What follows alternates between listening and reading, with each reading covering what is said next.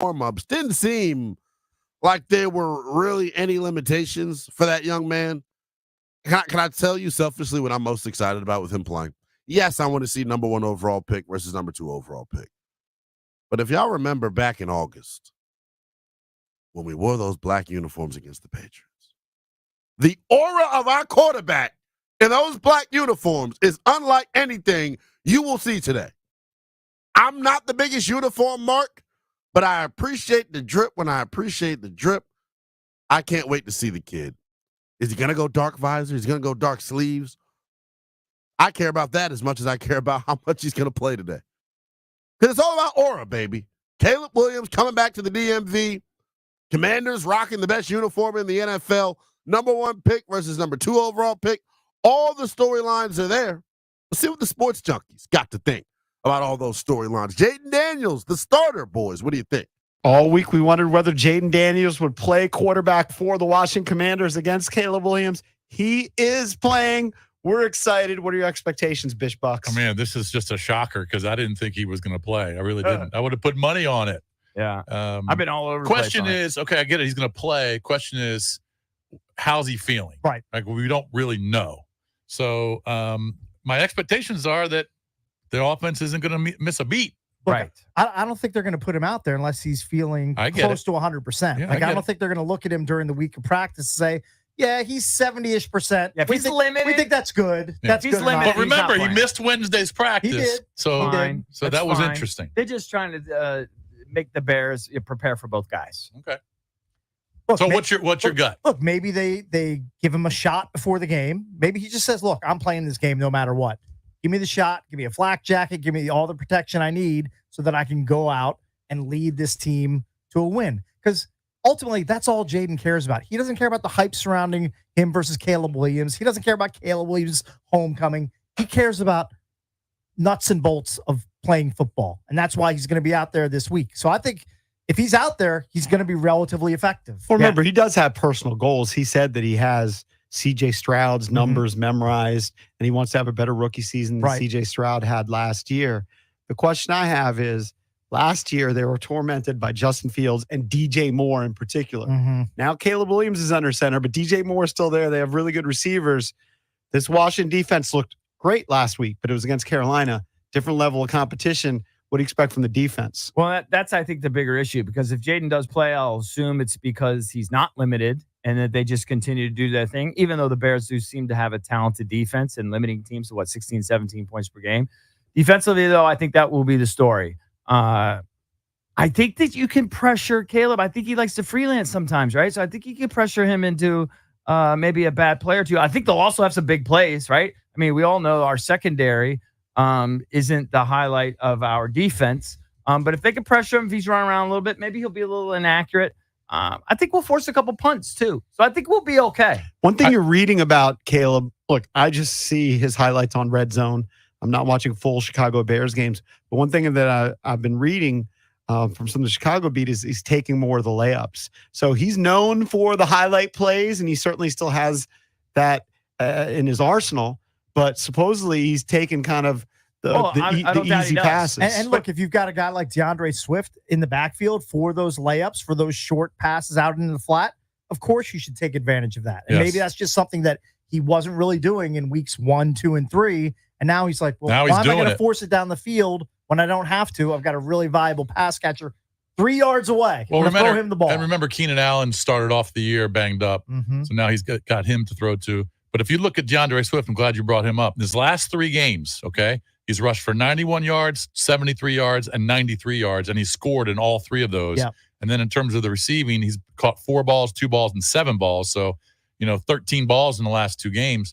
I think he's going to be a factor because he was certainly he's beaten them before when he's with Philly. Yeah. He's going to be a factor. I think Chicago's going to put up some points, but I think Washington's going to put up more points with Jaden Daniels under center. Give me Washington 31-23. I'm taking Chicago's again. I just think that they're going to be a real test offensively. I'll take them 28-25. I'm going to take the Commanders a tick above their season average. I've got the Commanders 35, Bears 23. So explosive. You got a blowout. I'll have them a little under their average. I'll say 28-24 Commanders. All right, so it's 3-1. Mm-hmm. Shocker. Jason gets upset when people call him a hater, but he's picking against the Commanders. Does it every friggin' week. That's how we see it. What are you going to do? Back to you. Wow. Fellas going with the home team. Everyone except for old Bishbucks. That's okay, though. That's okay. The calm before the storm. About an hour and 27 minutes away from the opening kickoff between the Washington Commanders and the Chicago Bears. Commanders looking to go 6-2 for the first time since 2008. Another storyline in this. Washington also looking to start 4-0 at home for the first time since, guess what? 2005. History on the line here. We'll continue to break it down for you coming up here on the Burgundy and Gold pregame show. When we come back, official actives and inactives for the Washington Commanders. We know Jayden Daniels is up as a defensive player, making his return to the lineup as well. We'll tell you who on the other side of the break. Don't go anywhere. This is Burgundy and Gold, the Burgundy and Gold pregame show presented by Rude. If it ain't rude, it ain't right.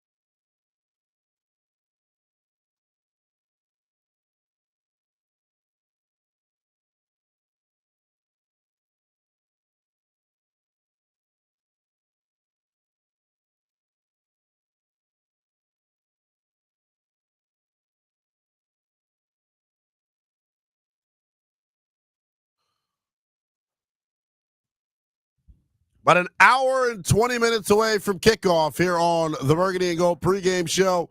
Linnell Willingham taking you right up to kickoff as we get you geared up for Burgundy and Gold Game Day Live. Myself and Toby Altizer will take you through the entirety of the contest. Official actives and inactives coming your way here in a second, but want to set the scene for you real quick. If you're just joining us, Washington in Chicago coming up from Northwest Stadium. Commanders looking to move to 6-2. Would have been the best start for this franchise since 2008 if they start with a win today, or if they get another win today. Another win at home. First 4-0 start at home since 2005. So a lot up for grabs here for the Washington Commanders. The return of PG County's own Caleb Williams. I'm expecting that he's going to have a ton of folks in attendance here this afternoon. Let's get to our actives and inactives here. This is the big thing we've all been worried about dating back to last Sunday. Would Jayden Daniels be a go? He is officially a go. Going to start today at the quarterback position despite the rib injury that kept him out of practice for most of the week. The other inactives for Washington, Jeff Driscoll, going to be the emergency third quarterback here today. Derek Forrest, not active for today's contest, so that interests me as well. Colson Yankoff, not active. The undrafted tight end. Dominic Hampton, the linebacker out of Washington, not up. And then here's the other big one. Brandon Coleman, Washington's left tackle, out for the first time this year, meaning we're going to see Cornelius Lucas for the entirety of the contest. Washington has been doing something very unique at the left tackle position all season long. Cornelius Lucas and Brandon Coleman have alternated series by series. Big thing I'm looking at here today. How does Cornelius Lucas fare playing 100% of the snaps? And some people may think I'm being facetious when I ask that. I'm being genuine. How does he fare playing 100% of the snaps? Because let's be real, it is a lot different playing sometimes versus all the time. You get what I'm saying? Especially against a pass rush as ferocious as the Chicago Bears is. And Craig mentioned it. I honestly wasn't even thinking about it. Montez Sweat. Oh, Montez Sweat. Who should still be here, by the way. But we're not going to cry over spilled milk. Montez Sweat knows Cornelius Lucas very, very well. Montez Sweat knows Andrew Wiley very, very well. The two guys he's going to spend a majority of the day lined up over, he went against every single day last year in practice. So who does the advantage go to here? Sweat or the tackles? Because let's be honest about Montez Sweat's year to this point. To say he has been impactful would probably be a hyperbole. Like, Montez Sweat hasn't come out of the gates super strong. The sack numbers aren't crazy. When you watch them play, the impact, though, is there. He's as fast as all outdoors. Just 2.5 sacks on the year to this point. But we know what type of player Montez Sweat has the ability to be. And that is my concern this afternoon. Can Cornelius Lucas bottle up Montez Sweat? Some inactives for Chicago. No Kyler Gordon, no Jaquan Brisker. We found that out on Friday. Two key cogs in that versatile secondary for the Chicago Bears. Those two guys are out. No Khalil Herbert. That's another interesting one. So it'll be a lot of Roschon Johnson and DeAndre Swift. Two guys that have been, really good for this group the past couple of weeks as they figured out their running game. Those are the key inactives for Chicago. One guy not on the inactive list for Washington making his return to the lineup is Dorrance Armstrong. And Dorrance Armstrong, the ironic thing about him returning to the lineup this week is it comes at the perfect time, right? It comes at an ideal time. Going up against the Chicago offense with a rookie quarterback. How do you beat a rookie quarterback? You pressure him. Dorrance Armstrong, before he got hurt and put up on the shelf, was on a tear. Right now, Dorrance Armstrong is 5th in the NFL in pressure rate. in terms of quarterback pressure percentage. Dante Fowler, 12th in the NFL in terms of pressure rate. So Washington's got a couple of guys on the edge that can disrupt and make life difficult for Caleb Williams and the Bears. The question is going to be, like I continue to say, how do they stop the run? And as excited as I am for Dorrance Armstrong's return to the lineup, to see him in pass rushing situations, I'm more eager to see him setting the edge. Because I think that's an area that Washington struggled with since Dorrance has been out of the lineup. Can they consistently set the edge? I think it showed up a ton against the loss to Baltimore. Didn't see it a whole lot last week, but one of Carolina's big plays was actually an end around, so you get what I'm saying there. They got to be able to set a strong edge against the Chicago Bears rushing attack, because DeAndre Swift, not the best down-to-down runner, but when big plays present themselves, he's the type of guy that's going to capitalize. He's got the speed to be able to capitalize on those things. 110%. 110%. So I'm curious, man. Dorrance Armstrong back in the lineup. Dante Fowler rushing the passer and playing the run the way he has been. Is Washington's defensive turnaround that we've seen here, is that defensive turnaround legit? Because I happen to feel like the jury's still out, but I can sure as hell understand why folks would say, yeah, this group's turned a corner. Joe Witt Jr., when he took the podium earlier this week, I thought was very blunt and very honest. They weren't running and hitting people the first couple of weeks the way that they are now. And that's a very honest assessment of where that group was. But now, and I've noticed it as well, I continue to go back to Arizona, man. The Arizona game, to me, is when I really noticed, hey, this group's turning a corner. This group's figuring it out. And I think as the season continues to wear on, I think this defense is going to continue to improve. I think that is, to me, what is most important for this football team. I have confidence in the offense. I know what they're capable of and what they're going to do defensively. If this group can raise their game another level and be consistent, rushing the passer, not giving up explosives on a week-in, week-out basis, if they can do that, I think Washington enters that next tier, so to speak, in the NFC. I think they're that close to being one of the elites in the conference. But defensively, that is their Achilles heel. That is where they must step up. I think with Jayden Daniels under center, this offense is going to hum. I believe that wholeheartedly. The question is, defensively, do you have the pieces to stop the high-octane offenses? In Chicago, I don't even know if I'd describe them as that. But they've got the type of weaponry on the perimeter that gives you fits. And if you can't make them one-dimensional, if you can't get after Caleb, it's going to be a long, long afternoon.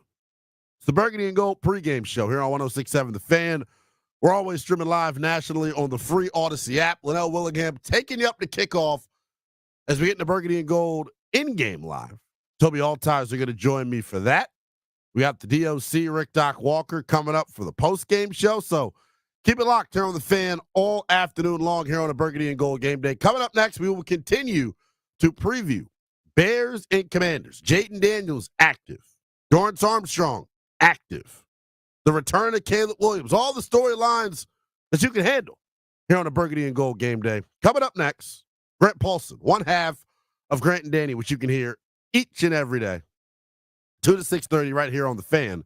He is set to join us next. We will get GP's thoughts on what it means now that Jayden Daniels is in the lineup. Does it change the confidence level of Grant going into this game against the Chicago Bears? That's coming up next here on Burgundy and Gold, here on the Burgundy and Gold pregame show. Burgundy and Gold game day presented by Rude.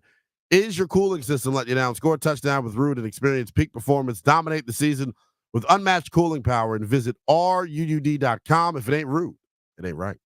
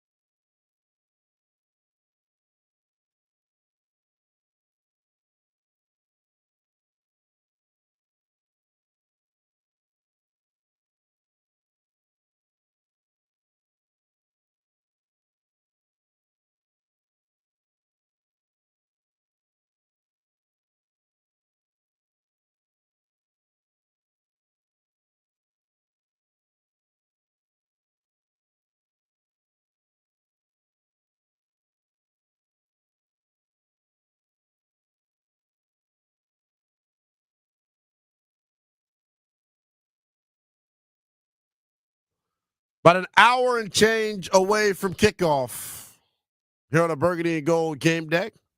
Linnell Willingham taking you right up to kickoff. Bears and Commanders coming up 4:25 Eastern time.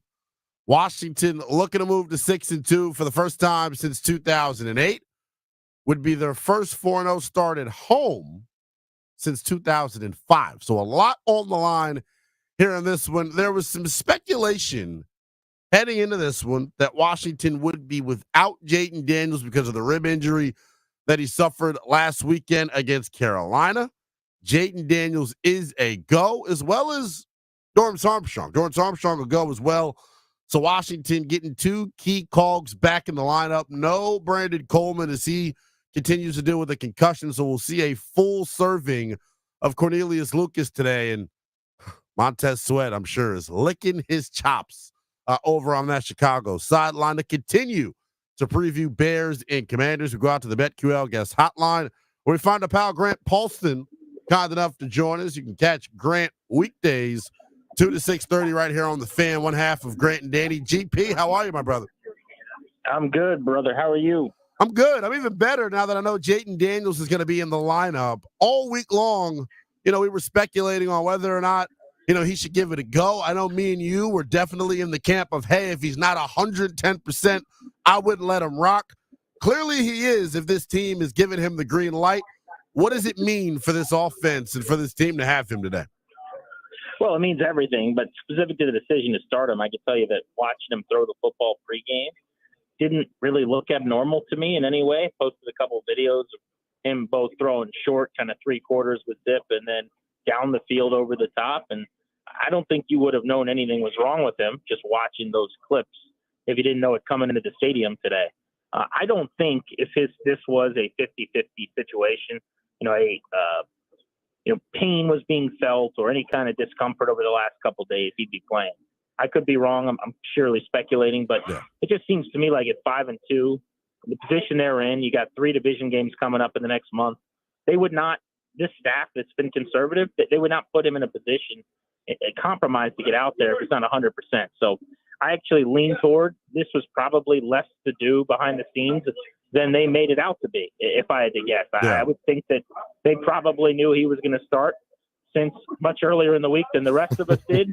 They wanted to get him as much rest as possible. They moved his throwing session indoors away from the media on purpose, or else they would have seen on Friday what I just saw, which was, that the guy can throw the football without much issue.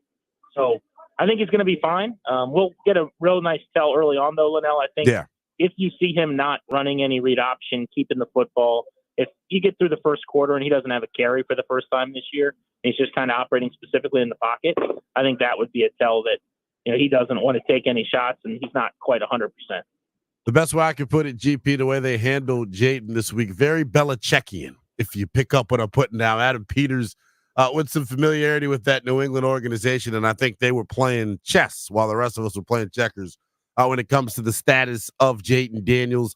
Another guy. Say that. I think they probably behind the scenes are really happy with how it all went, right? I mean, also, it's been a long time since around here you could get everybody on the same page. Right.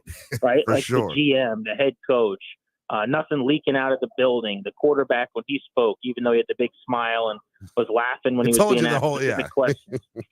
In hindsight, now that he's playing, it kind of tells you he's not very good at poker, and Dan Quinn's got a little more experience at the poker table probably. But I do think there's something to be said for it being a win for them to kind of get to the end of the week with it having largely been an unknown. And I would also just say that if, in fact, it was just a rib contusion and a sore rib, this was probably the most conversation on the radio, the most ink spent on a sore rib in a long, long time, because oftentimes at the quarterback position, you continue to play through that. Grant, another storyline heading into this one on the injury front was Brandon Coleman ruled out with a concussion, meaning we're going to get a full serving of Cornelius Lucas. We haven't seen that this year for the Washington Commanders. They've been rotating at left tackle. It's been a unique bit, but one that I think has really benefited this offense and kept pass rushers off balance. What do you expect to see out of a full dose of Cornelius Lucas today? He's played really well. I mean, if you look at the numbers that PFF puts out, not just their grading, which I know is pretty arbitrary, but the counting stats that they assign to players after every game in terms of pressures and hurries and quarterback hits and those types of things, he's actually had a very fine season. I think the idea of keeping him fresh, the way that they've rotated, he and Brandon Coleman, also the idea defensively that you've got to account for two guys with differing styles and how they do things, I think has actually probably been a benefit to Brandon Cole, Cornelius Lucas as well. So I feel fine about him. I mean, if you look at the sacks column this year, he's only really been assigned 1 sack and 6 total pressures with 5 hurries. He is actually the highest graded pass blocker on the team via PFF among starters, and it's not particularly close. The Oddish second around 78 grade. He's got an 84 grade. So I think the people that watch the film really like what they see from him, and I think he'll be okay. I mean, for the Bears standpoint, I think you'll see Sweat on him some, but I've also been told that the matchup for them is going to be Sweat against Wiley. They think he'll give them some problems with some length. Wiley has not given up a sack this year individually. He's been excellent. He's playing a lot better than people give him credit for. Yeah, Wiley has been excellent this year, man. The numbers, really speak well in terms of how he's performed throughout the first, 7 weeks of the season here. Getting Dorrance Armstrong back today, GP, I think is huge as well. Right before he went on the shelf, it felt like he was starting to turn a corner. With this pass rush unit as a whole, Grant, are you buying the fact that this group is starting to heat up and figure out who they are? I am. Yeah, I think both of their edges that they brought in this offseason have been surging here. Armstrong hasn't played since the Baltimore game. But if you look at the 2 contests when he was healthy before that, he had a sack and a half. Really, it was a multi-sack, 2-sack performance against the Cardinals. And he had the sack against the Browns, combined 6 tackles. And in those games, he had tackle for loss in both contests, hit the quarterback 5 times in 2 games. He was really coming on in this defense. Dan Quinn brought him here for a reason. And they feel like he could be a double-digit sack guy. He had flirted with that as a situationally used player coming off the bench in Dallas. And they thought with the extra time on the grass, he could get his first 10-sack-plus season. He was headed in that direction. Felt like he was going to be in the high single digits before he missed a couple games. The guy to watch, though, for me is Dante Fowler. I think he's been remarkable. Last week, everyone remembers the pick 6 that he took back to the house. He had an amazing play on a 4th and 1 where he's, sprinted across the line of scrimmage timed up to snap. Looked like LeVar Arrington at Penn State, kind of like getting through the line of scrimmage, knife through butter stuff. But he also ended up having a sack again, 3 straight games. He's gotten the quarterback on the ground, 4 sacks rather, to lead the team in the last 3 weeks individually. So I like where he's at. I think getting Armstrong back's a big deal. Those 2 guys both will have the chance today to put up some numbers because Caleb Williams holds on to the ball. They've done a good job getting the ball out of his hands the last few weeks. But the book on Caleb Williams, for people who haven't watched it, he doesn't see it right away. He pulls the ball down and kind of tries to move around, reset in the pocket. I think generally you're going to have a chance to hit him. Yeah. I'd be stunned if they don't get a few sacks today. Yeah, sacking him is going to be huge. But the turnaround for Chicago offensively has come with DeAndre Swift becoming a bell cow back on the ground for that group. 17-plus carries each of the last 3 weekends. Washington, second most runs given up of 10 or more yards.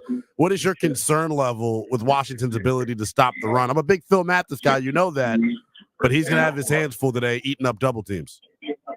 Yeah, I think he will for sure. That's kind of been the key, honestly, to the Falcons, to the Renaissance here. I'm watching all the things in front of me on Red Zone.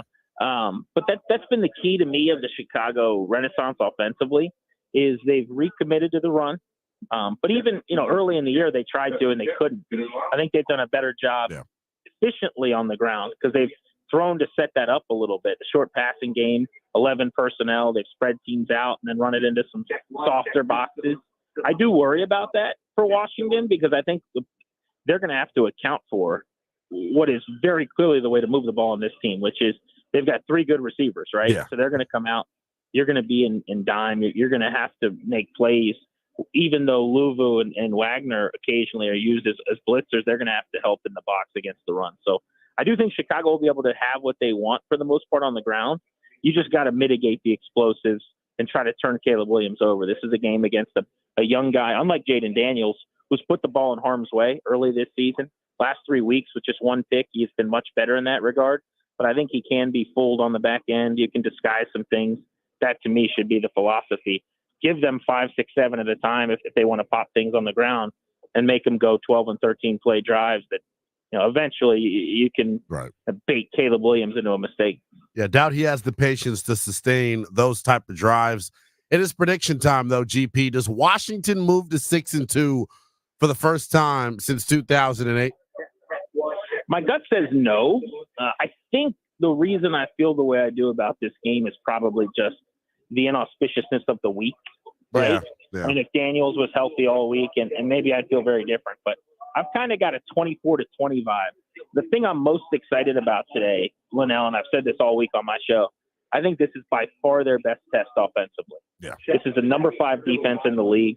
This is going to be maybe the best defense they play at the moment. They play them all season for all we know. And this is a really good challenge for Kingsbury mentally, for Jaden Daniels. And I think whether it was Daniels or Mariota, they were going to take a step back offensively because of that, statistically. So I'm really curious to see how that plays out. I think it'll be a little lower in scoring than some of their games have been, especially if they can generate some takeaways. But I'll take the Bears in a close game. All right, GP, we appreciate you, my man. Enjoy the game, buddy. Thanks, brother. Take care. That is Grant Paulson. You can catch him weekdays 2 to 6:30 right here on the Fan. One half for Grant and Danny. It's been a crazy pregame show. It's been a crazy morning, man. I got the notification from Shefty when you all did, and I said, "Huh? Jaden Daniels is playing. What do you mean?" The betting lines. If you were paying attention last night, before the Shefty tweet came out, the betting line went from Washington +3 to Washington -1. So clearly Vegas with a little bit of a hunch as to whether or not Jaden Daniels was going to play. We got plenty to get to here on the Burgundy and Gold pregame show. We'll still get to our window of opportunity keys to the game presented by the Window Man. We got our Baldino's lock and key player to lock in on. As a matter of fact, we'll do that next. When we come back, our Baldino's lock and key player to lock in on here on the Burgundy and Gold pregame show. Burgundy and Gold Game Day is presented by Rude. Is your cooling system letting you down? Score a touchdown with Rude and experience peak performance. Dominate the season with unmatched cooling power. And visit RUUD.com. If it ain't Rude, it ain't right.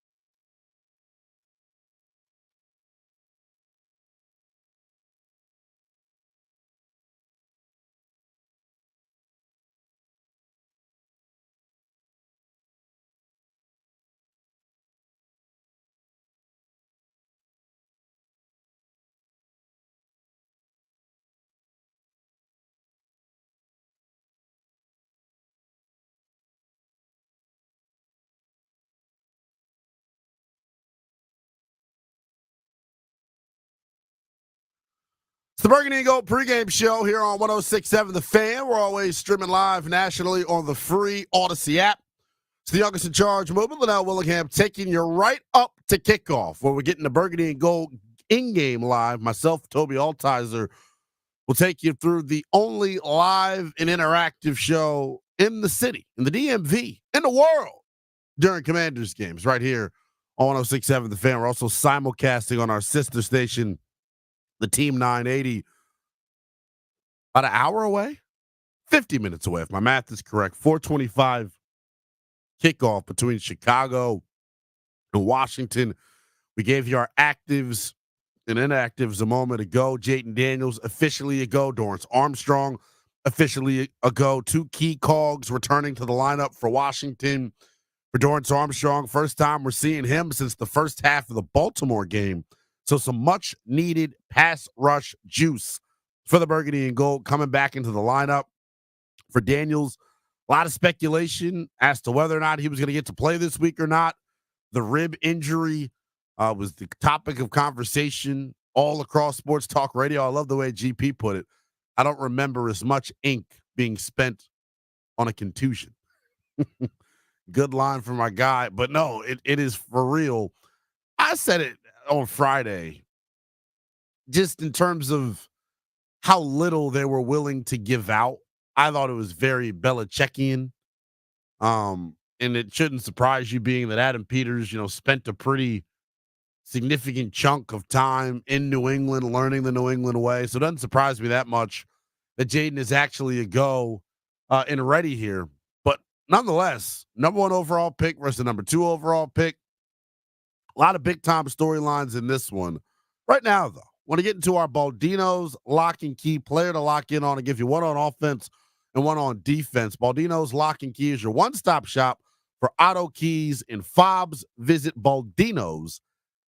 On the offensive side of the football, my Baldino's lock and key player to lock in on is Cornelius Lucas. Getting the start, will play the entirety of the contest today. We have not seen that from a Commanders left tackle this year. Cornelius Lucas, Brandon Coleman have been alternating series. How does Cornelius Lucas fare playing the extra snaps? Is he fatigued? Does the technique get poor? Is he serviceable enough to play the entirety of the contest? I think he is, but I think the matchup this week gives me a little bit of pause, gives me a little bit of concern. Going up against Montez Sweat, who, with 2.5 sacks, hasn't been super impactful to start. Don't let today be the day that Montez Sweat gets things going, right? In the other area where I think Washington misses Brandon Coleman and where Cornelius Lucas becomes that much more important is in the run game. Brandon Coleman, and this may knock your socks off if you haven't heard this analytic yet. Brandon Coleman is the highest, or excuse me, via ESPN's analytics, has the highest run block win rate of any offensive tackle in the National Football League. So for him to be playing that well in the run game, I wonder if it hurts Washington at all not having him available. We obviously will see, but that is the guy offensively that I'm locking in on. He's got to play big. He's got to play big. And I'll even take it a step further. I think it's Cornelius Lucas and Andrew Wiley, because odds are if the Bears are smart, they would line Montez up over Cornelius Lucas most of the time. But rumor has it that they think Montez Sweat can beat Andrew Wiley consistently. I don't know about that. Wiley's off to a great start this year. Stark contrast between his play last year and his play this year. But man, I look at those two tackles and say, man, if they can hold their own, and obviously they'll be helped by chips from the backs and the tight ends and whatever receivers line up next to them. But if they can keep this pass rush off of the edge quiet, I think the interior three of Washington has the upper hand against what Chicago brings you on the interior. So that's my Baldino's lock and key player to lock in on the offensive side of the football. On the defensive side of the football, it's Daron Payne. It's Daron Payne. The Chicago Bears offensively, the last couple of weeks have really gotten their run game going. If you're Daron Payne, I look at the matchup up front today for our pal Daron Payne, and I say, hey, this is one of those games, DP, that you really should have an advantage. Tevin Jenkins can't block Daron Payne. Coleman Shelton can't block Daron Payne. Matt Pryor can't handle Daron Payne. So I think he's got a really good opportunity here today to make some plays as a pass rusher and to be impactful in the run game. Can Daron Payne put his fingerprints all over this one? Can he be disruptive? Because if you can pressure Caleb Williams from the interior and your pass rush can be disciplined on the edge, now he's bottled up. Now he can't make plays. If you force him to beat you consistently from the pocket, I'm not sure he has the patience to do it. Point blank. That is my Baldino's lock and key player to lock in on the defensive side of the football, Daron Payne. I'll even give you a bonus one here.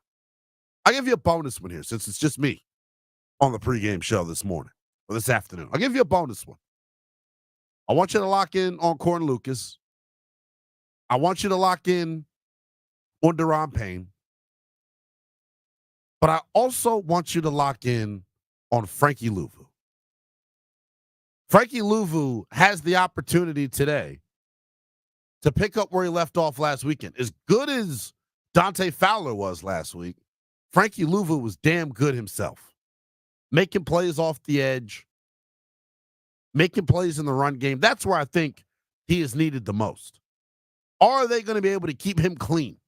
Can Phil Mathis, Payne, Johnny Newton, can they properly chew up the double teams and allow Louvu to roam sideline to sideline and make plays? That, to me, is huge and something that I, for damn sure, will be watching. 110%. 110%. It's our Baldino's lock and key player to lock in on. Baldino's lock and key is your one-stop shop for auto keys and fobs. Visit baldinos.com for more. Plenty to get to here on the Burgundy and Gold pregame show. We still got our game predictions presented by Miss Utility. We also have our window of opportunity keys to the game. But before we do that, we're going to take a trip to the bird's nest. Our pal Chris Russell, the rooster, going to join us on the other side of the break. That's coming up next here on the Burgundy and Gold pregame show. Burgundy and Gold game day is presented by Ruud. Is your cooling system let you down? Score a touchdown with Ruud and experience peak performance. Dominate the season with unmatched cooling power and visit RUUD.com. If it ain't Ruud, it ain't right.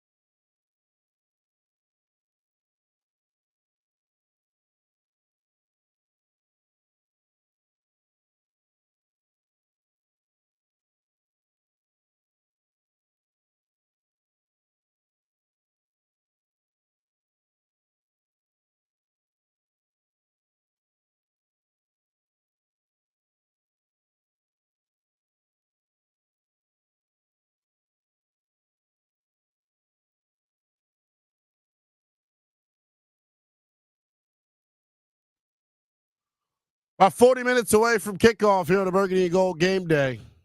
It's the youngest in charge, Linnell Willingham.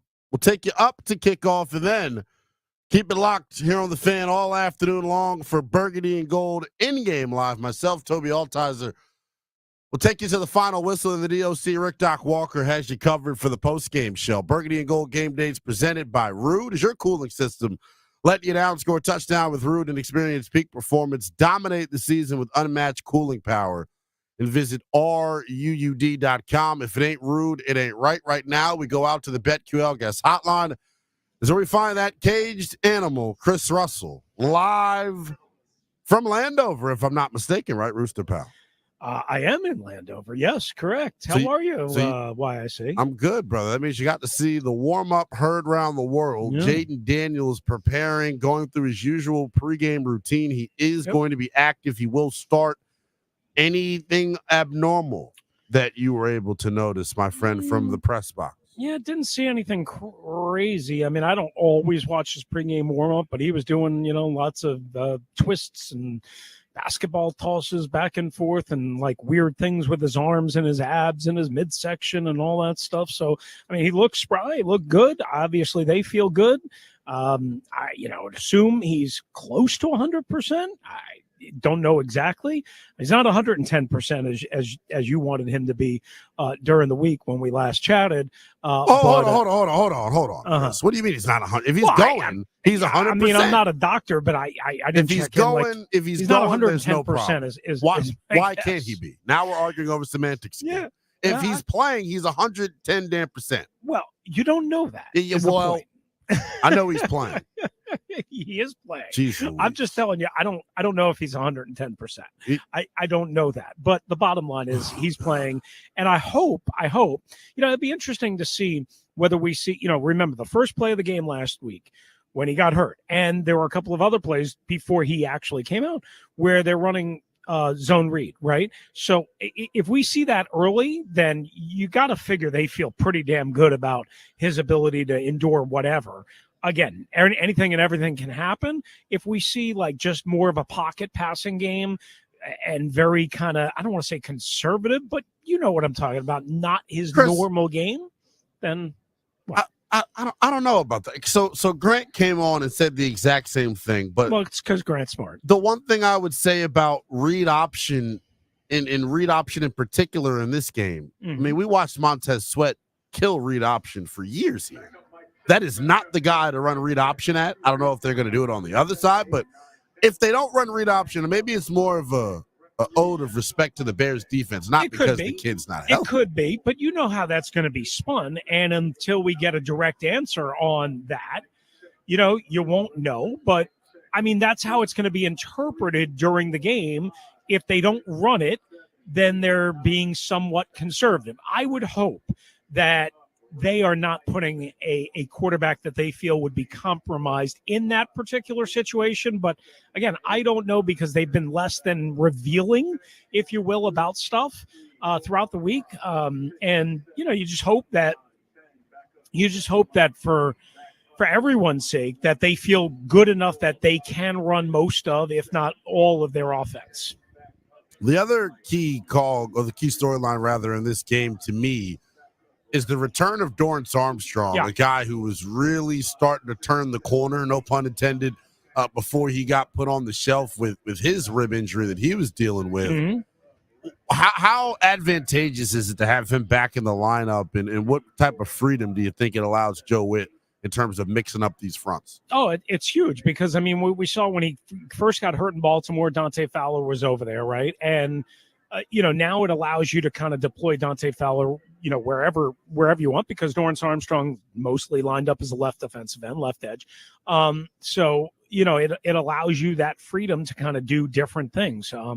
With most specifically Dante Fowler, who's been awesome the last 2 weeks, just awesome. Number one. Number two, before he got hurt early on in Baltimore, Dorrance Armstrong was their best pass rusher, their best defensive lineman, their best everything. So it gives you an extra boost that way. And when you look at Caleb, like I went back and I watched Caleb Williams. I wanted to see. I know you're convinced that the thing that's turned around the Bears completely is just DeAndre Swift. I'm convinced that it's multiple things, and certainly Caleb in the pocket is an indicator of that. In Jacksonville, and he did some really good things, or I should say in London against Jacksonville, he did some really good things in some other games, but I wanted to see him against really good defenses and close up. So I went back and I watched all the 22 of the end zone, the sideline, whatever, against Houston and against Tennessee. Two really good defenses, right? And a couple of things stood out. If the Commanders can get, even if they don't get home, if they get their hands up, he got a bunch of balls batted down, which, again, not the only quarterback, but that jumped out. Also, if they get immediate, quick pressure off the snap, again, not always going to be the case, but if you get it, he seemed very flustered and confused by it. I also thought he ran into sacks against premier defenses or better defenses.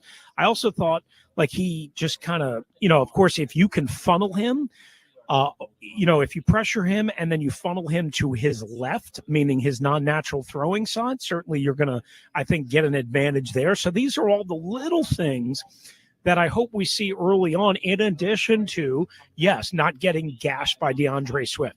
If they get gashed by DeAndre Swift, it's going to be a long day because Caleb is going to be able to sit back there and just pick apart the back seven of this defense. If you can pressure him early and fluster him and maybe force a bad throw or bad decision or just for him to be rattled a little bit, maybe it just sets in enough that you can get away in this game. Yeah, Chris, one other thing I wanted to ask you about. We've asked all of our guests here this same question, man, because I think it's huge. No Brandon Coleman. You'll get to see a full dose of Cornelius Lucas for the first time this season. Am I hyperbolizing how significant that is? None of their left tackles, him and Coleman, have played 100% of the snaps this year. From a fatigue standpoint, it's a hell of a lot different playing half the snaps versus all of the snaps. And then Brandon Coleman coming into this week was via ESPN's win rate metric, was the best the best run blocker amongst all tackles in the National Football League. How does him not being in the lineup impact this offense? It's huge. Now listen, I would be a lot more worried if Montez Sweat was going to line up there a lot. Normally Montez is a left defensive end. I've seen him a little bit moved around, but I wouldn't say, and maybe the numbers, the snap count measurement stuff would dispute how much I'm saying. I guess what I'm getting at is if Montez Sweat was lined up against him most of the game, I would probably worry a lot more. I'm moderately concerned, and I think you bring up a very good point that there's a huge difference between playing essentially half the game and the whole game. I think because he's a veteran, he's played plenty at left tackle over his time here. I think he can hold up, especially again, he's going to go against DeMarcus Walker. Now, I would be a little bit worried if they try like some of that cross, stunt stuff with Dexter, who's jumped out and had a really good year. But again, I don't right now, maybe I'll feel differently in 3.5 hours. I'm not significantly concerned. Moderately or mildly concerned, yes, I think that's fair. Well, it's prediction time, my friend. Jayden Daniels active. The storylines are all there. Washington, an opportunity to move to 6-2 for the first time since 2008. Do they get it done, Chris Russell? So on Friday, when we didn't know that Jayden was going to play, I picked the Bears minus the 3. So, I guess I have to kind of stick with my official pick. You can do whatever the hell you want to do, Chris Russell. In that regard, but listen, I think there's going to be some opportunity to throw the football in this one. The Bears are without 2 key starters, including their nickel slot and one of their starting safeties, Brisker. The nickel guy is probably a bigger loss. That's Kyler Gordon, from what I understand and from what I've seen. So I think there's an opportunity to throw the football in this one if they can hold up in pass protection. Do I think the Commanders are, if Jayden plays the whole game, are capable of getting in the mid-20s, somewhere in that range against this defense? Yes, I do. And then it's going to depend on whether they can force Caleb into a bad mistake. I guess I'll officially stick with the Bears. Okay. But I think, clearly I feel better that Jayden Daniels is going to start this game. I have no idea if he's going to last, but clearly I feel better that he's going to start and hopefully stay healthy and play well. And if that's the case, then obviously the Commanders stand a great chance. Chris Russell, ladies and gentlemen, you can hear him weekdays 1 to 4 over on the Team 980. Appreciate you, pal. Thank you, bud. Appreciate you. That is Chris Russell. Couple of more moments left to go here in the Burgundy and Gold pregame show. We still got our window of opportunity keys to the game. We'll get to that next here on the Burgundy and Gold pregame show.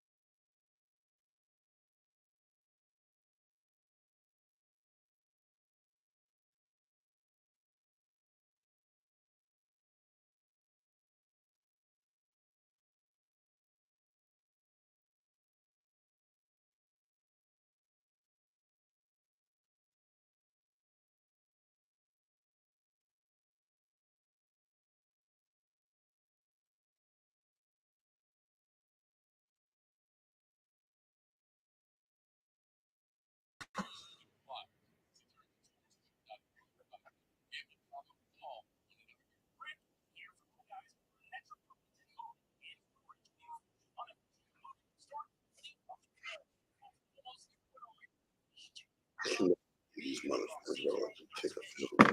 Get the fuck out of here.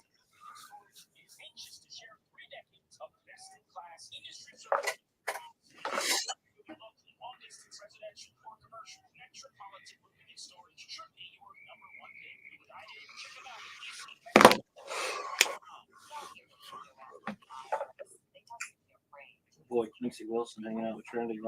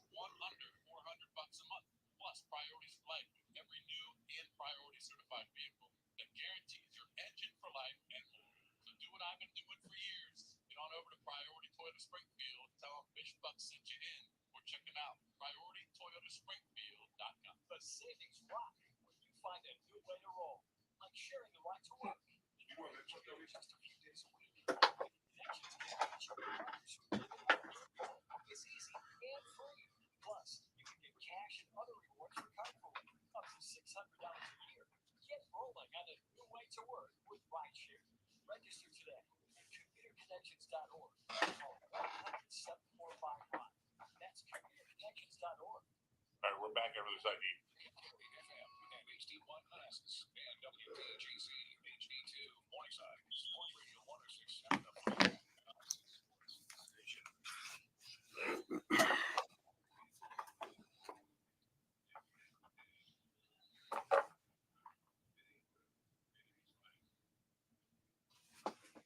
Wow.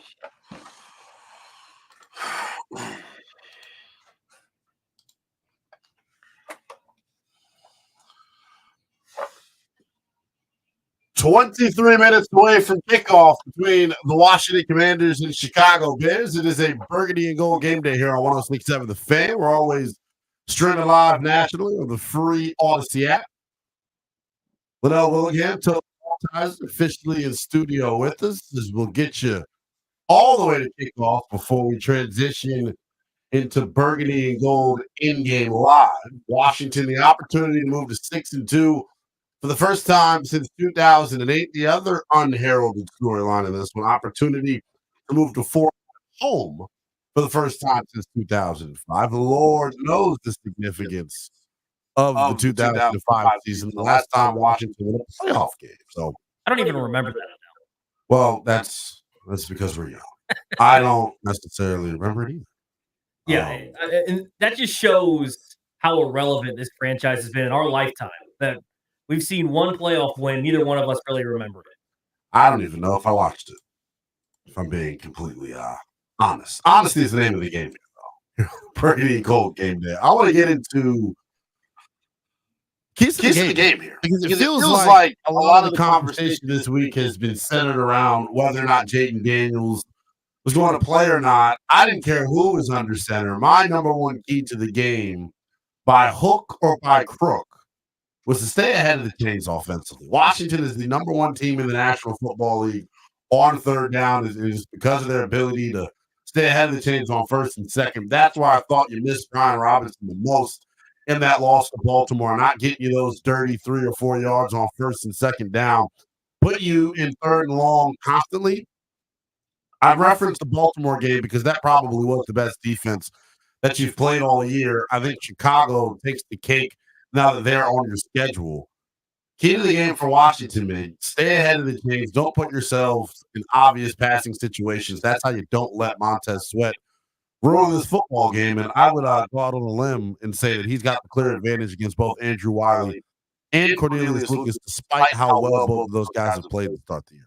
Yeah, I think that's a good point. And one of the things that I was talking about before you came on here, Linnell, is you cannot have those offensive miscues that you've had at times over the last couple of weeks. It seemed like, which game was it? They got into the red zone and there was always a penalty. Yeah. Zach Ertz has had a couple, even in last week's game, where it's just a mental breakdown where he ends up getting a false start because he's just not fully locked in. You can't have those. Chicago's given up the fewest first downs due to penalty. They're not going to beat themselves. They also have the fewest missed tackles. So I think your point of staying ahead of the chains is sending it. They've done a really good job of that this season. They got to continue that today, because I agree, this is probably the best defense they've faced so far this year. I agree. Our window of opportunity keys to the game presented by the Window Man since 1989. The Window Man has been the educational window company. Get your free, no pressure in-home estimate at the Window Man's Fairfax showroom.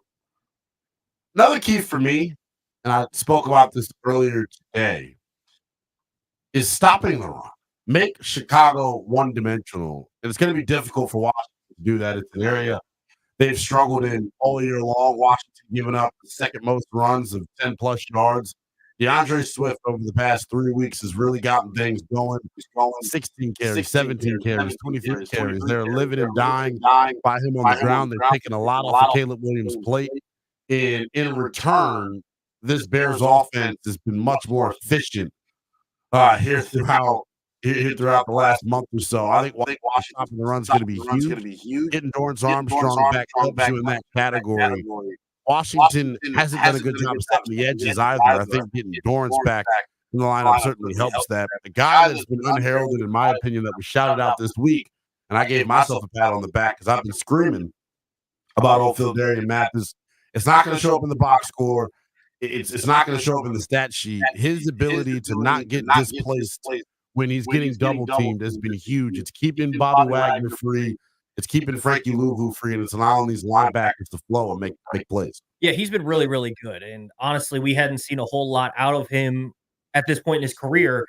And early in the season, he wasn't necessarily the best. He started to really come on the last couple of weeks, even at times in the pass game as well, but specifically the run game. He has been really good against the run. And I think you're dead on here. This is my number one key to winning this football game. If you're going to look at the defensive side of the ball, it's stopping the run. The last 3 weeks, Caleb Williams pass attempts, 23, 29, and 29. His first 3 games, 29, they won that football game, but if you watch that Titans game, you understand that Titans lost that game more than Chicago won it. The game after that, 37 and 52, they lost both of those ball games. They're going to try to keep Caleb under 30 pass attempts again today. And the first 3 games of the year, they had under 100 rushing yards. The last 3 games, they've all gone over 125 rushing yards. If you can stop the run today and force Caleb Williams to beat you, I don't know if Caleb can do that quite yet in his career if you're able also to get some pressure on him. So I think if you can force them to put more on Caleb Williams' plate, I think he's a really good quarterback. I think he's going to be a great quarterback.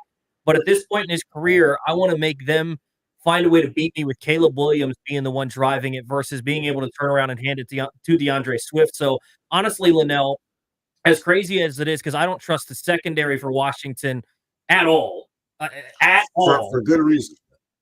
I think I'm loading the box and I'm either blitzing them on passing downs or I'm trying to stop the run. I think that letting Luvu and these guys play downhill aggressively today in the pass game and in the run game, I think that's going to play to their benefit because I don't know that I trust any of the guys covering their wide receivers.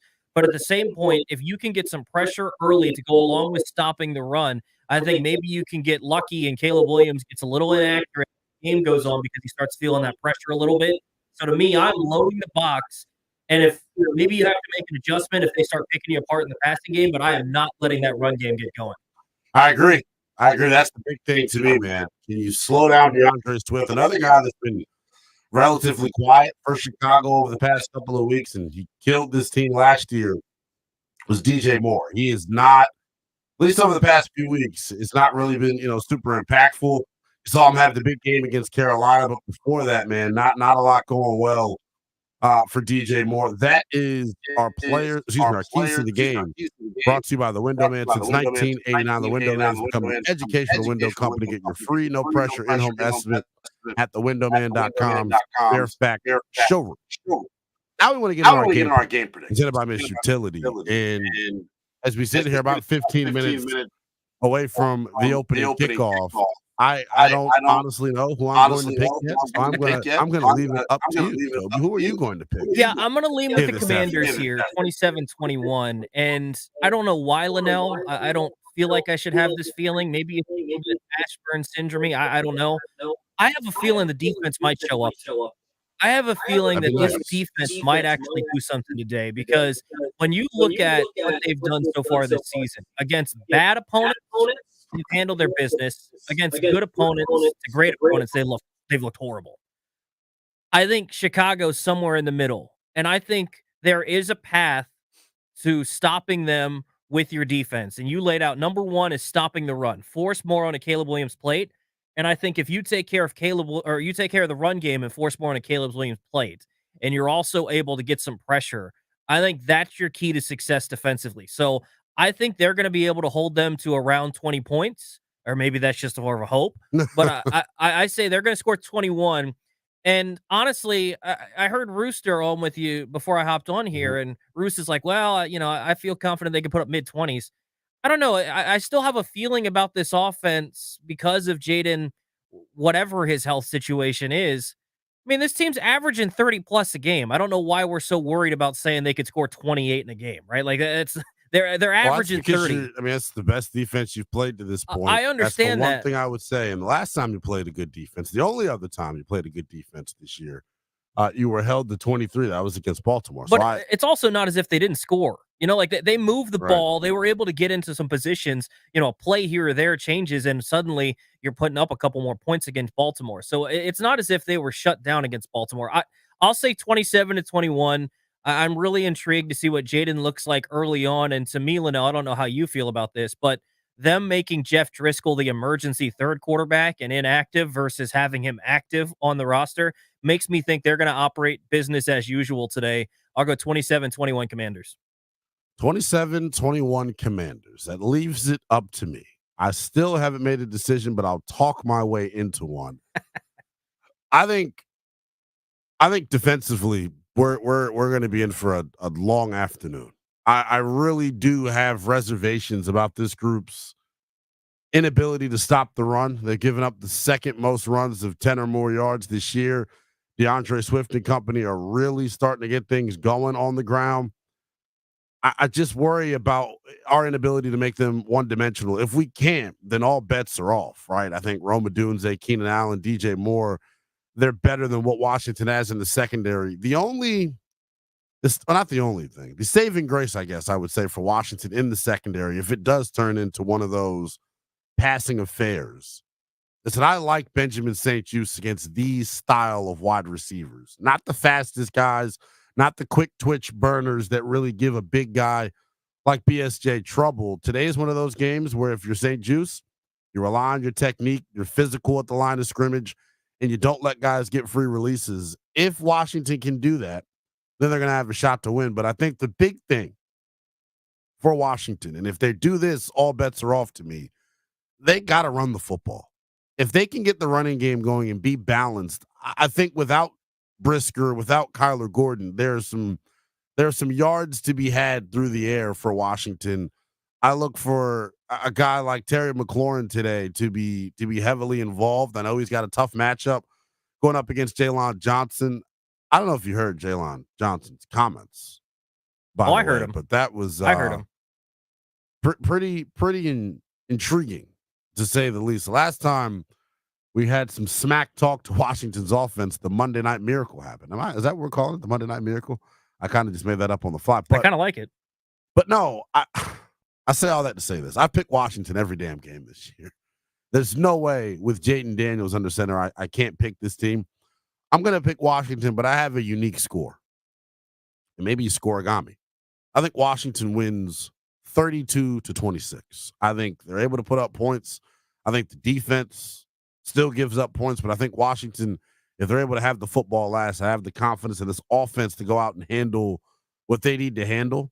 But I don't feel confident about that. Not at all. I think Washington gets it done through the air. I do think they'll have some struggles on the ground, but I think it's going to be a big Jaden Daniels day. I think he has the opportunity in the pass game to get going despite or with Chicago missing two key starters here.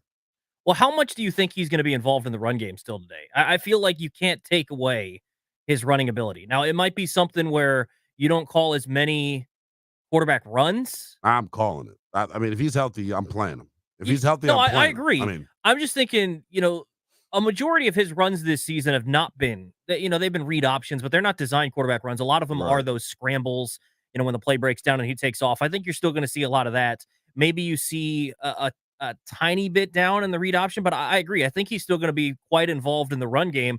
I think a lot of fans early on in the game are going to be, biting their fingernails every single time he gets out and runs. But I think you got to trust his staff that he's good to go. And I'm excited to see what he's going to be able to do today. I think that the gamesmanship that they played all week long has been fantastic. And I mean, honestly, this is one of those matchups where, obviously you want to see Washington win, but I'm just excited to see how this game plays out. You've got the number 1 versus the number 2 pick. We talked about it all week long, and we really haven't been able to dive fully into it because of the fact that Jaden has been injured and we didn't know if he was going to play. But this matchup is going to be fantastic today. I can't wait to get this thing kicked off. I'm ready for it too, man. About 10 minutes away from kickoff. That was our window of opportunity keys to the game presented by the Window Man. Since 1989, the Window Man has been the educational window company. Get your free, no pressure in-home estimate at thewindowman.com's Fairfax showroom. 10 minutes away from kickoff. Washington in the black uniforms, Toby. That's something else that I was talking about before we actually got into the meat of the show. I don't really, obviously I care about the score. I care about the game. But I think Jaden Daniels in the black uniform to me is aura. It's big time. It's the best way. I didn't like way that I can put it. Let me put it this way, Linnell. I don't like the black uniforms. I have not liked the black uniforms. I just don't feel like I'm watching the football team I grew up watching. Toby. Seeing Jaden Daniels in the black unis makes you like it. I'm becoming a fan. I'm about to say, brother. I mean, that's the black uniform. According to Olamide Zaccheaus, the players have actually been pushing to wear it more. So I don't know if that's actually going to happen. I know they've been pretty meticulous about, what they're going to be wearing. But man, we didn't get to see him actually play in the black uniform, but him pregame versus New England. Woo. I almost wanted to see him play just to see him out there in it, man. I mean, let's just say this. It was cool to watch. It's fun to have a player like Jaden Daniels, that makes everything about this franchise cool. Everything. If you didn't like the Burgundy unis that they've, brought out since they changed the name, Yeah. you like them now because Jaden's in them. If you didn't like the name before, you may not love the name, but you're willing to put up with it because Jaden plays with that name. If you didn't like the black unis before, you sure as heck like them now because they look awesome when Jaden Daniels runs out of the tunnel wearing them. So I'm excited to see what they can do today, and that black uni is going to look real, real good today. I'm excited to see it, man. I'm excited to see it. One other thing that I feel like we haven't talked about a ton here that's going to be really crucial in this matchup. I think one thing that Chicago, even during the early portions of the season, has done well is their defense has been good, but they can be had on the ground. They're not.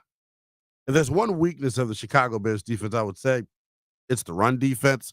That's why I continue to look at Brian Robinson, Austin Eckler, even Jaden Daniels being involved in the run game here today. I think they do have an opportunity to get Chicago in some unfamiliar situations there. And if you're able to keep yourself in 3rd and short and not allow the pass rush to tee off, I think they've got a really, really big or a good opportunity here to score a lot of points. The only thing with Chicago and why I've had reservations, no matter who the quarterback was, I just don't know genuinely if we could stop this group. And I know the defense has turned itself around.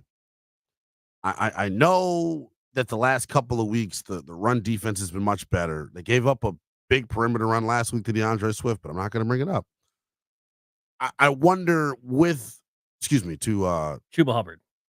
No, it wasn't to Miles Sanders. Actually, That's right. It wasn't even Sanders. to Chuba Hubbard. To Miles Sanders. I'll say this with Swift kind of getting in his groove the way he has over the past 3 weeks, that worries me. The other thing, too, as I'm potentially putting in a $5 bet here on FanDuel, DeAndre Swift in the screen game has been a bad you-know-what. Mm-hmm.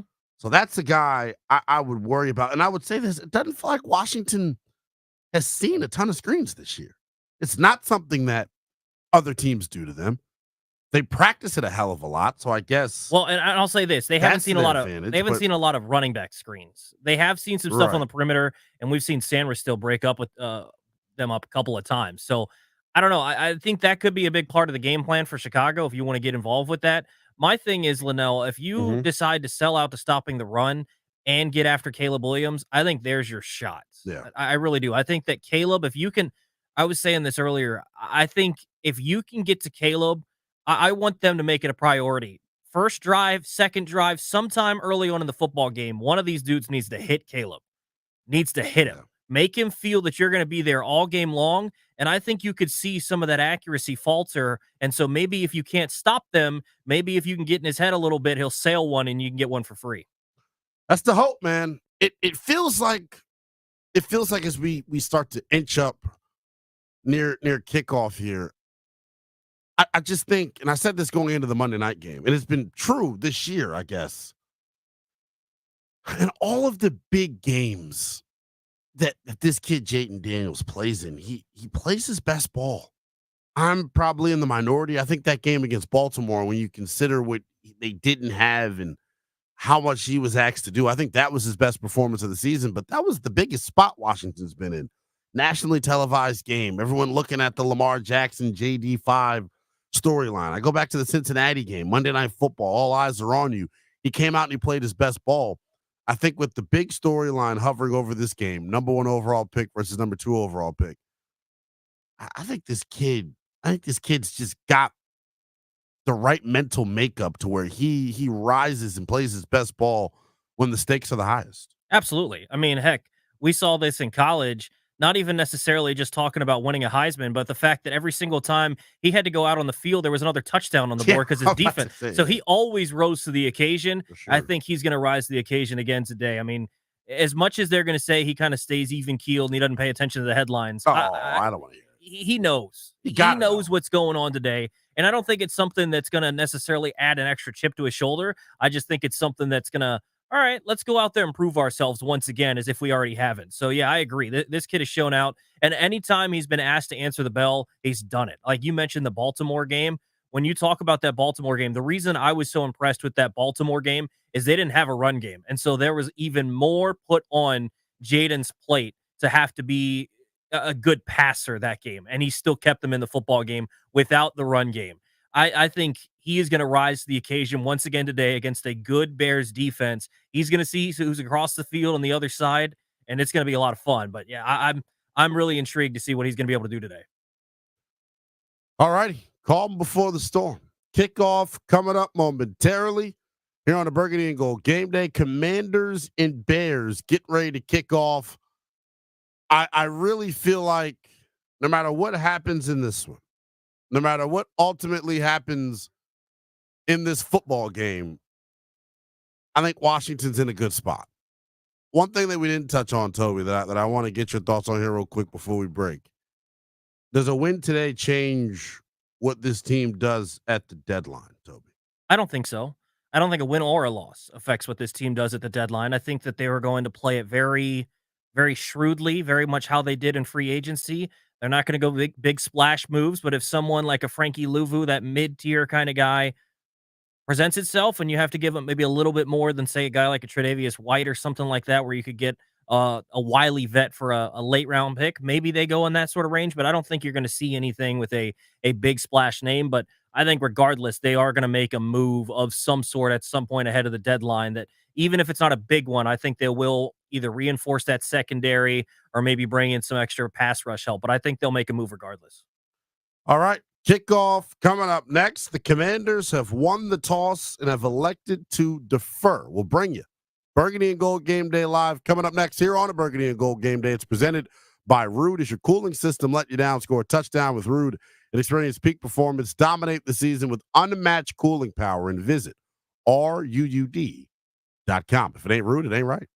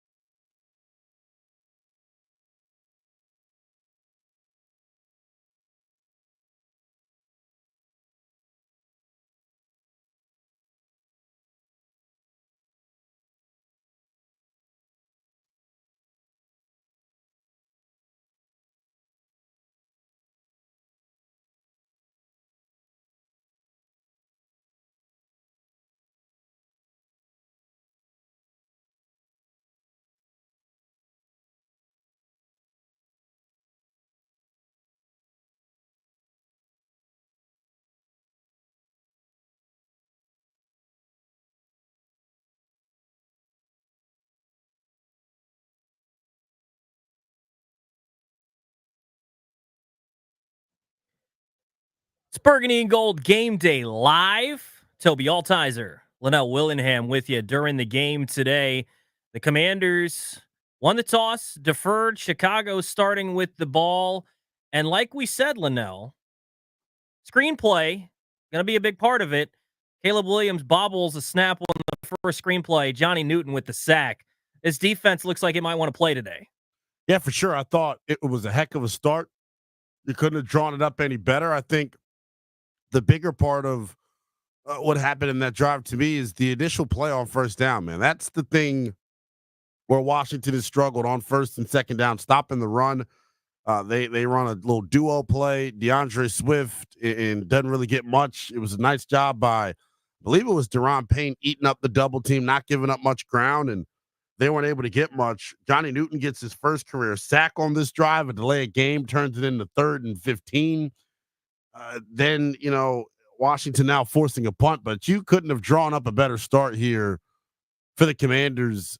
Caleb Williams on the play that he ends up getting sacked, bobbles the snap a little bit, and that clearly had something to do. What do we say? No miscues, turnovers. Yeah. You got a fumble on a punt return. Can't have that. Luckily, Washington able to get back on top of it. Now we're going to watch that kid, Jaden, get back out on the field for the first time since leaving with that injury against Carolina. But defensively, Linnell, I think, that first drive, I think you saw a little bit of jitters from Caleb Williams early on in this matchup. I'm curious. We've seen Jaden have some jitters early in games before. I'm curious to see how he responds because, the 3-and-out for Chicago, whatever. Now's your real chance if you want to go pounce on this game early, get an early lead and feel like you can command this thing. Defense looked good early. Let's see if this offense can get something rolling early on as well. Yeah, I think that's the big thing, right? If there's an area where the Chicago Bears defense has had a little bit of struggle, I would say it's on the ground, but I don't know if struggle is the right word. I think that's a group up front that's fast, physical, and they got good linebackers as well. To your point, net yards per play in the passing game, they rank 3rd in the NFL. Talking about Chicago's defense. Yards per attempt on the ground, 23rd in the NFL. So it's not as if they're the worst in the NFL, but they're below average in general, giving up 4.6 yards per carry. I think this is a big chance for Washington to just kind of lean on everyone. To me, going into this game, Linnell, number 5 has done so much to help this football team this year. Now's the chance for the other 52 dudes to pick up number 5. I don't know how healthy he is. I assume he's good since he's out on the field. But if everyone else steps up and Jaden is healthy, look out. Yeah, I agree with you, man. I think you're right. Washington's 5-2. I don't think they win a game without Jaden Daniels this year. Man. Maybe they would have got Carolina last week without him, but I think Washington is in a really good groove, and it's because of this young man. And I give Cliff Kingsbury and obviously the offensive coaching staff a bunch of credit, but what they've got going offensively right now, I think is special. I was saying, despite who played, the running game was going to be key, but this isn't to slight Jaden at all. I think this is probably the most quarterback friendly scheme right now in 100%. The National Football League in terms of what they're asking him to do on a down in, down out basis. And, we've continued to see it here, even to start this one, man. It's a lot of go make a play. It's a lot of let me scheme guys open for you. And right now to start this one, we've already seen Jaden Daniels on an RPO, keep the football, running it for a first down, doesn't get touched. It looks like Washington here to start, man. It's kind of walking the football down the field. Well, and here's the thing. Why are we surprised by that? That's all this football team has done all year. And I think that a lot of people are scared because of the past sins of this football team. If you just look at this from a 5,000-foot view and you just got dropped back in, you'd think you wouldn't be surprised by this at all, Linnell. This is a good football team the way that they've played. They've moved the ball against every single football team they've played. This offense is good, and you're 100% right. If you want to look back to what Cam Taylor-Britt said, I go back to this all the time because they say, oh, it was a college offense. And yes, that is viewed as a slight, but was he wrong, Linnell? Is he wrong that this is a college-style offense? Absolutely not. Look at some of the formations they line up. Look at the way that they go about doing their business. It's very college-like. And you know what? That's a credit to Cliff Kingsbury because this is a guy that won a Heisman Trophy. Guess where? in college. So why do you have to change things up too much when you get to the pros, when we've already seen through 7 weeks that this college style offense has been successful at the NFL level? I don't think there's anything wrong with that. And Washington is driving the ball. They're down inside the red zone. We'll give you the results of this drive when we come back. You're listening to Burgundy and Gold Game Day live here on The Fan.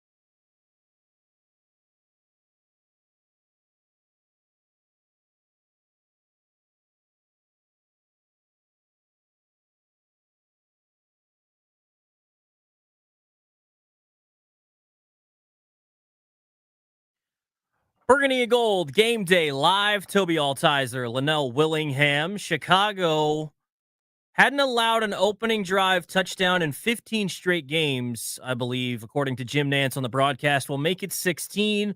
Washington able to drive the ball, an impressive drive, a lot of it on the ground, like we said, but only able to put 3 points on the board, Linnell. It was a good drive, but you got to make a play in the red zone. Yeah, and their first play in the red zone was a Brian Robinson 16-yard scamper. That went well. Excuse me, a Brian Robinson 9-yard run that got them into a 2nd and 1. They have a negative rush, and then the Montez Sweat pressure happens. You can't really complain about the way that drive went. Obviously, it stinks that you have the negative rushing play, but like this drive is what you want to see from Washington. It opens up with a Jaden Daniels pass to Zach Ertz for 12. Ertz screaming wide open across the middle of the field. On that pass in particular, Jaden, with the ability to go through all of his progressions, you saw a pump fake. So a really nice job holding up early by this Commanders offensive line. On the 3rd down play where Jaden makes it's a ridiculous throw he makes. If Luke McCaffrey was 6'4" and not 6'2", that's probably a touchdown in the back of the end zone. Yeah. But Montez Sweat beats Andrew Wiley inside on an inside move, and he kind of falls on Jaden Daniels, and you put it perfectly, man. If there's any question about how he's feeling, having Montez Sweat fall on you is a good indicator that you're doing pretty well. We've already seen a designed run for Jaden Daniels that went for 9 yards and a first down to start this football game. So, well, and smart by him, scampers outside, very similar to the play he got hurt on last week. Yeah. Obviously, much better defense this time. He's not able to break it free, but stays to the outside, gets out of bounds, protects himself. I think early on you see that Jaden looks like Jaden. Like if you were worried at all, Jaden looks fine. I'll be interested to see the looks of him on the sideline and the next drive, because he did get fallen on by Montez Sweat. But once again, I think even on that play, Linnell, you see what I think Jaden Daniels' superpower is. Yeah. And yes, it's escapability and all this stuff. The ball's never in harm's way. Almost never in harm's way. Even on a throw where he understands he's going to get hit, he's essentially throwing it away with a chance of someone making a play at the back of the end zone.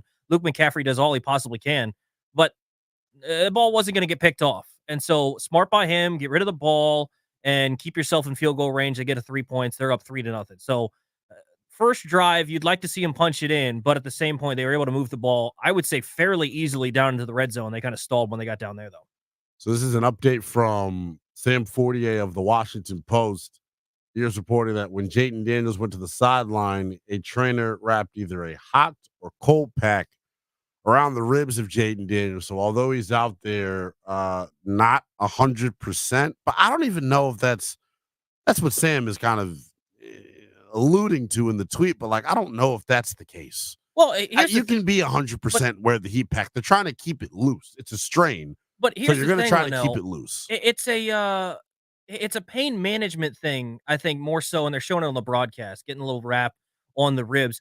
But I think this is more so a pain management thing than it is something that could get worse by a hit. So, yeah, that's going to suck when Montez falls on you. You know what is also going to suck when Montez falls on you, Linnell? Every single time.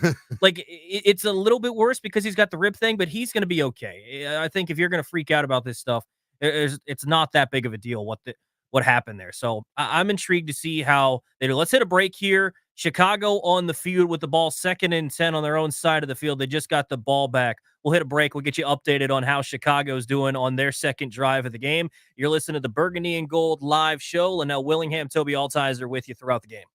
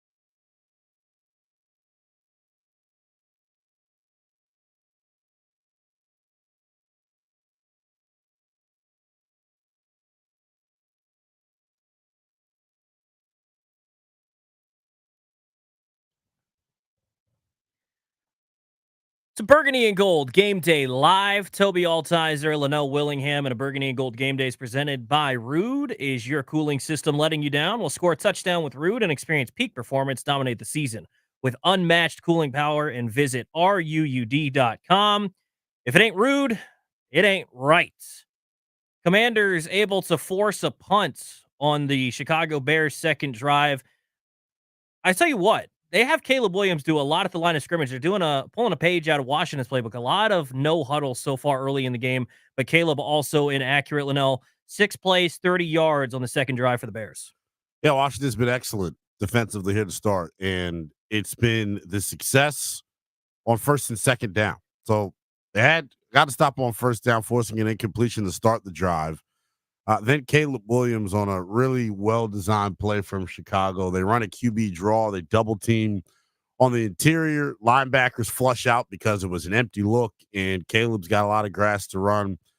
He scrambles for 13 on that one. The very next play, off of no huddle, it is Caleb Williams to Keenan Allen for 17 over the middle. No Igbenogany in coverage. Washington looked like they were in a man-to-man look on that one. The very next play, though, the home field advantage that Northwest Stadium has built here. Can you believe you're saying that? It doesn't even feel right. I mean, 2 pre-snap penalties forced in the first quarter by Washington, both of them as a result of Caleb just simply not being able to hear. So you're right. It honestly does feel extremely weird to say that. It put Chicago in a 1st and 15 situation. DeAndre Swift off the right side gets bottled up for about 4 or 5. Washington, I thought, did a really nice job of that. And then on this 2nd and 10 play, this is the play that's huge to me. It's 2nd and 10. If you can force an incompletion here, you now put Chicago in a 3rd and long. Just excellent play recognition from Mikey Sainristil. Jumps the screen to Keenan Allen, forces Caleb to pump it and not throw it. When Caleb does eventually throw it, it's way out of bounds over the head of Keenan Allen. That puts Chicago in a 3rd and 10 situation. Washington has already sent some exotic pressure looks here at Caleb on this one. They're doing a lot of, moving around at the snap up near the line of scrimmage. Caleb gets the ball out hot. It was a pressure look. The hot read was Gerald Everett, and, the ball ends up being wide off the mark. And I think that, to me, is probably the bigger story here to start. Caleb Williams, not very accurate. And I think that's something a lot of us has highlighted. Chris Russell spoke about it on the pregame. If you can get pressure on Caleb Williams, he'll make some mistakes. Yeah, and I think the other thing, too, is, if you can get some of that pressure and sustain it all game long, so far his misses have been out of bounds. If he tries to throw an in-breaker and sails it like he has a couple of these throws, I think you're going to be able to get a interception, get a turnover. The other thing to me, too, that's interesting here is they're throwing a lot on Caleb Williams' plate. They're having him essentially come to the line, essentially a lot of what Washington has done this year, where the plays have been called at the line of scrimmage. They're not huddling a whole lot. They've been doing that for the first couple of drives and having Caleb essentially come to the line, give a little dummy count, see what they're in, and then call out the play at the line of scrimmage. I think this is something, maybe you won't be able to see it on the TV copy as much, Linnell, but this is a chance where that's a lot to put on a rookie quarterback's plate, especially if Joe Witt and Dan Quinn want to play some games with some disguises and show them things that aren't really going to happen post-snap. And I think that's a chance that you can have to capitalize, where you can show him something pre-snap.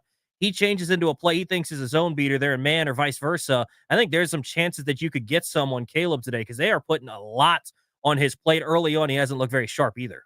Yeah, the one thing that you worry about with Washington, for a group that's had their fair share of communication issues on the back end, if it is, oh my goodness, that boy is bad. Good God almighty. Let me tell you. Did you see the move he just put on this defender? This dude, Jaden Daniels, if you have any worries, 3rd and 8, you get a pass rush off the right side. Jaden breaks out to the right. He's one-on-one with a linebacker about 5 yards short of the sticks. And that dude didn't even touch him. TJ Edwards had nothing for Jaden Daniels. He just juked him so bad. Holy He cow. just juked him so bad. Jaden's fine, by the way, in case you were wondering. Yeah. Jaden is totally fine. And the other thing, too, is they're going to make sure that they're not putting too much on his plate, as Washington has the ball about the 20-yard line, going to be 2nd down. But what you were saying, though, yeah, about the disguising stuff. So the interesting issue that Washington potentially could be faced with is when you spend so much time trying to disguise your coverages, if you do not properly communicate and guys don't get back to where they're supposed to be, then you're susceptible to giving up big plays. But that's more of an issue when you're on the road and you can't hear.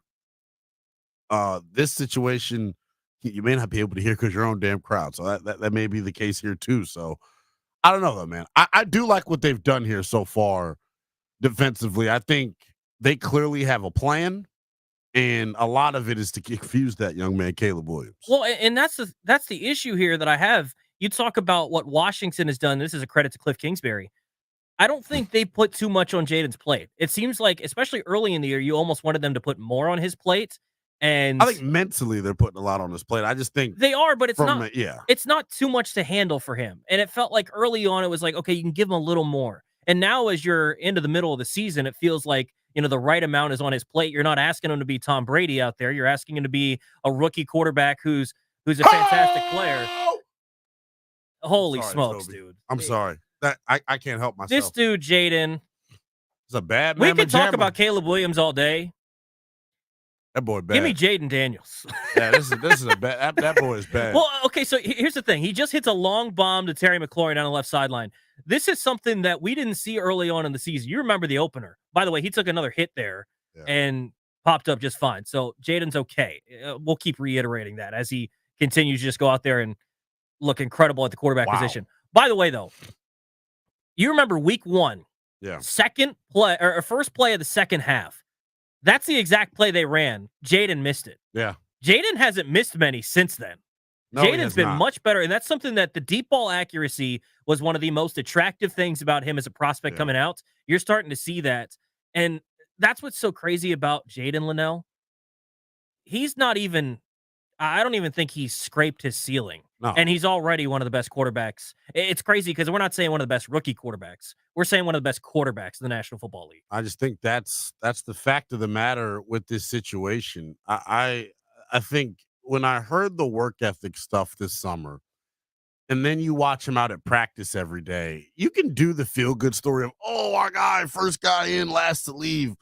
But a lot of the times when you hear those stories, it doesn't translate to the football field. The reason they're able to go up tempo and no huddle and put so much on his plate is because he's as prepared as you can possibly get. And watching him in camp, I don't know if I said this to you, Toby, after one of the practices, bro, but I was almost skeptical of his ability to run during camp because it's like we never saw him do it. Yeah. He was torching this defense from the pocket, so much so that we began to build the narrative of, oh, he's going up against the same defense every day. Oh, he knows what he's seeing. The hell with all of that. This kid is as bad as they come, man. And it's not a lot you can really do to stop this offense. And I'm giving credit to Chicago because I don't want to act as if, they're a bad football team or they're a bad defense. Like they're an elite group. I really do feel that way. Washington just gives you so much to prepare for as a defensive coordinator. It's hard as hell to get ready for these guys. I've said it all week. This is the best defense Washington has played to this point. It just is. Through the first quarter here, doesn't look like it. I mean, they have walked the football up and down the field. When you're able to hit 61-yard chunks, though, to Terrence, it's October, Toby. We should have known he was going to go crazy. Halloween weekend. When you're able to hit 61-yard chunks like that, though, it really helps out your offense. Because let's be real, that was a 3rd and 9 play. Yeah. Where they hit that chunk. Jayden went to Terry the play before, and he was inaccurate and missed him. Well, and this is the beautiful part about it. What happens there? It's an incompletion, you punt. Yeah. It's an interception. It's an arm punt. There's nothing wrong with that. Yeah. I have no issue, and he throws it perfectly down the field. By the way, Washington got screwed on a penalty there. Dan Quinn was so upset at the penalty, he was going to throw the challenge for it. Well, there are 12 men on the field for Chicago. I have no idea how there's a dude standing in the Washington backfield, and they're the ones that get flagged. But regardless. I can't even believe that they allowed that. I have no idea. The other thing about this, Linnell, I always talked about it's so important to get the perfect marriage of a quarterback and an offensive play caller and the offensive coordinator. I thought for the last couple of years, the perfect marriage, in my opinion, the most perfect marriage in the NFL was Tua with Mike McDaniel. Just the style of offense and everything that they tried to run and what Tua was capable of. is the most perfect marriage right now in the entire National Football League with the offensive coordinator and play caller and the quarterback, not Cliff Kingsbury and Jaden Daniels? I mean, I think it would be hard to argue against it, right? I've been saying it too that I think like Cliff is probably the best assistant coach right now in football. Him and Brian Flores are going tit for tat with that because Beeflo's defense out in Minnesota has been awesome, but the last 2 weekends they've gotten shredded. So I think it's Cliff in a chair all by himself here with this one. It just feels like to me, it feels like to me that this group continues to move in the right direction offensively, and I think they're going to continue to expand each and every week on what they're able to do. Washington in the red zone. Let's take a quick break here, and we'll get you updated on what Washington's able to do in the red zone. You're listening to Burgundy and Gold Game Day Live. It's presented by Rude. Is your cooling system letting you down? Score a touchdown with Rude and experience peak performance. Dominate this season with unmatched cooling power and visit RUUD.com. If it ain't Rude, it ain't right.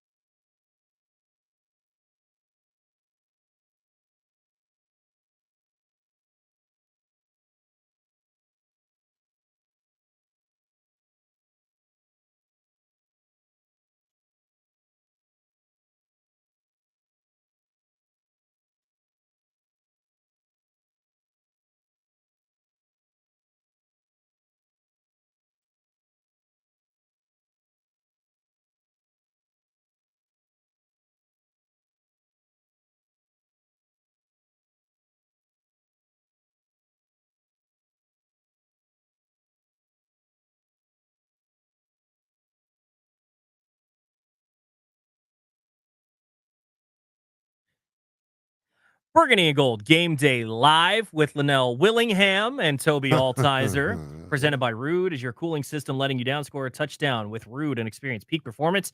Dominate the season with unmatched cooling power and visit ruud.com. If it ain't Rude, it ain't right. Real quick, Linnell, you break down that last drive for the Commanders for us, but I do not understand.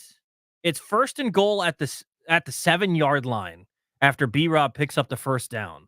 There are 12 men on the field for Chicago, one of which is behind the line of scrimmage on Washington's side. Trent Scott flinches, and they call a false start on Washington. How's that not offsetting penalties for whether it's offside, 12 men on the field?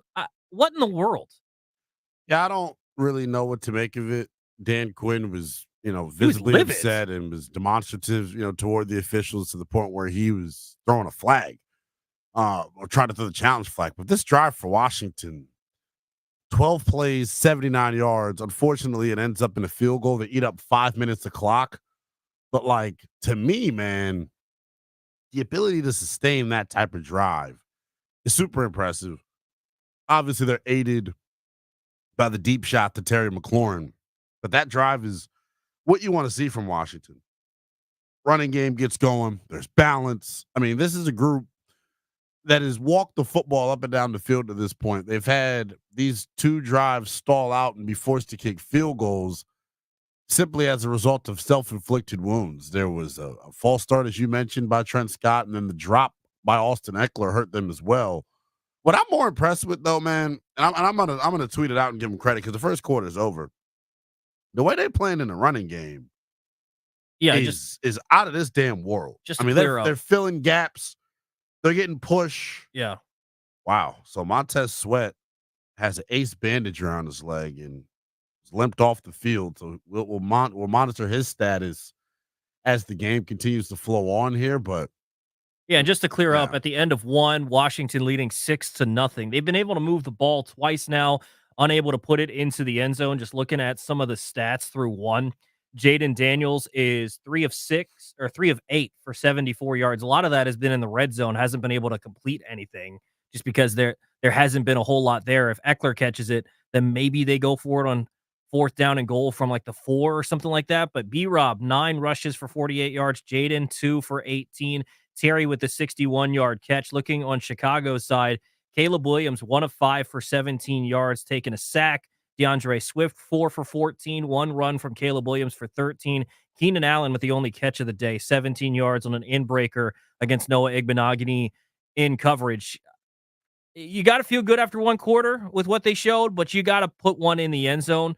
And some of that is just hand the ball off to Brian Robinson and see if you can punch one in.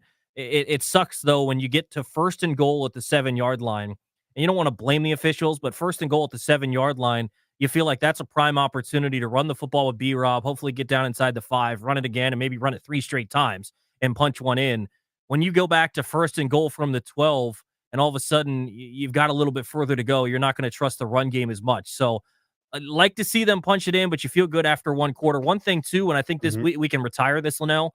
Jaden's fine. There were a couple of plays he got hit. There was a play where he rolled out to the right inside the red zone and did a half jump pump fake thing. And if his ribs were really hurting him, he would not have been able to throw the ball away after that. He threw it just fine. So I think we can put that to rest. He's still going to have the heating pack on his ribs, on the sideline, and all that stuff, but he's totally fine. He's totally fine. I think the bigger interesting thing now, like you said, is checking on how Montez Sweat is doing. If Montez Sweat is out of this ball game, you like your chances a lot better. I was about to say, brother, no Montez Sweat makes me sweat a little bit less if you pick up what I'm putting down, man. I think Washington shouldn't really be terrified of anyone else in the front 4 of the Bears. I know Booker, their 4th rounder out of Kansas, is wreaks some havoc throughout the year. I know Andrew Billings on the inside gives them some push, but I think Washington's offensive, it's a tough-ass group.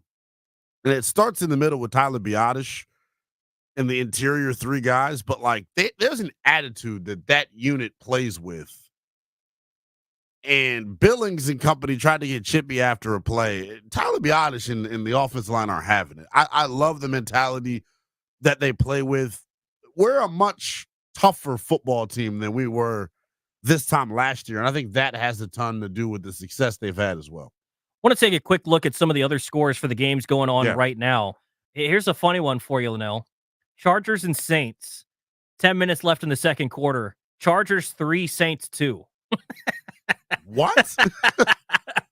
A 3-2 football game? A 3-2 football game. Chargers lead the Saints about 10 minutes to go in the second quarter. Ew. The Bills are beating the Seahawks about 3 minutes to go in the second, 7-3. Panthers and Broncos about 12 minutes to go in the second quarter. They're tied at 7. Raiders leading the Chiefs 10-7 with 10 minutes to go in the second quarter. Real quick, running through the early slate of games that already wrapped up. The Packers beat the Jaguars 30-27. On a walk-off field goal there for that one. Eagles all over the Bengals 37-17. They're now 5-2. Bengals fall to 3-5. The Browns get the win over the Ravens, which might have been the shocker of the day, Linnell. 29-24. Yeah. Browns over the Ravens. Lions all over the Titans 52-14. Cardinals beat the Dolphins with a walk-off field goal 28-27. Patriots beat the Jets 25-22. 2 more games. Texans beat the Colts 23-20, and the Falcons beat the Buccaneers 31-26. Washington set to get the ball back for its third drive. Linnell, this defense continues to play well. This defense continues to go out there and handle their business. It seems like Caleb's not fully locked in. This is something where he might lock in later in this game. You get the ball back now here if you're Washington. Punch one into the end zone. You'll feel really good about your chances the rest of the way because you've handled your business defensively so far. Offense has moved it, but they got to punch one in.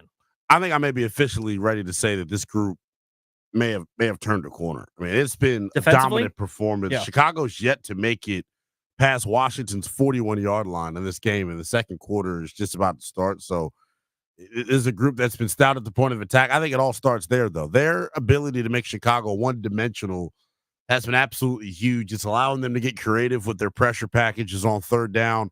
This is second 3 and out that they forced. That last play that got him into fourth down, I thought it was a really good job by the front four maintaining their gap integrity. Yes. Not letting Caleb Williams sneak out of the back door.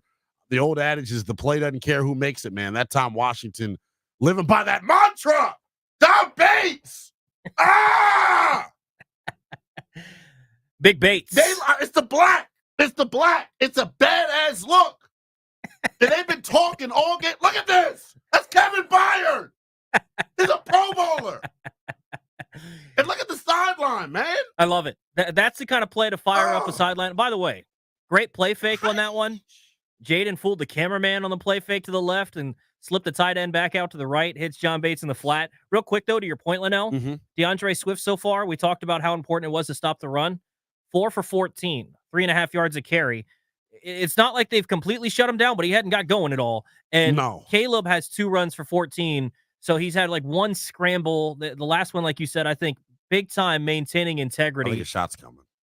Maybe. Big time on that 3rd and 2. Yeah. Caleb Williams has some time, and he goes to go up the middle. You maintain the integrity, bring him down short of the sticks. They punt. That's huge. And this defense is playing much, much better. I think this is the first team, like I said, that it fits more in versus the great category and not the bad category. This one fits more in, I would say, above average. And so far, this defense has handled the above average group.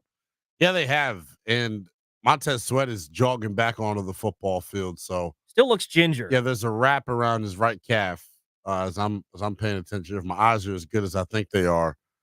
But no, you mentioned it, man. Their ability to make Chicago one-dimensional has been everything to this point. Their offense looks completely out of sorts. I've been really critical of Washington defensively. Well, as you should. I mean, They've been horrible. This, to me, was another, big-time test for them. And through the first quarter and change, man, they've passed with flying colors here. Gosh, Jaden. Yeah, you wonder. I don't know if they thought the back shoulder was there based on the coverage. So that's like a similar concept to what they ran in the red zone against Baltimore, where it's read the DB, and the way Jaden threw this ball, you thought the back shoulder was there. Yeah, what Jaden thought. Romo's saying that McLaurin was a little late getting his head around. He's thinking back shoulder. He throws the back shoulder. Terry still going down the sideline. Yeah. I think they had it.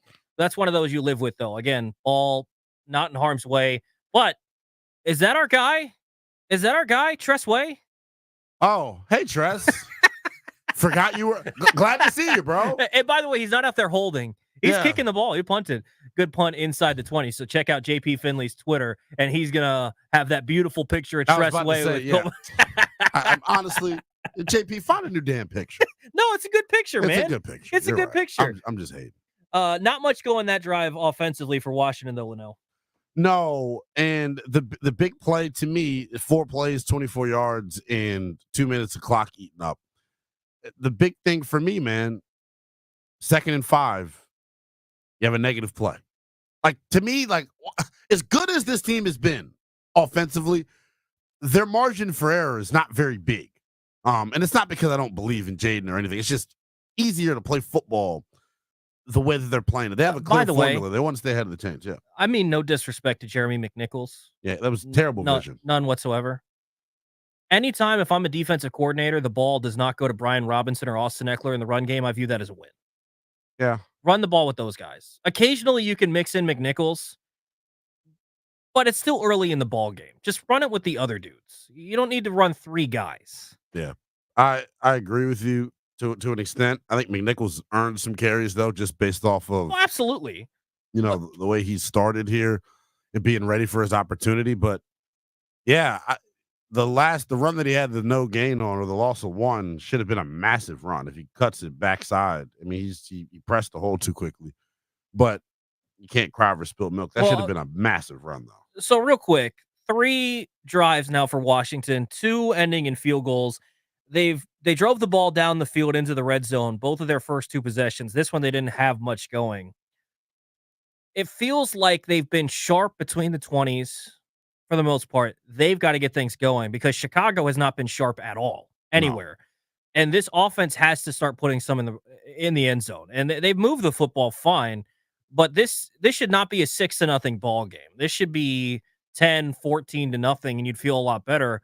Because right now, I mean, Chicago gets the ball back. All of a sudden, they figure something out that they're able to do, watching some of the tape on the sideline, drive it down here. You could be trailing despite feeling like you've dominated a lot of this first half. So this next possession defensively is going to be big.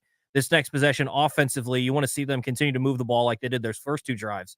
But they've got to finish in the red zone. They have not been sharp in the red zone. Honestly, if you wanted to have one gripe about this offense all season long, I think that's the only place you could even look to have an issue is in the red zone. And today they've struggled once again there. So hopefully it's something that they can get things going on their next offensive drive. But Chicago back out on the field, starting with the ball at the 20-yard line for their 4th offensive possession. We'll give you an update on how they're doing next. We're going to take a break. It's a Burgundy and Gold Game Day Live. It's presented by Rude. Is your cooling system letting you down? Score a touchdown with Rude and experience peak performance. Dominate the season with unmatched cooling power and visit RUUD.com. If it ain't Rude, it ain't right. Commanders lead 6-0. You're listening to Burgundy and Gold Game Day Live.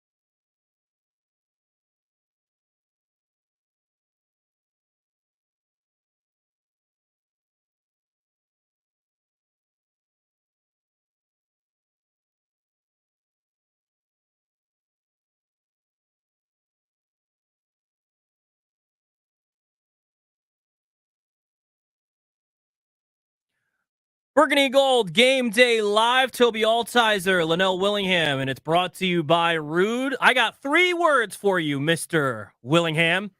Benjamin St. Juice. Love it. Let's go. I mean, it's been fun to watch, man. I am thoroughly impressed by what we've seen defensively here from Washington. Like this group, you're seeing, you're starting to see the things that we saw against Carolina, Arizona, and Cleveland, but now against a better offense. And I can't be. Well, I think they're doing a good exciting, job man. today. They're taking advantage of the fact that Caleb Williams has looked good the last couple weeks, but make no mistake, he is still a rookie. They are taking advantage of the fact that he is a rookie quarterback. And what they did, just a big play for Washington, negated by an eligible man downfield. But what they did on that 4th and short, so Chicago ultimately decides that they're going to go for it on 4th and 1 from their own 40. They line up in the eye. Caleb Williams looks out to the right, sees DJ Moore with Benjamin St. Juice one-on-one. St. Juice playing like 7 yards off. As Caleb takes a snap, Benjamin St. Juice comes down, meets him on the smoke screen at the line of scrimmage, wraps him up to the point that Luvu comes over and finishes him off. He can't even pick up a yard. That's the kind of playmaking when Joe Witt Jr. said they were going to arrive violently at the football, that's the kind of stuff he was talking about. That's the kind of stuff he was saying that we have not seen this defense do a lot of the season. They're doing some of that stuff today. And this, I think, is what the defense can be. I don't know if the personnel is ever going to be enough to match up with the Baltimore Ravens of the world. Yeah. But against a team like a Chicago Bears that is a good football team by their record, I think they can show up, and they've done so far today. Yeah, they have, man. It's been impressive to watch. They're flying to the football. Wow, not good. Andrew Wiley's down. But no, they're flying to the football. They're arriving violently. It's everything that you want to see from this group. The secondary and the way that they're able to communicate has actually helped this pass rush. They've been super sticky in coverage on the back end here today. Washington's already sacked Caleb. How many times? 3 sacks already? Yeah, 2 or 3. This is where you worry, though. Andrew Wiley's down. Trent Scott's going to come in, but we'll have to monitor that throughout the rest of this one. But, yeah, like, if this defense is figured it out. Well, okay. So if this defense has figured it out, Toby. I don't want to get too far ahead of ourselves. I am. I don't want to get too far ahead of ourselves because the reason that I had visions of them being able to play well today was because there was a path to do so. When you play against some of these better football teams, I don't know that you can, but you have to be real about what this defense has done, Linnell. Yeah. They have handled their business against bad football teams. We kind of ignore the Panthers game. We ignore the Cardinals game. We ignore the Browns game because, well, Kyler Murray's not any good. Deshaun Watson sucks. All this stuff. We can blow past that. They were good in those ball games, to great in those ball games. They have yet to face a team that was in that middle tier. Yeah, and for sure. This is what the Chicago Bears are. They're not elite. They're also not horrible. And so far, what you're seeing is this defense is able to handle its business against some of these teams that are on the lower end to the middle tier. I want to see them continue to put this together, though. At some point, you're going to see some adjustments from Chicago. Are they able to still do so and still able to go out there and play well? The big thing, though, Linnell, they're not running the ball. No. And this is what we talked about before the game as a key to the game.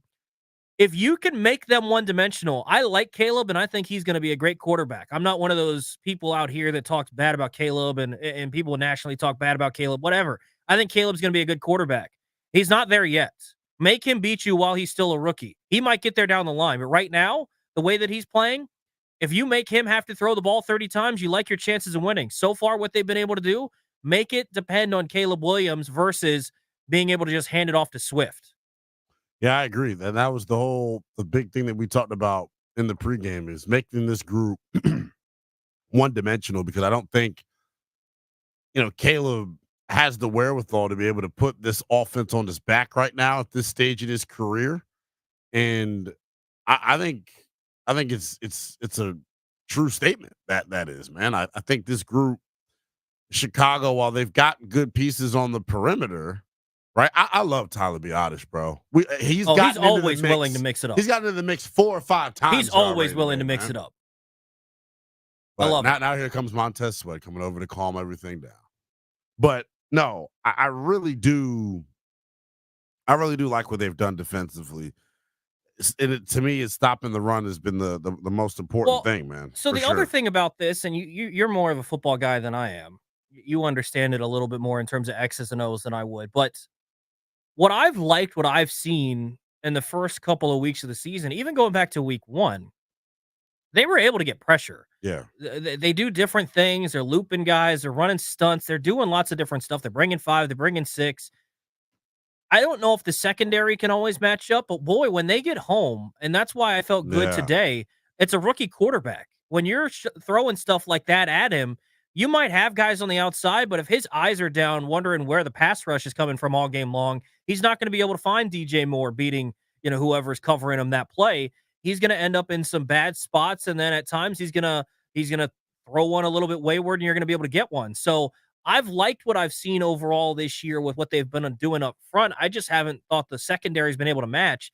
Today, because of the way they've been able to stop the run game and get some pressure, even with just bringing 4, I think you've got to feel good about where you're at for the rest of this ball game because Caleb does not look settled in. He's 2 for 6 on the day for 17 yards. Jaden, he's not been the most efficient, but he's 6 of 13 with 111. He's at least still moving the ball a little bit. I don't know. Outside of if we're just looking at the 2 quarterbacks, Jaden looks much more comfortable, looks much more settled in than what Caleb has today. I think that's a fair assessment. I give credit to Washington's defense, though, and I'm going to be maybe hyperbolic in doing so because I've been one of their biggest critics throughout this season, and I was reluctant to give them credit against Carolina because it's Carolina. I was reluctant to give them credit against Cleveland because it's Cleveland. This is a real legit offense that has honestly turned a corner the past couple of weeks. So to see this type of performance from this defense is special, and I continue to think like, wow, this is who they're going to be on defense. Well, oh boy, does that change my expectations for like their ceiling? By the way, speaking of which, one of my keys to the game, talking about earlier, some of these pass catchers need to step up. That still stands. Some of these pass catchers need to catch the freaking ball. Yeah, that's a tough one. He went up and high pointed it. It's tough. Catch the ball. Yeah, you got to catch that. Catch the ball. Zach Ertz gets hit in the end zone, right in the hand. Perfect ball from Jake. The catch. Yeah. Catch the ball. Regardless, though, I think what you've seen defensively today, I'm curious if they're going to add in some sort of cornerback help at the deadline. Because we saw one play, as good as the BSJ play was, there was a run play to the outside on the right. DeAndre Swift gets out there. It's one-on-one with Emmanuel Forbes, and Emmanuel Forbes didn't even touch him. Emmanuel Forbes has to make that tackle, and he doesn't pick up any yardage. Instead, it's a first down after a 2nd and 4, a 5-yard run. Oh, that's a touchdown. Emmanuel Forbes, it might be a touchdown. Emmanuel Forbes has to be much better. And the thing is, if he's going to be out there because you say he's a better coverage guy, well, then he's better be able to cover people because he sure as heck is not tackling. I think they need to go get somebody, somebody that's been mentioned as potentially being available this week was like a Tre'Davious White. He's not going to cost a lot. He doesn't cost a lot in money. He's not going to cost a lot in draft capital if you trade for him. I think someone in that sort of range, Linnell, they need to go get. Yeah, I agree. Another name that, I brought up and people kind of rolled their eyes, but I just think he's a steady Eddie at the position is Ron Darby out in Jacksonville. Is the guy that I would bring in here. Someone that's going to be physical in the run game, someone that's has the speed to be able to run with guys 5'11", so he's not the biggest guy, but like I loved his first. I don't know that you're worried as much about the bigger guys. You need someone that can just cover. Right, but there is a certain mold of defensive back that Dan Quinn and company like. So that's what I was kind of. There's not many guys here that fit his mold. I mean, that's why they love Benjamin St. Juste. Like Benjamin St. Juste is the prototypical Dan Quinn and company corner. So like J.C. Horn's another guy that people continue to mention. Let me tell you, if J.C. Horn's available, it probably costs too much than what I would want. I would love J.C. Horn here. I'm down to give up a 3rd-round pick for J.C. Horn. Like that would be, I know people don't want to give up certain capital J.C. Horn, 6'1", Big dude. 200 Only pounds. Like, only he is a Dan concerning Quinn corner. the only concerning part about a J.C. Horn acquisition is he has dealt with injuries throughout his career. He's been relatively healthy the last year or two, but who's to say those injuries don't pop back up? But at the same point, I thought it was interesting. I don't know if you heard this or not, Linnell. Thomas Dimitroff was on with G&D. I believe it was this week. It might have been last week, but they were talking about the trade deadline, and he said, "Heck, why not go after someone like Max Crosby?" Now, I'm not necessarily asking that question, but are you going to play it ultra aggressive because their window is essentially open now for the next 5 years with Jaden on the rookie deal? Do you get aggressive in year 1 of that, or do you wait till year 2 when you can go all in on free agency and try to build with another draft and see what you can do in the offseason versus going ahead and getting a head start with someone this season at the deadline? Yeah, and people are gonna say, "Oh, so you're young and you're hyperbolic and you're reactionary." You only get so many years with this kid on a rookie contract. It's the biggest asset in the National Football League, having an above average quarterback on a rookie deal. He's more than above average. I think that wow, so the touchdown not the call is going to stand. Austin Seibert coming on for a field goal. I think you go. I think you got to be aggressive and go get someone if you feel like you're there.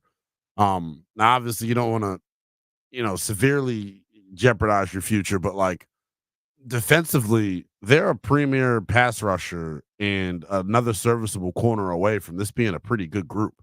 You couple that with what you already are offensively, and now you begin to talk differently about where you are as a unit. Yeah, just showing the replay. We'll break down this last drive. Washington once again able to get into the red zone, Linnell, and they're unable to come away with a touchdown. Close play on 3rd and goal.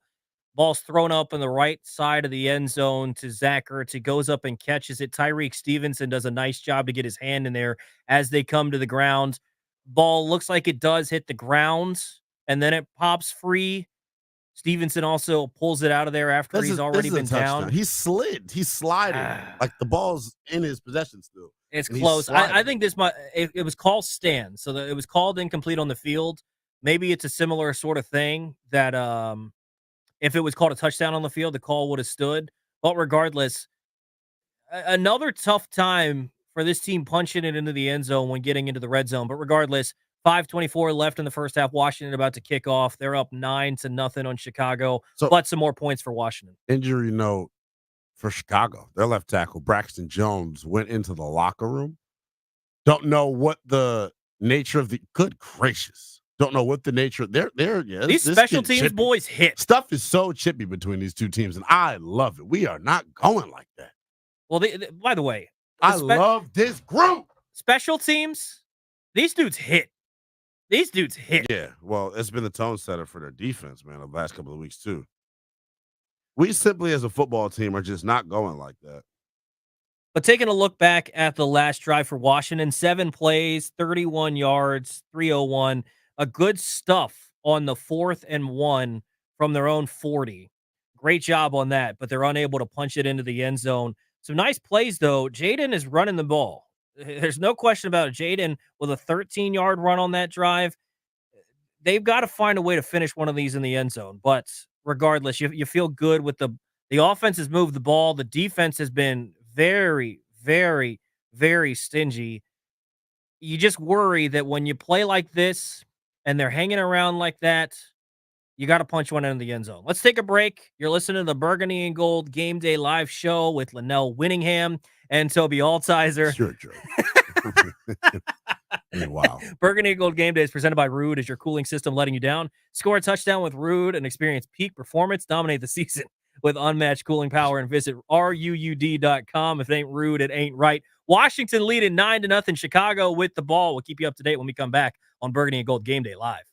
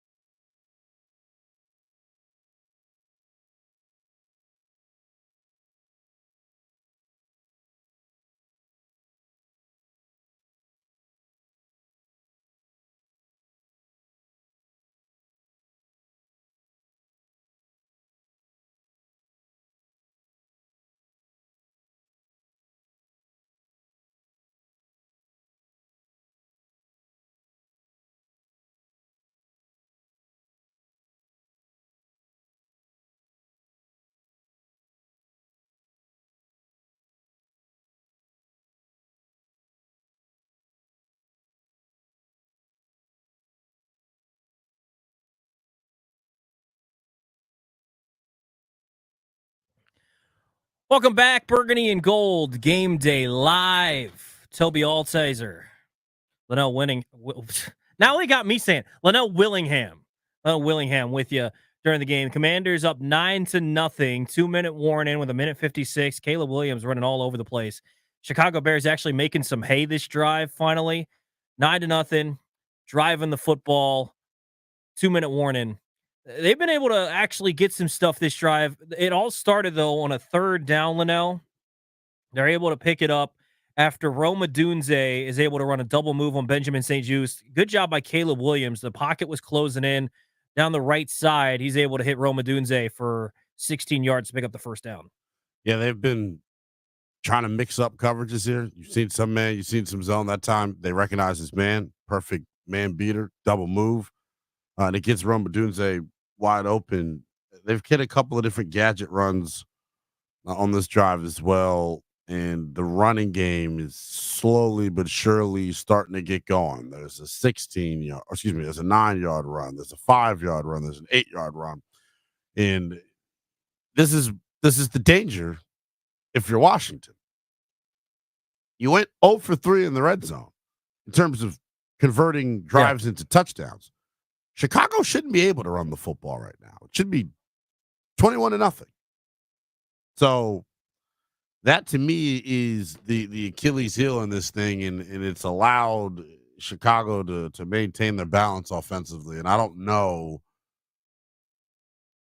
if they continue to allow Chicago to run the football, we don't have the guys on the perimeter to where I can confidently say we can keep them bottled up. Roma Dunze starting to get going. DJ Moore had a nice run, but we haven't seen him involved yet. This is what I'm saying to watch out for.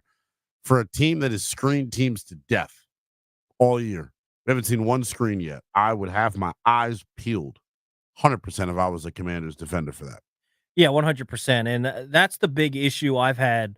And it's why we talked briefly about what they could do with the trade deadline. For me, it's not about edge rusher, it's about corner, because they just don't have the guys to handle what they're going to face with other good offenses. And they haven't gotten much going today. If you just look at Caleb Williams' numbers, he's only 3 of 7 for 33 yards. But that was a big third down. Roma Dunze able to create a ton of space. He's wide open.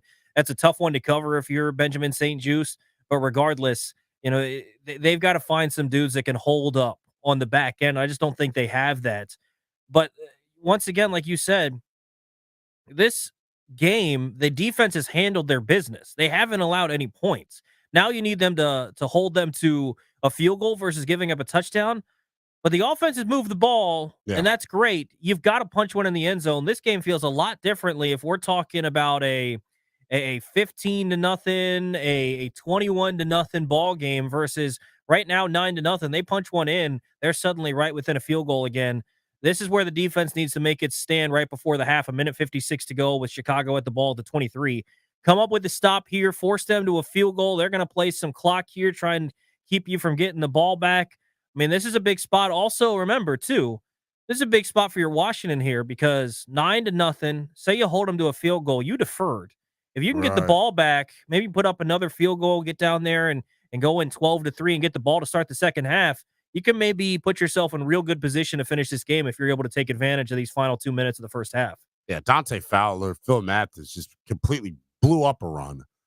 I just that to me is the bigger takeaway.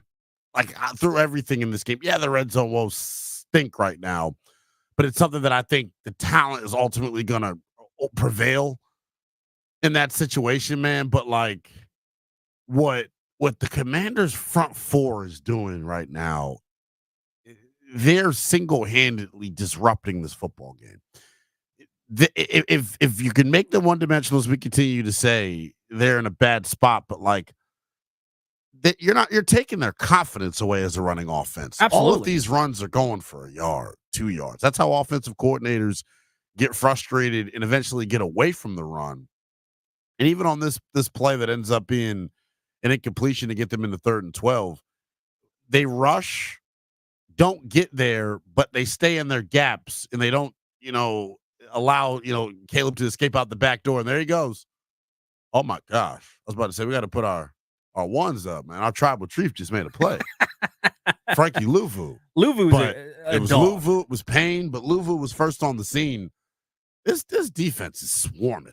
Yeah, And, absolutely. And that was a bad sack by Caleb A Williams. terrible sack by Caleb, but this is what I love right here. You can tell that this is not a Jack Del Rio defense anymore. No. Why? It's 3rd and 12, and there's 6 dudes walked up on the line of scrimmage, Yeah. and you don't know which one of them is coming. And on this play, all of them were coming. Yeah. All of them coming. Frankie Louvu gets around the left tackle, grabs Caleb Williams. He's unable to finish it off. By the Caleb's way, strong. well, he is. But by the way, if refs don't want quarterbacks to get hurt, they're going to have to start blowing that whistle. Yeah, because he could have got. Well, Frankie, they're going to punt this, Linnell. They're going to punt this. Frankie doesn't want to get a penalty there. I think it's part of the reason. Let's hit a quick break here, Linnell, and we'll get you up to date on the final drive for the Commanders. And by the way, we're going to go commercial free at halftime. If you want to hop in on the MGM National Harbor listener lines, they'll be wide open for you guys.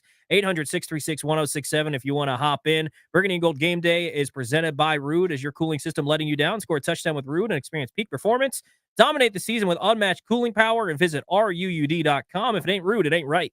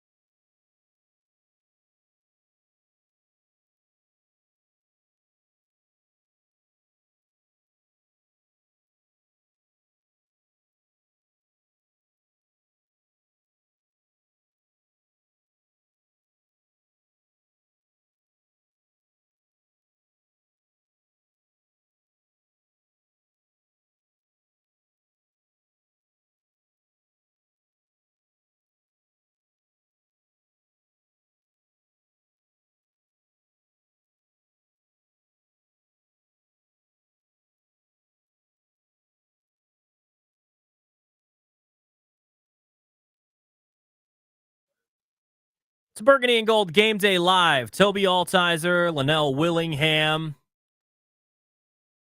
Going to open up the phone lines at halftime, 800-636-1067, MGM National Harbor listener lines. You want to hop in during halftime and give your thoughts on the first half. Washington currently leading 9-0. They've had plenty of opportunities offensively, but unable to punch it into the end zone. Seeing if they can maybe double dip here before the half. Got the ball about the 50-yard line with 8 seconds left. Would you have done anything a little bit differently here, Linnell, on this final drive to try and get some points?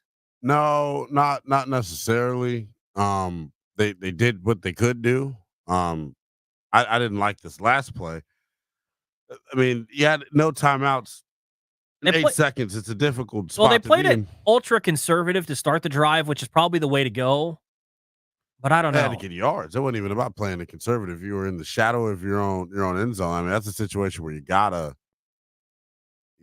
play it the way that they played it. I don't necessarily have a problem with it at all. I think it's been interesting to watch. This is now well, someone's going to be happy with a 30-yard run to go into the half for Austin Eckler on your fantasy team. But ultimately, that doesn't really matter. Other than Olamide Zaccheaus getting up a little bit lame. 9-0 at the half. Washington leading the Chicago Bears. Linnell, first half thoughts as a whole. 9-0. It feels like it should be a lot more, but what are your takeaways early on from the second half or first half? Excuse me. You want to go positive or negative here? Up to you, man. There's one major positive takeaway and one major negative takeaway. To me, the major positive takeaway is what we continue to say. We've highlighted it because we're just great hosts.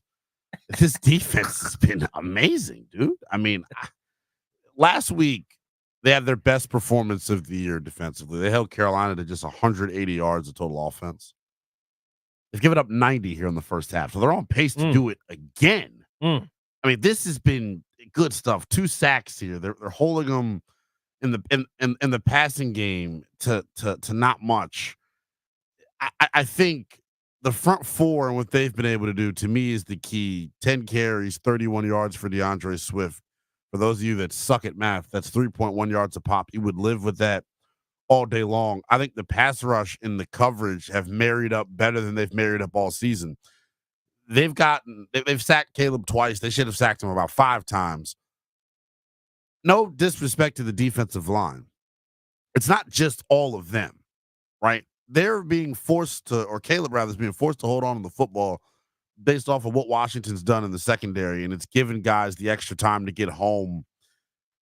For Washington, though, to be only up 9-0, they're outgaining Chicago by damn near 200 yards of total offense. They've doubled the amount of first downs that they've had. Well, this is how you lose the red ball zone. game. The red zone offense has not been good, and there have been self-inflicted wounds in that area. The other thing, too, you opened up where you had a big 61-yard chunk to Terry McLaurin. He hasn't seen the football since. So that's another thing to me, too, that you got to get going. But Washington's dominating this football game, but it doesn't look like it on the scoreboard because of the red zone woes that they've had, man. It's been tough to watch. This is how you lose a ball game you should win. They should be up double digits, bar none. They should be up at least by 15 points. Yeah. And you're leaving the door open for Chicago. You know, if this team wants to be true Dan Quinn attitude and foot on the throat the way that they have at other teams this year, come out and score a touchdown to start the second half, get another stop and score another touchdown and finish this thing early in the second half, what you weren't able to do in the first half. 800-636-1067. You want to hop in on the MGM National Harbor listener lines, taking your calls all throughout halftime. Let's go out to Cliff. DC. What's up, Cliff? Hey, great play calling, Cliff. Hey, what's going on, Linnell? And whoever the new guy is, I don't know your name, but I heard your voice many times. I like what's going on, but I'm disappointed because the red zone offense is failing us. What's going on? Well, that's on you, Cliff. You got to figure it out. Why are you calling from the locker room? You got to figure it out for us. We're supposed to be up right now, if not 28-0, at least 21-0. Yeah. It's a good thing our field goal kicker can kick. Yeah. By the way, that's slept on, right? The field goal kicker's making kicks. Hopefully, second half, though, like you said, they come out, score a touchdown, a statement touchdown, and then put their foot back on the Bears' neck and don't let up the rest of the game. And I sit back and listen. Cliff, appreciate it, man. Cliff. Yeah, I mean, hit it on the head. Hit it right on the head. I mean, I hate it when it's just such simple analysis, but it really is, Linnell. They have dominated this football game, and yet they're only up 9-0. It's as simple as you got to score touchdowns in the red area. When you get a chance, score a touchdown and don't settle for field goals. And by the way, we say what you want about the Ertz play, whether it was a touchdown or not. Mm-hmm. These dudes, outside of really anyone, outside of Jaden, make a play for this dude, please. Eckler's dropped the ball. I think someone else has dropped the ball. Zach Ertz unable to come down with it. Make a play for Jaden, please. This dude has made plays for you guys all season long. If there's 1 week to show up and make a play for number 5, it's this week when he's clearly not fully great because he's still getting the rap on the sideline. Make a play for this guy. Make a play. I agree with you 100%, man. You have to here in this situation if you want to come away with a victory here. I mean, guys, at the end of the day, like you said, man, they gotta play big. Jaden through the first 7 weeks has done a really good job elevating everybody around him. It's time to elevate Jaden at this point, man. But to me, the reason I don't know, they're beating themselves right now. But listen to this. They're one beating now. themselves, but they're still winning. If that makes sense. Absolutely. Listen to this. Total yardage in the first half. You said 90 for the Bears. 267 for Washington. Yeah. 267. Almost. You're on pace for 500 yards of offense, and they're not on pace for 200. You're up 9-0. You've got to finish in the paint. You've got to finish in the end zone.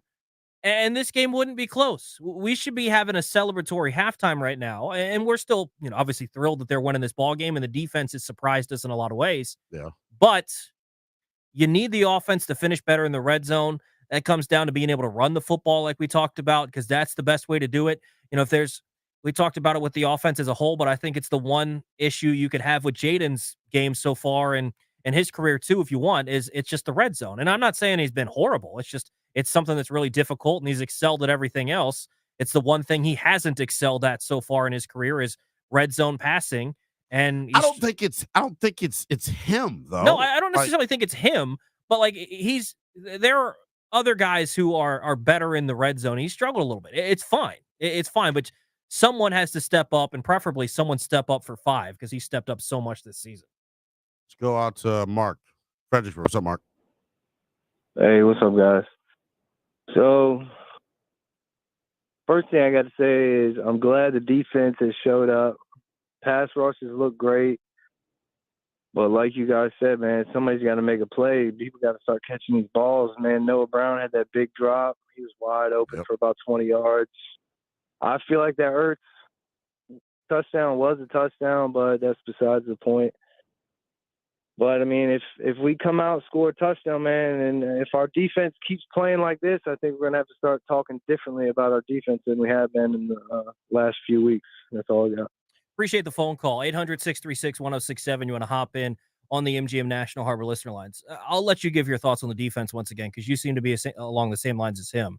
I just feel like I don't want to overreact because it is a rookie quarterback, but I think they're doing a good job taking advantage of him being a rookie quarterback. I don't want to pretend like all of a sudden because they did well against Carolina and some of the other subpar teams, and now they're suddenly doing well against Chicago, that things have really turned the corner, but they are playing much better and handling their business once again today. Yeah, look, like I said, it's something I got to acknowledge. Maybe I might acknowledge it a little bit more today because I felt like I've been so critical of them over the first 7 weeks, but it was for good reason, man. CBS just threw up a graphic. They've shut out their opponents in the first half in consecutive games for the first time since 1997. That was the year I was born. So it's been a very long time since we've seen this defense perform at this level. If they really have turned that, I guess that's where my focus is now going to go. If they really have turned a corner, Toby, defensively. I mean, look out. Absolutely. Look the bleep out. It's the only reason, legitimately, Linnell, it's the only reason why a 5-2 football team would not be considered one of the best teams in the NFC. I think they already are, but if you had any reservations, the only reason is the defense. It's the only reason. Because the way that they have played offensively, I mean, it's crazy to say this because we're so used to saying this stuff, and then people say, oh, you're looking through the Burgundy and gold glasses, and you got... legitimately, they have one of the best offenses in the National Football League, if not the best offense in the National Football League.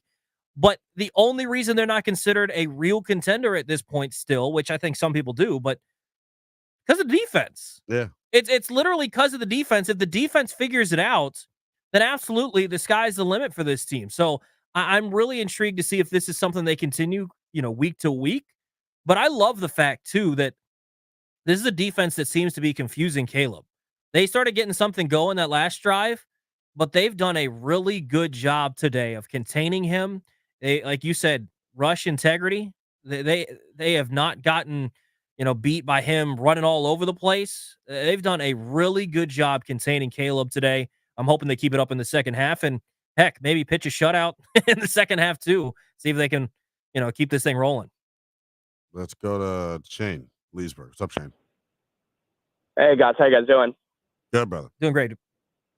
Good, man.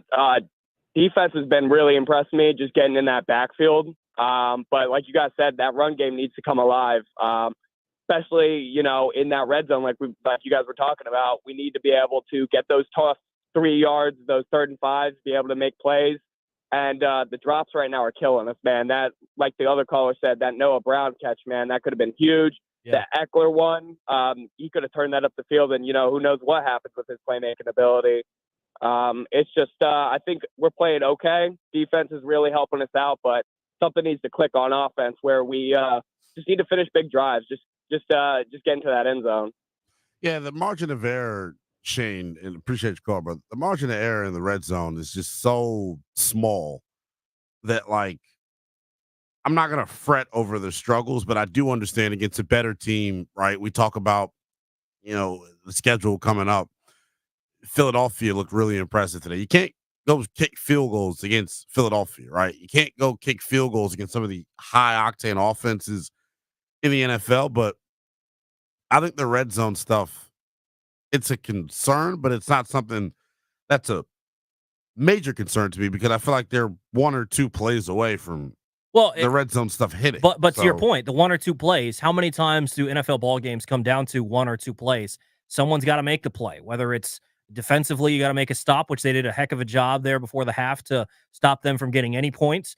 Or on the offensive side of the ball, someone's got to put one into the end zone to put this thing away because this could be one of those things, like you say, 1 or 2 plays. Those 1 or 2 plays that they weren't able to make in the first half could be the difference between a win or a loss at the end of this thing if Chicago comes out and figured something out offensively. So you've got to make the plays when they're there.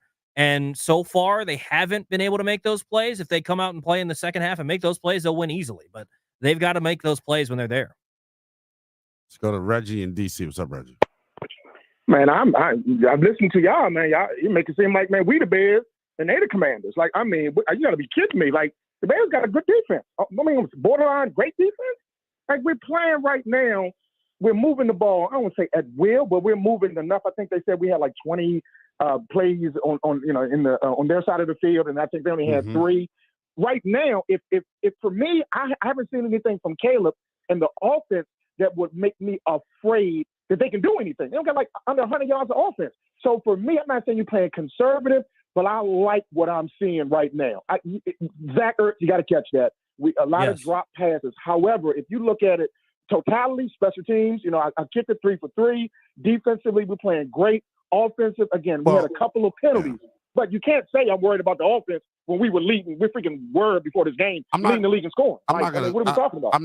No one's going to say, I'm not saying I'm worried about it. I just said they're 1 or 2 plays away from hitting in the red zone. Chicago's the best red zone defense in the NFL in terms of touchdowns allowed. They're giving up 5 all year. So it's a really good group. It's what they do well, but it doesn't take away from the fact that they've simply got to be better in that area. A lot of people, looking at Washington's run game and saying, hey, that's how you get it done in the red zone against Chicago. They're really good stopping the run in the red zone too. Remember, we had the touchdown with Brian Robinson. They called 73 Scott for false start. Yeah. Zach Ertz dropped the pass. So it's not like, again, I get it, the penalties we didn't fully maximize, but it's not like, okay, man, you look at those 2 opportunities, I mean, it's 14 points right there. Yeah. Well, and the issue here is if the tone is that we're down on the team, we're not down on the team. It's just this is a 9-0 ball game that should be way more than 9-0. And this is how you leave the door open for the Bears to win the ball game. I still think Washington, they're fully handling this ball game. They'll probably go on to win if they keep playing like this. But you leave the door open for Chicago when that door could have been darn near shut at the end of the first half if they just take advantage of some opportunities in the red zone. Yeah, I agree. Thanks, fellas. Absolutely. All right, we're going to take a break as the second half gets kicked off here. Washington going to start with the ball at the 30-yard line. By the way, you like the new kickoff? No. So now I like it when Austin Eckler gets to return it. Austin Eckler's a heck of a returner. It'd been nice to see him. No one's gonna kick it to him for the rest of the year. So. Probably not. Would have been nice to see him get a chance to return one. Washington starting with the ball in the second half, up 9-0, seeing if they can have a statement drive here to go up by a couple of touchdowns in this one. We're going to take a break. It's Burgundy and Gold Game Day Live. Toby Altizer and Linnell Willingham. Burgundy and Gold Game Day Live is presented by Rude as your cooling system, letting you down. Score a touchdown with Rude and experience peak performance. Dominate the season with unmatched cooling power and visit ruud.com. If it ain't Rude, it ain't right. Commanders up 9-0. We'll get you updated on the second half as they have the ball to start the second half when we come back here on Burgundy and Gold Game Day Live.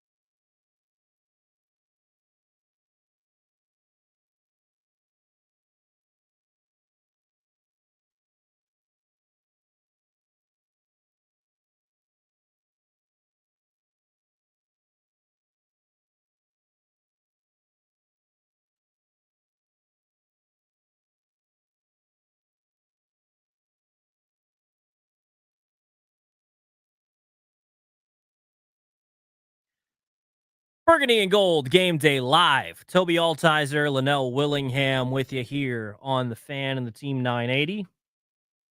Washington up 9-0.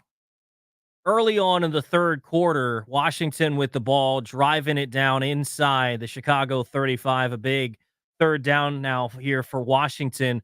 One thing that we saw here on this drive that I've seen a couple of times this year, and they need to continue to fix it because, I mean, at this point, this team looks like a playoff team, and you can't have this happen in January. Some miscommunications that result in an early timeout in a half. They've got to fix some of that stuff, Linnell. We saw that here already. They've got to find some stuff, the ways to fix that. They weren't very sharp on this drive overall. Able to move the ball, but not sharp. Yeah, it's football. Not everything's gonna be perfect, but yeah, there's a key pre-snap penalty on a third down. Chicago ends up declining the penalty, so Washington going to be forced to punt the football. They'll back Tressway up deep in, or Tressway will try to back them up deep in their own territory. But yeah, self-inflicted wounds here, I would say, from Washington on this drive. But overall, like the play that really stops this drive was the sack, and I thought the CBS broadcast did a nice job breaking it down. TJ Edwards comes in a C-gap blitz off of a play action fake, and Jaden actually, did a nice job of kind of reacting quickly. Austin Eckler got a little bit of TJ Edwards, but it wasn't really impactful. I love when coaches do this. Still take the delay game to give yourself more room. It's such a genius play to do. But no, like penalties declined, by the way. The sack killed the drive. Like that's what it is. It got Washington to a first and 16 or second and 16 situation. Eckler got some of it back on second, and then you have the miscommunication offensively, and now you're really way backed up. So just self-inflicted wounds. They've been a little bit sloppy offensively, but like, think about this: like for the defense to pick a game.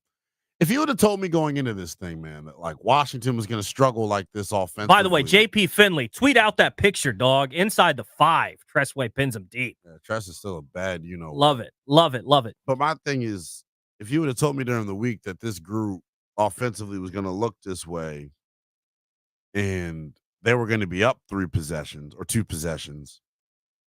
I'd tell you, damn, the defense is balling. And damn, the defense is balling. Like Absolutely. That to me still is the story. Chicago's first drive of the second half is going to be pinned deep in their own territory. They'll start at the 4. I mean, looking at the stats from the first half, I mean, they haven't really done much offensively. They got 33 yards passing. Nothing. They have done nothing. So, like, it's been 90 total yards in the first half. 90 total yards. And this is coming off of a weekend where Washington gave up a season low in yards against Carolina, only giving up $180. This defense has really turned the corner, though, and that to me is the big overall story, man. Like that, they've been huge. I'm curious huge in this game. What adjustments Chicago is going to make in the second half, because they've got to find a way. Final drive before the half, they at least moved the ball, which is the first time really all game that they had gotten as deep as they had.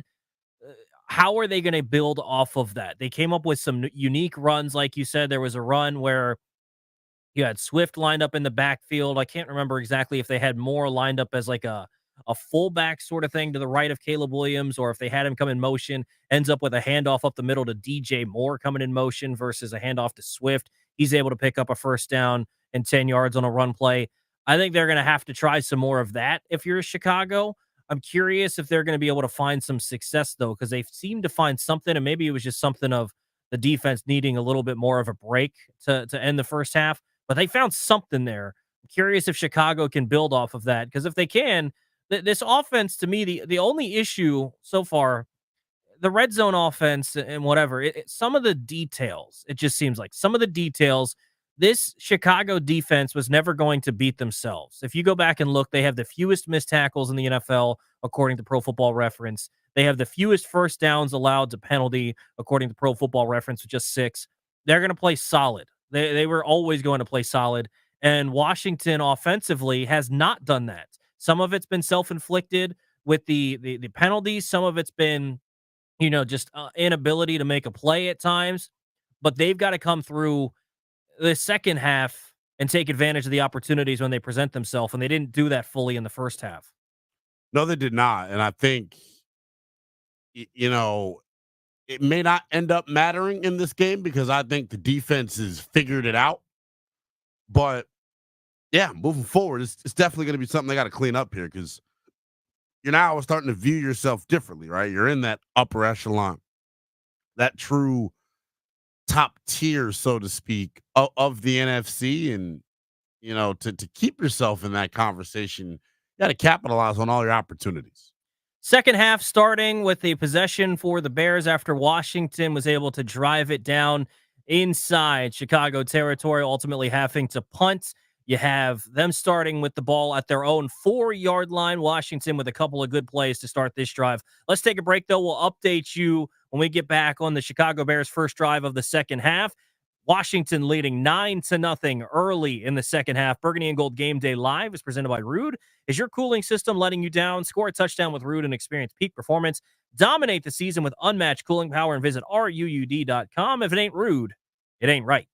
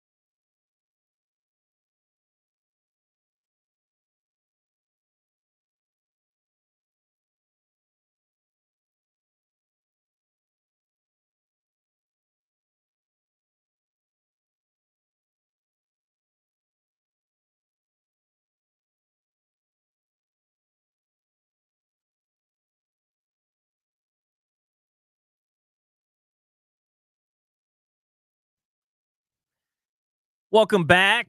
Burgundy Gold Game Day Live. Toby Altizer, Linnell Willingham. Linnell, I'll give it to you, man. Defense playing their tails off today. Defense, bang, bang. They've been awesome. I mean, it was the key to the game for me. Is how would this defense respond? Because Chicago, despite what the score says, despite what the box score says, they have talent on this offense, and it's all over the field. It's up front along their offensive line. They're decent. The perimeter with the wide receivers, they're really good. The running backs are improving. DeAndre Swift can ball. And it's one of those situations, man, where it ain't mattered. It really has not mattered. This Washington defense is taking the challenge personally. And let's call it what it is, right? DQ gave credit during his presser Friday. This crowd, man. This crowd is turned. Balling out. That's a part of the defensive turnaround, in my opinion. When you can force a team into multiple pre-snap penalties and start the game, it impacts your confidence. And more importantly, it puts them behind the sticks, and that allows your pass rush to tee up. That allows your run defense, to be a little bit more aggressive in trying to make plays, man. I love everything that we've seen from this group on the defense. It's not enough football. Let's go! Oh! By the way, what a block by Terry Bleepin McLaurin. And it's about time. It's about time. This is how you take advantage of your opportunities. So, we got a flag on the play. No. We got a flag on the play. We got a flag on the play.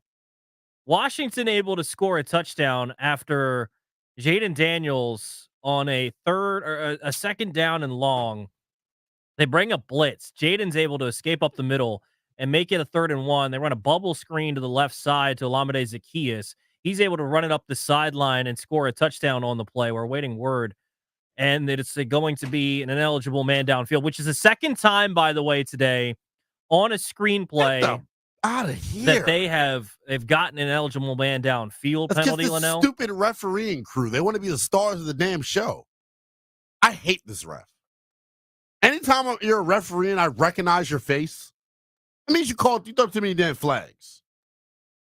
I mean, something that was just so, but I don't know, man. That is ticky-tack. It's so far away from the play. That is so ticky-tack. It has nothing to, man, oh my Lord. It's, to me, Linnell, it is really hard to get an ineligible man downfield when Jaden is a baller, bro. That's a damn ball. It's so hard to get an ineligible man downfield when Jaden literally snapped it, held it in the chest of B-Rob, and threw it immediately. How do you get an eligible man downfield? Regardless, 3rd and 6, Jaden's a dog. Can we just, Linnell? Zach Ertz is having a day. So before I came back to D.C., I worked in Milwaukee, and we had this, basically at any point, if you wanted to have a talk show radio discussion, and people would call in and people were just happy to talk about it, they talked about Giannis and how much they loved him. Is that not how Jaden's going to be here in D.C.? If you want to be happy, just remember that Jaden Daniels plays for your football team. I'm about to say, bro, like he's. Dude, I'm a big believer. I'm a big believer in the Lord. But damn, I mean, Jaden's Jesus to me. I mean, the way, like, that's the best way I can put it. So good for his and what he's able to do.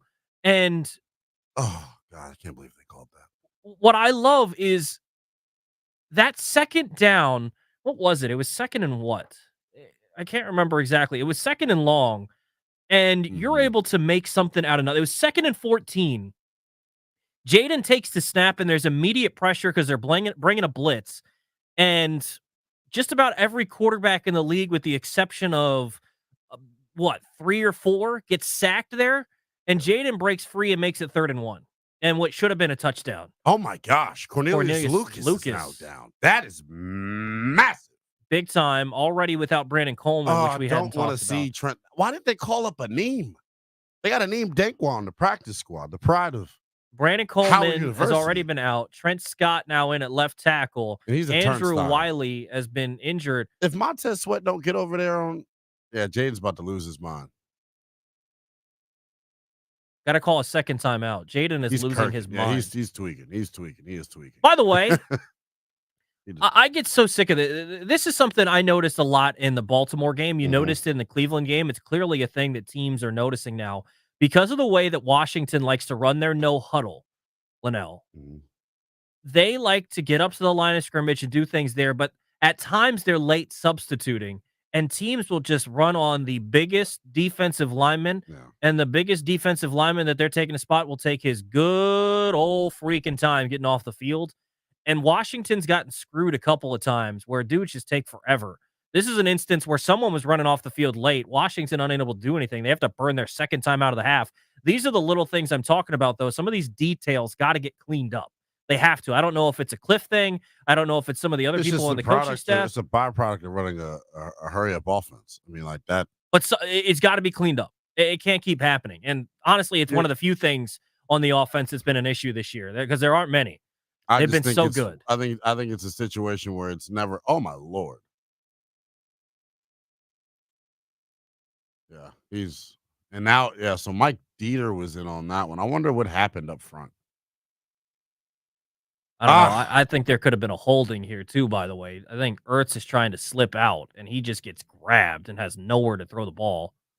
That was a hip drop.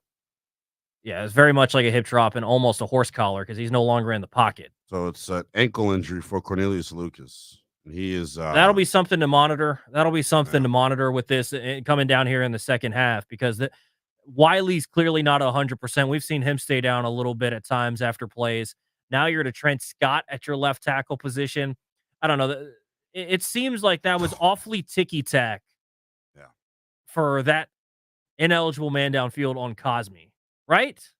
That was awfully ticky-tack. Like, yeah, it's the ref. He wants it's to be tough. on the screen. It's another spot where you settle for a field goal and you feel like you got to punch one of these in.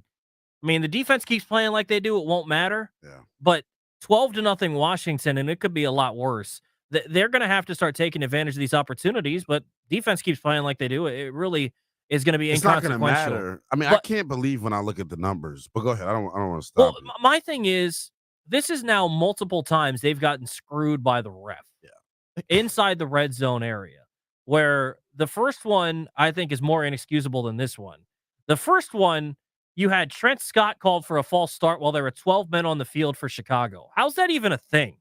Yeah. How's that even a thing? And the dude was lined up behind the Washington line of scrimmage. How's that a thing?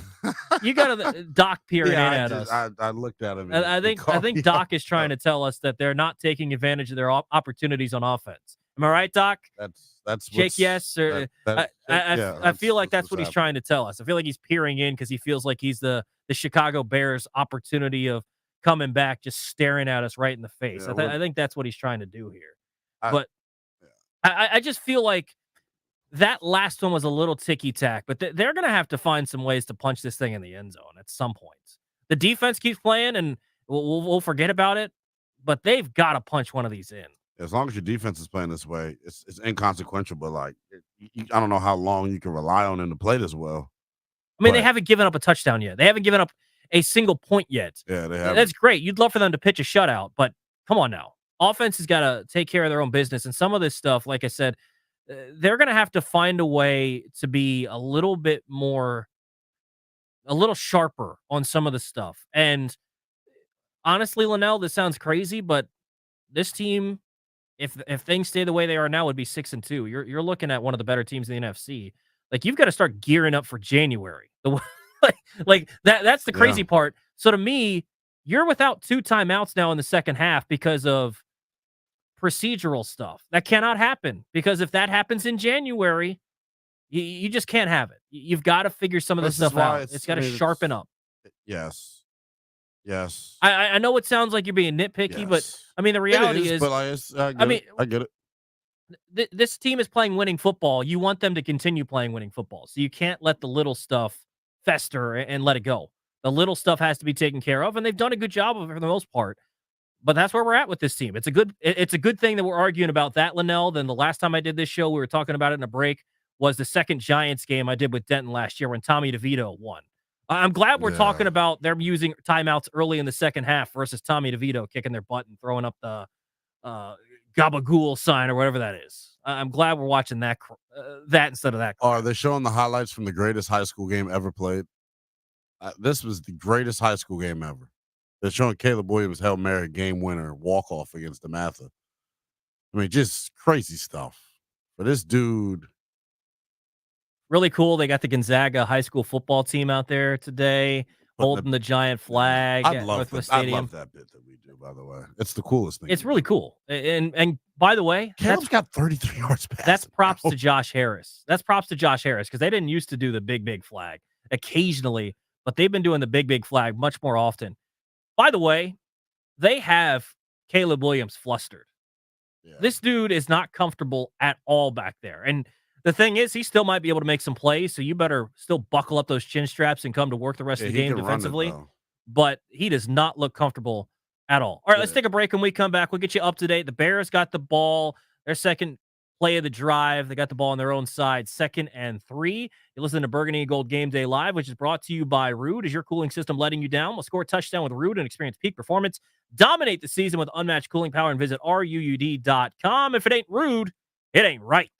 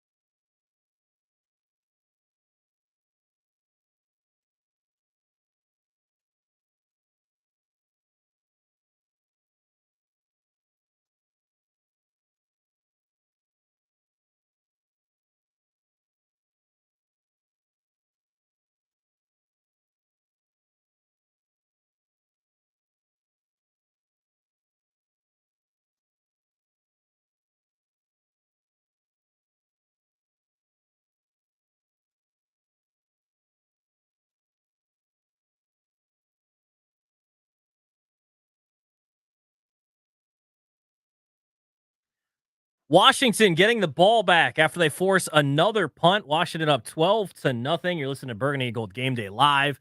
Toby Altizer, Linnell Willingham. They're going to get the ball at their own 6 to start this drive. 2:44 left in the third quarter. Linnell, it cannot be said enough about the defense. But real quick, before we go back to talking about the defense, the crowd at Northwest Stadium has forced 3 penalties today. It was 3rd and 2. They ended up picking up the first down. They get called back for illegal formation. 3rd and 7. False start because of the noise.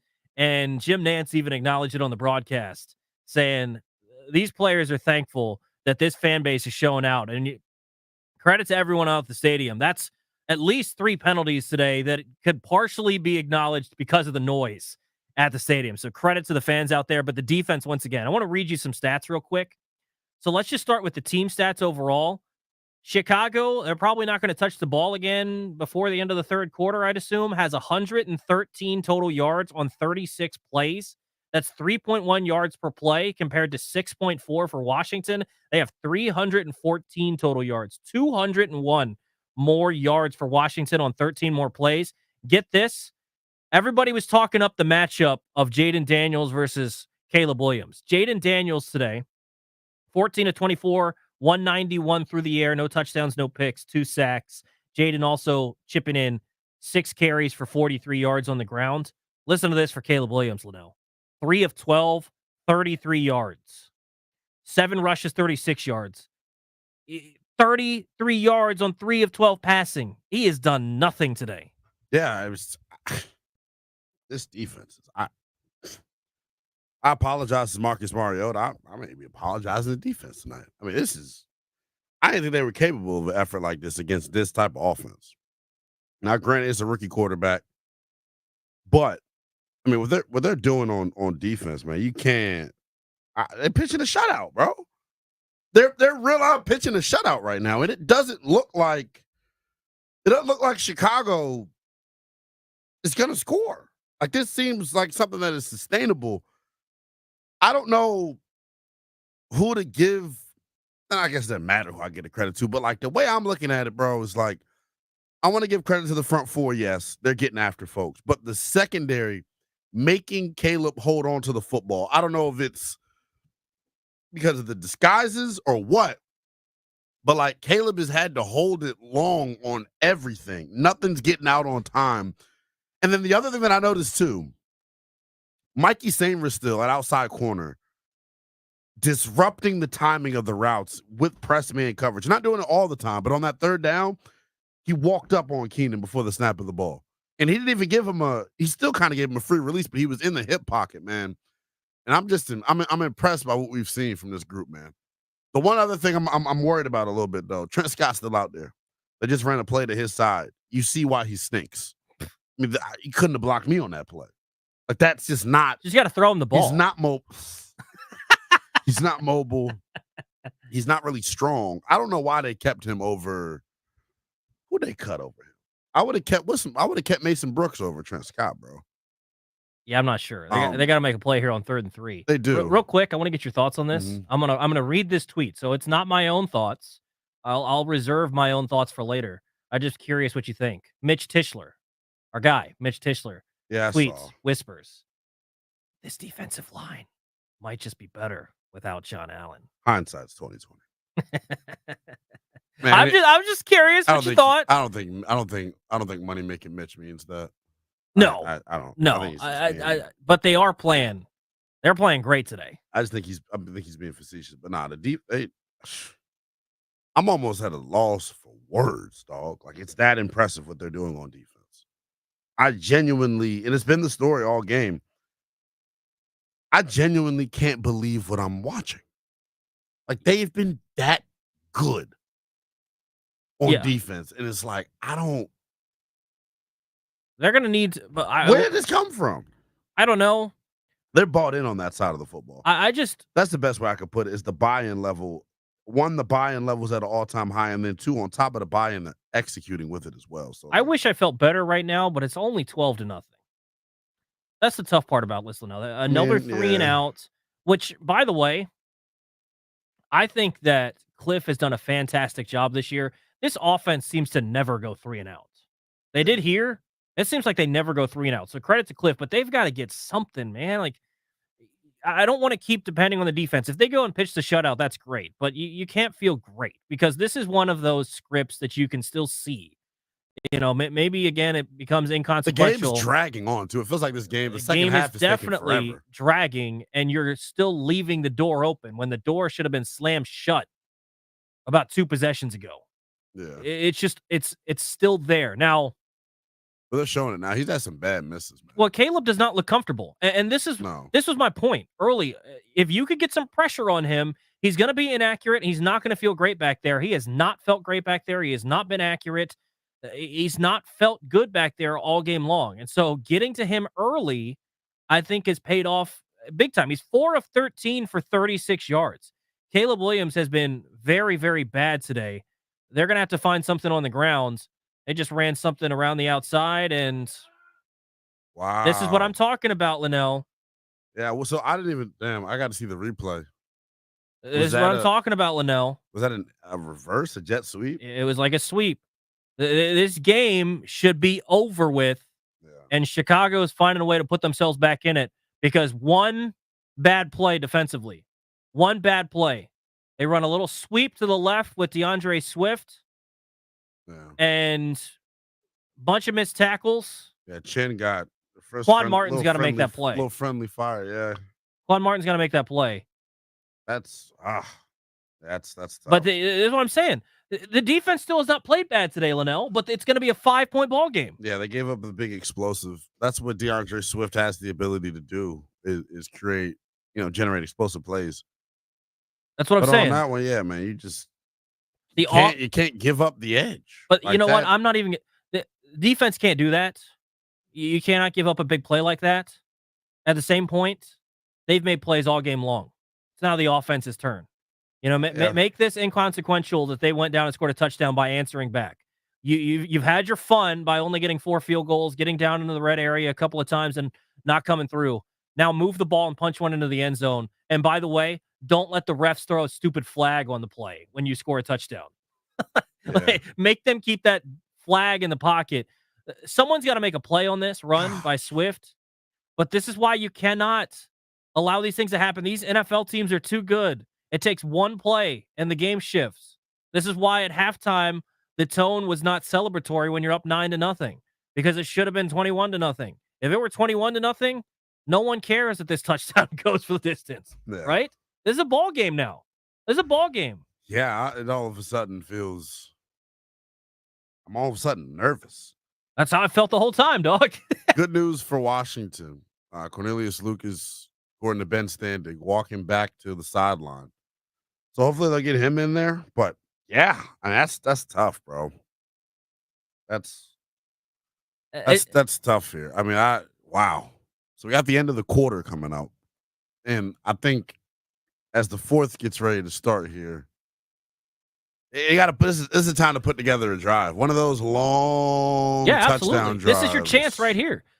You can go win the ball game right here. The way the defense is played, I know they just gave up a big play, Linnell, but the defense overall has allowed nothing. They've allowed one play. Yeah. This is your chance to go win the ball game right here, and you got to trust that they can do that. Run the ball, take some of the clock off, let Jaden make some plays, and find a way to put this one on ice. It should have already been done, but you can still win this ball game right here, and you work on all the stuff later this week because there's plenty of stuff to clean up offensively. Defensively, they have done a fantastic job all game. Now it's time for the offense to pick up where the defense has finally come up short today because they've been nails up until that point. So here's the thing, right? We haven't really seen, and I'd be interested to go back. Like, guys aren't winning necessarily on the edge right now or on the perimeter for Washington at wide receiver. No. I think that's hurt this situation as well. Someone needs to make a play. The running game has been good. I just wonder here now. It's just about execution and making plays. And I was just getting ready to mention, like, Terry McLaurin hasn't had touched the football. Well, these dudes are talking. Yeah, oh yeah, hey, Sam Cosby just jabbed somebody. Oh yeah, I love that. I love everything about that. We don't go like that. That's smack like that. We don't go like that. This is what it is. I've never seen Terry McLaurin at Terry is talk. The only time I've seen Terry talk like that was Trayvon Diggs. They Look at him. He go is crazy. heated. They playing. Did you read his lips there? Yeah. Wow. And they're caught on defense. Tyreek Stevenson, Chicago, I think, threw a punch or hit at somebody. Yeah, Cosme jabbed him. I think the second punch got called. Cosme caught him real quick. Terry's got that look. Yeah, we can't say what Terry's saying on the radio right now. Yeah, look, Cosme got him. Oh no, he didn't. I thought. Yeah, Cosme see, Tyreek Stevenson. Yeah. Terry's talking to Tyreek Stevenson. That's great by Terry, though. And by the way, we need to see him finish one of these in the end zone, one of these long passes. But that's what Terry's so good at. And I don't think they utilize him enough in that role. He can catch the ball 15 yards over the middle. You saw that. He caught the ball in a nice in route, and he just fights for those extra yards. I think that fires the football team up. It's lit in that joint, man. I mean, Jaden's jawing with somebody. Caleb's over on the bench looking like he doesn't want to be there anymore. Yeah, look, he's going to go jump in mommy's arms at the end of the game. Shed a tear or two. I actually sound like such a hypocrite. I did not say one that. of the guys defending him. I love Caleb Williams. So I'm not even going to say that. I mean, it is what it is, brother. But I actually defended him for that. 12-7 after 3 quarters. What's the key, Linnell? 4th quarter here. What's the key to a win? Explosives, man. You got to generate another explosive play. Wow. This is via Commander's PR. T-Mac just passed Ricky Sanders, 7th on the franchise's all-time reception list. That's big news for old Tear Bear. But yeah, I think they got to generate another explosive on offense, man. I think that to me is the key. They've got a bunch of yards. The red zone offense obviously has got to be better, but maybe you can avoid the red zone if you can generate an explosive play offensively.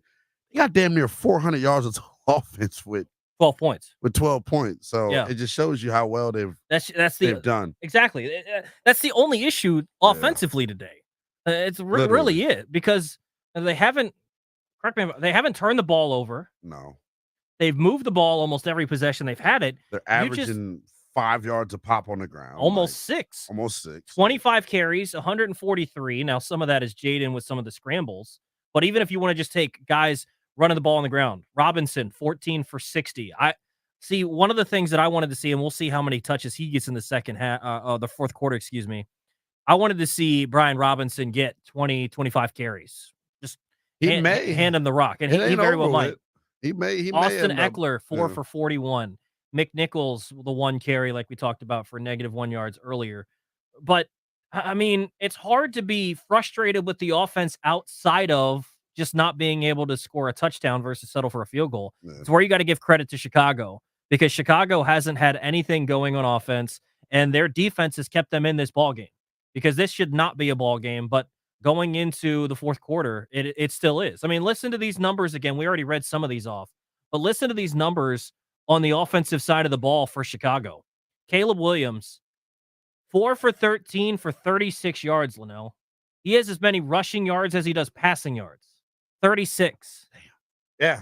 I mean, I know they won a game. Anything. I know they won a game like that earlier in the year where he didn't have a lot of passing yards, but like, you don't try to do this. I mean, it isn't on purpose. So, all right. As the 4th quarter starts, we'll take a break. We'll update you on the Commanders' drive here to start the 4th quarter. As we come back, they got the ball at the 36-yard line of Chicago, looking to go in here, and the jawing continues. Look at that. Little sportsmanship. Terry dapping up his boy, Tyreek Stevenson. He beat him on one. Jaden wasn't able to complete that one. But we'll be back here. We'll get you set on what's going on here in the 4th quarter. It's a Burgundy and Gold game day on the Fan. It's presented by Rude. Is your cooling system letting you down? Score a touchdown with Rude and experience peak performance. Dominate the season with unmatched cooling power and visit RUUD.com. If it ain't Rude, it ain't right. Commanders lead 12-7 as the 4th quarter gets underway at Northwest Stadium.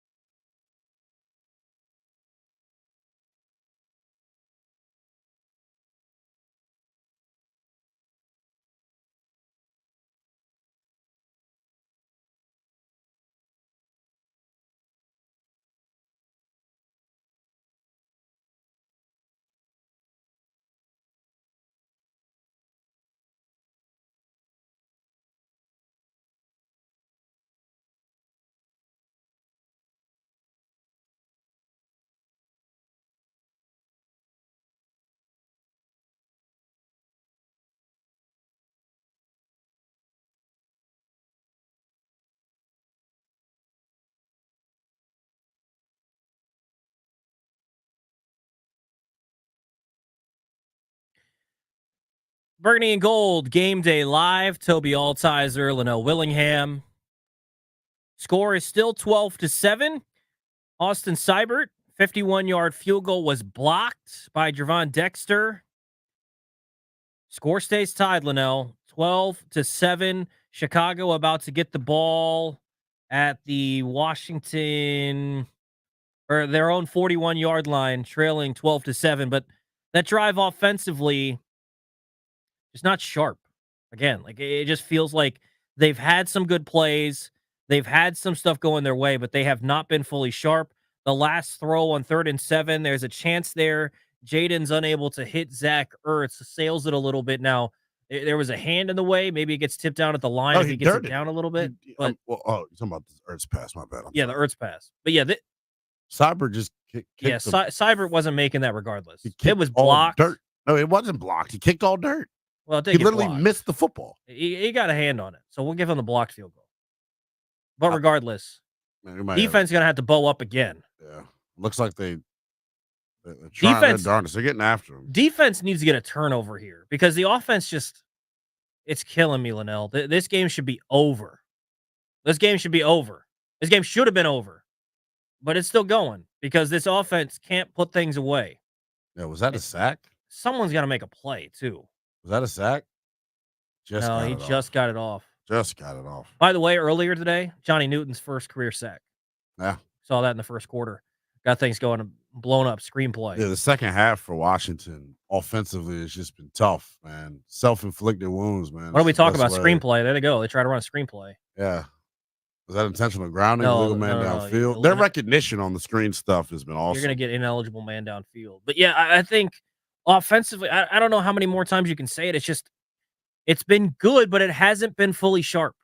Yeah. It's missing a little bit of detail. And you know what, Linnell? Honestly, we haven't brought this up. You know what that might be? Jaden Daniels didn't practice this week. I mean, I don't think that him not practicing, I'm not saying ineligible man. I mean, I hear what you're saying. Some of it's details, and yeah, a lot of it's not necessarily Jaden related. I'm not blaming Jaden. The guys are just moving. Guys aren't executing. I mean, this is one of the. I don't think that has much to do with him not practicing. They're just simply not executing. It's a good defense they're playing against, which we continue to mention. Like their red zone defense is amongst the best in the NFL. This is an elite group on that side of the football, man. So like, I don't read too much into how Washington's struggling because most of it, in my opinion, I would say is self-inflicted for the most part, man. This defense, though, continues to bow up, and they've been continue awesome to go out there, and every time it feels like there's a chance for a momentum swing, Chicago's got nothing, dude. Yeah. I don't even know. If I'm Shane Waldron, what play do you call? Yeah, I mean, this blanketed in coverage, man.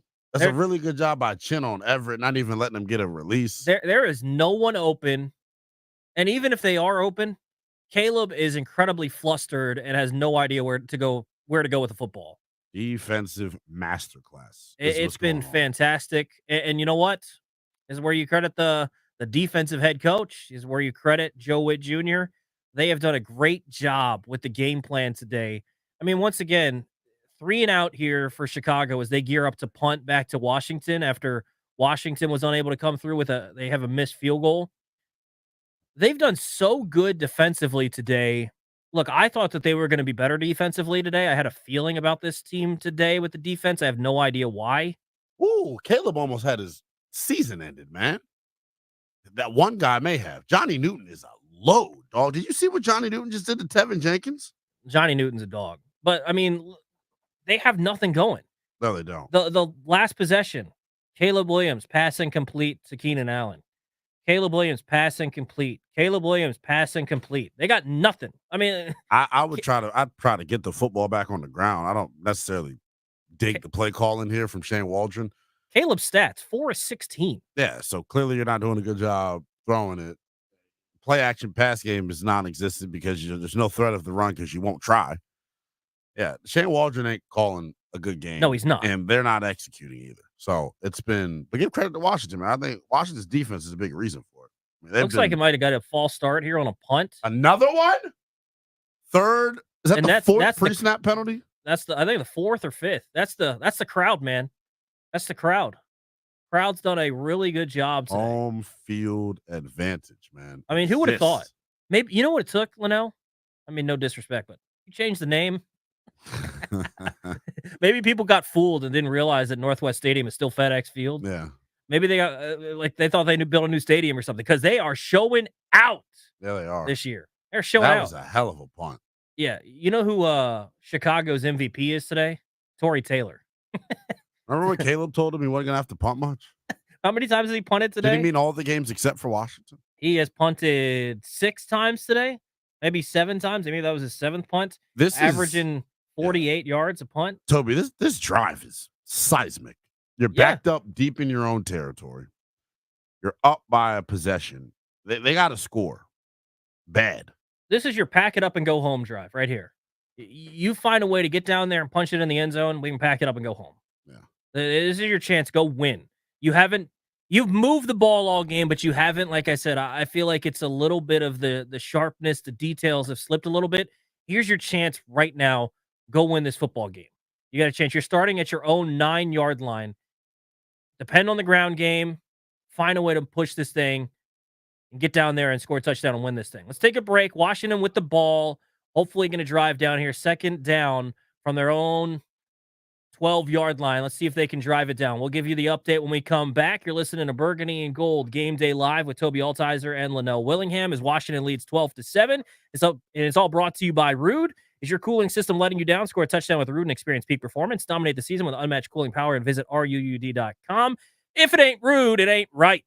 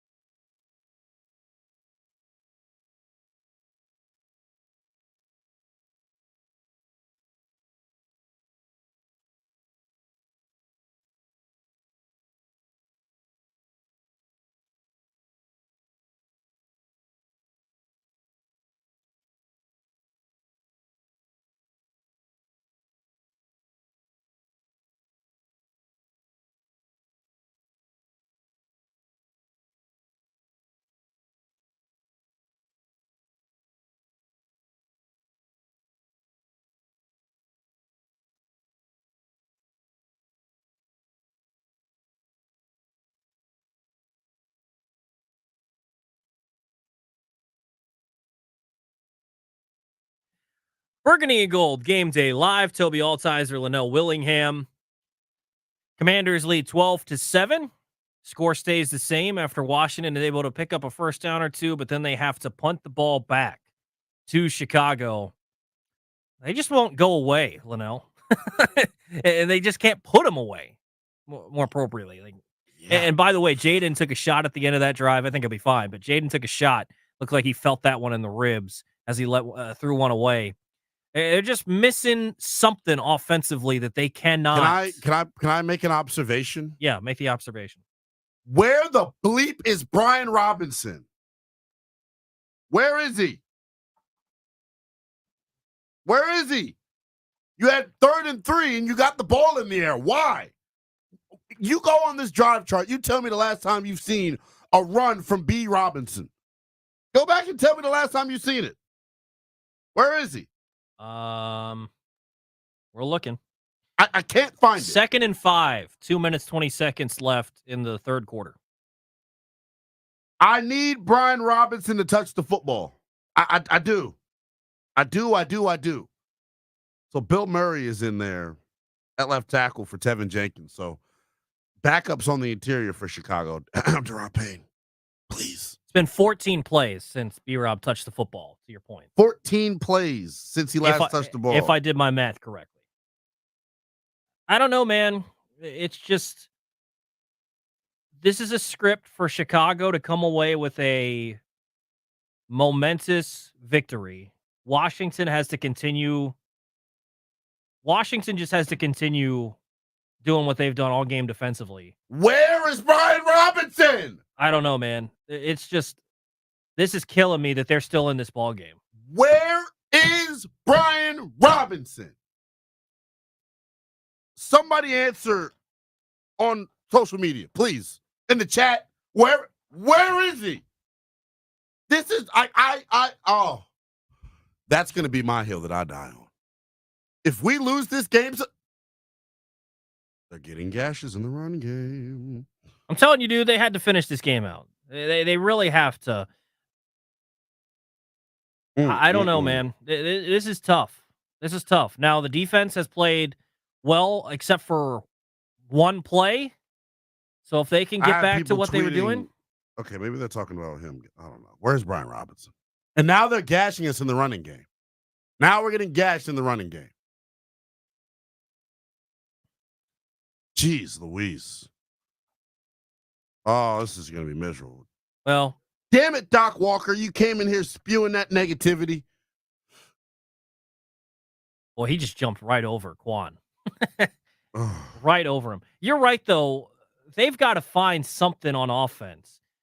It's Brian Robinson. That's what it is. They're not converting 3rd and shorts. We've been doing this all year. You're 3rd and 3 and you're dropping the kid back. Run the damn ball, Cliff. They only have 100 yards? You're running the ball at will. Run the damn ball. Jeez. Another injury for Chicago. Looks like their left tackle, which you already said was Bill Murray. I thought was a comedian. I don't know. I don't get why they're not running it. What? This is the second time you play a good defense, and Cliff forgets how the hell you got here. Cliff, you can't forget what got you here. There's no damn. I don't give a damn if you're playing the 85 Bears. Brian Robinson, it's your best weapon on offense. Outside of Terry. It's him. He is the tone setter for this group. And they're choosing not to run the football. For the life of me, I can't understand it. You're in 3rd and short. We've seen Tress more than we've seen him all year long. Well, and to your point, Jaden Daniels has thrown the ball 34 times today, excuse me. His season high is 35 against Baltimore, a game in which they could not run the football. His passing attempts this season, 24, 29, 23, 30, 25. Last week, only 2 before he got hurt. He's going to get to 35 or more in a week in which they were able to run the football. These dudes are chit-chatting. It's a little chippy. But the ref not blowing the damn whistle. there's a real shot here for Jaden to maybe have to go win this thing with about 6 minutes to go. Well, that's if they give up a touchdown. How, God forbid, you speak that into existence. I'm just saying. Where is Brian? Seriously, I'm gonna keep asking until we get the ball back. That's unacceptable. It's inexcusable, bro. It should never. Oh, good gracious, man! Out of bounds. Caleb's finally making some throws this drive. That has to be. Caleb is finally making some throws this drive. DJ Moore is hurt. Yeah, DJ Moore just got lit the hell up. DJ Moore got lit up. Caleb threw a beautiful ball while he was getting hits. I don't know, man. I don't. Oh my gosh, I'm terrified right now, bro. I don't know what to think. I don't know what to do. I don't feel good about anything. That's a catch. It was for sure. That's a catch. 2 feet in. Damn. That's a catch. That's a heck of a catch by DJ Moore. By the way, heck of a throw by Caleb. He's made two NFL throws this drive. One to Kmet over the middle. This one is his best throw.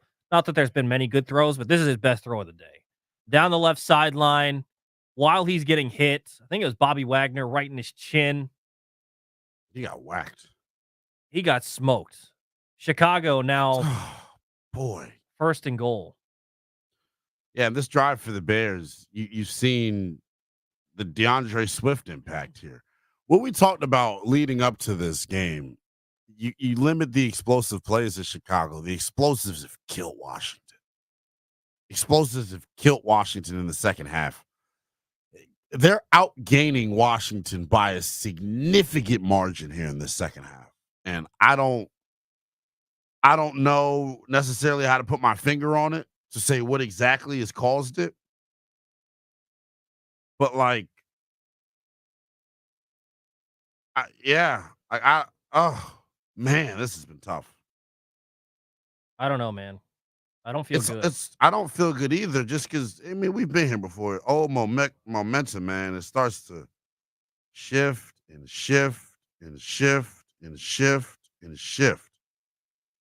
And it leaves you at a certain point. Well, now, that's how I'm starting to feel. You've had way too many opportunities to close this football game out already. And you just have not taken advantage of them. It's just plain and simple. You've had chances all game long, and you have not taken advantage, whether it's not giving the ball to Brian Robinson, like you're saying, or just finishing these drives, finding a way. There haven't been many guys that stepped up and made a play today outside of Jaden. Terry's made a couple in the last couple of minutes. Yeah. But no one's making plays. Zach Ertz, catch the football in the end zone. Austin Eckler, catch the ball in the middle of the field. Guys got to step up and make some plays. And they're not making them. They're not.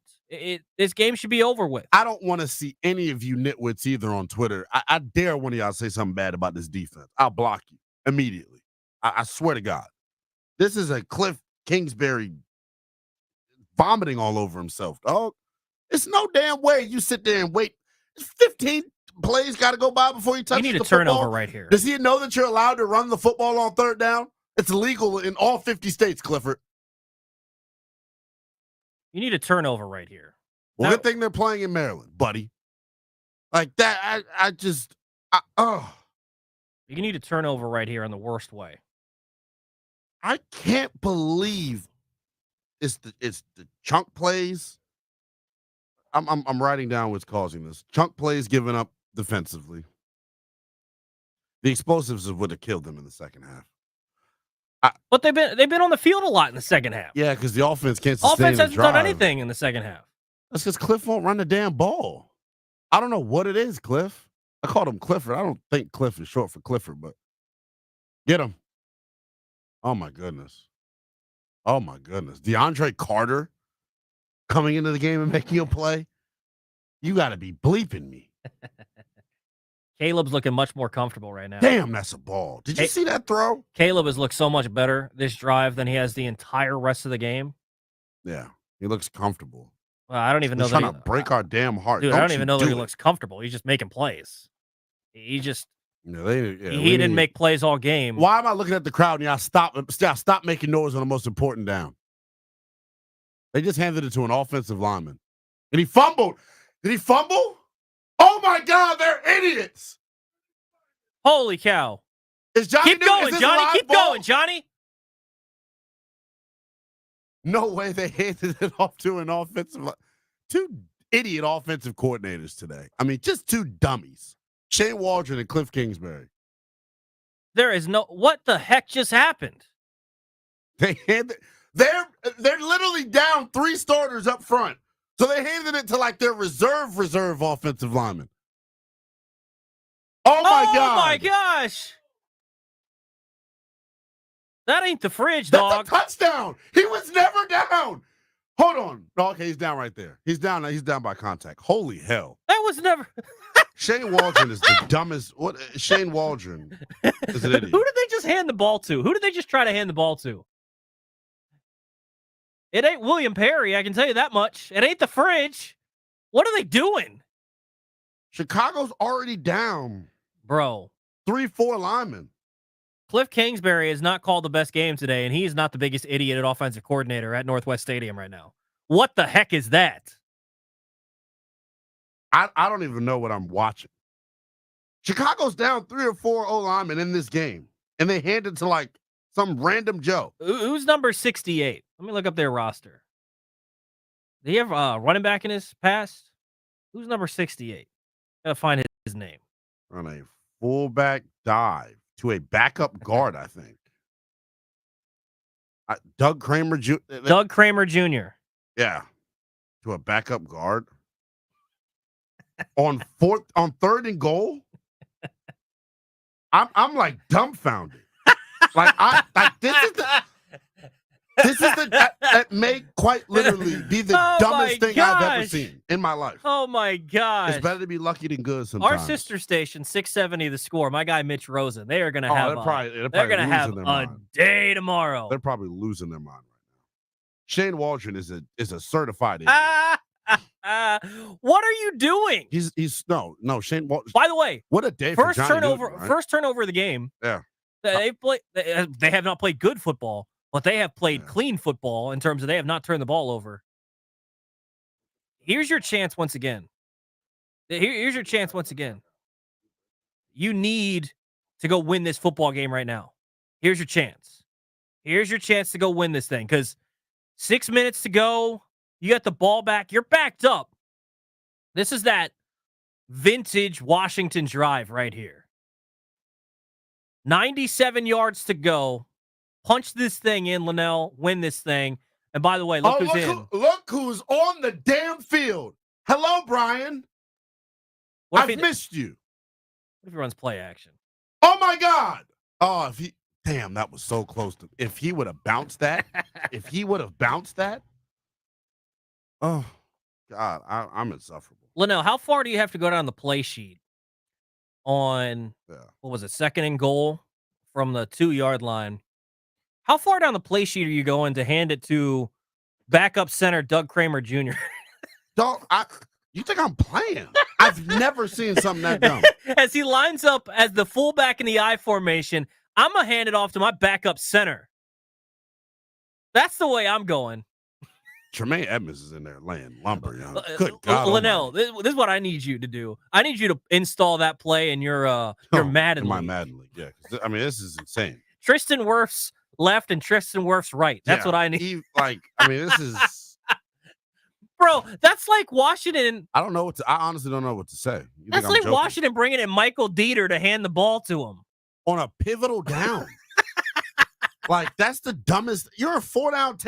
I'm not going to continue to try to explain. I mean, I don't want to trash them too much because if they come back and win this football game, holy cow, that is hilarious. They're sending no, they dropped out. They dropped out run, Jaden. They got the spy on him. Beat him. He beat the spy. Got the first, and he stretched out. Ugh. He's a dog, young. He is. He's a dog. They're marking him short. No, he's not short. They're going to mark him about a half yard short. JD is the biggest competitor this city's seen. They're going to mark him about a half yard short here. That's like that. They're going to mark him a half yard short here. I don't know that I agree with that spot. Well, he's not a half yard short. He's not down yet. He's still not down. He is on someone's body right there. He's not down. That's a first.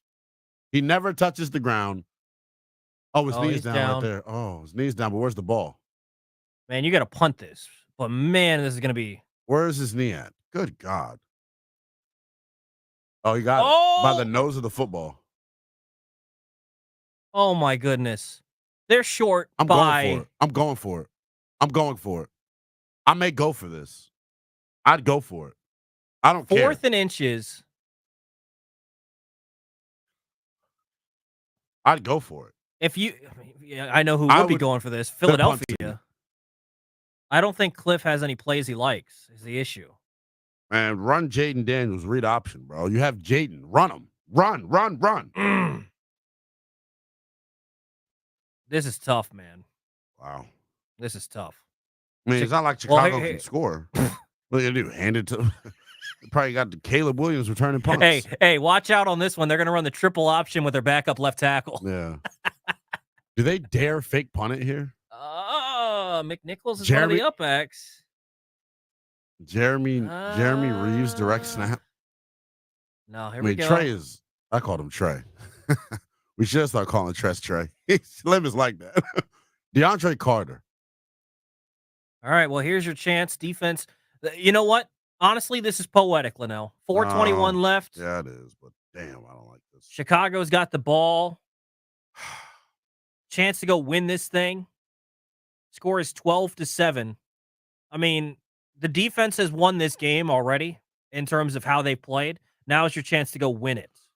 You know what I'm saying? Like they've been the team. They've been the ones that have kept you in front this entire game. Now's their chance to close it out one last time because the offense hadn't done crap in the second half. No, they haven't. Let's get in one final break here. Chicago got the ball.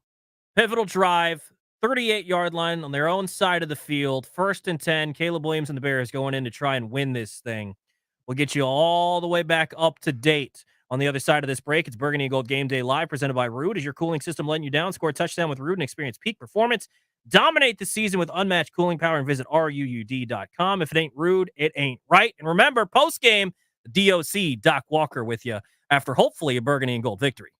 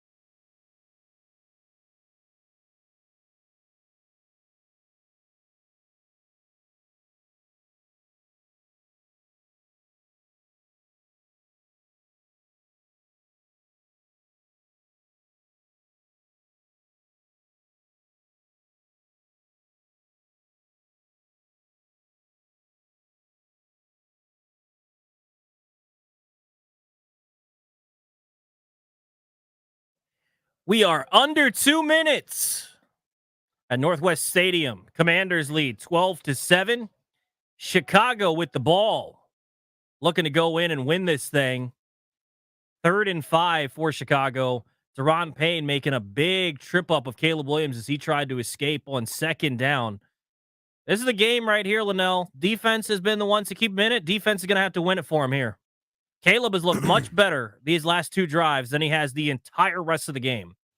Yeah, they continuously have caught What the hell are they doing? Shane Waldron might win this game for Washington. Yeah, they are running Caleb Williams. I don't. And by the way, it makes zero sense. Do you not miss those timeouts right now if something were to go the other way? This is the most consequential. That's true. Yeah. This is what I'm saying, though. Yeah. You've got to be playing. Defense can win this right here. 4th and 3. I can't believe he just called on a 3rd and 5. 3rd and 5 quarterback draw. Back Caleb Williams designed runs, dude. It's idiocy. Hey, idiocy from Shane Cliff Waldron. has not called a great game. Cliff hasn't called a great game either. But this is the thing here. Washington, bring the house. Washington has struggled. Bring here the house. Man. They're in the zone. No chance. They called a flag on St. Juice. No way, man. Wow. Panicked. Did he panic or what? I hope he didn't panic. It looked like he panicked. Oh my gosh. Wow. They calling it for real? Pass interference, not even a hold. So pass interference, balls at the spot of the ball at the 1. Damn, man. Wow. Wow. That's pass interference. Yeah, he put his arm around grabbed his him. waist. Killer penalty. Just too handsy. Yeah.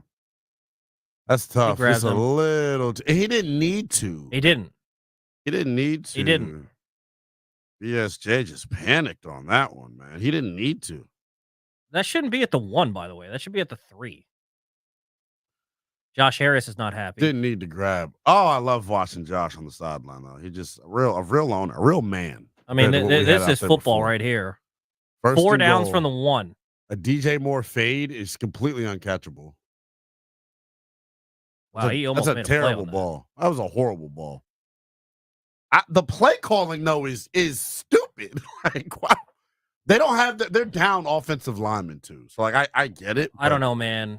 Fades at the goal line are not good play calls. Shea Waldron is drunk. And heck of a Mikey Samerstill's right in there. Shea Waldron must be drunk. And by the way, if they're gonna get open, just grab them right here.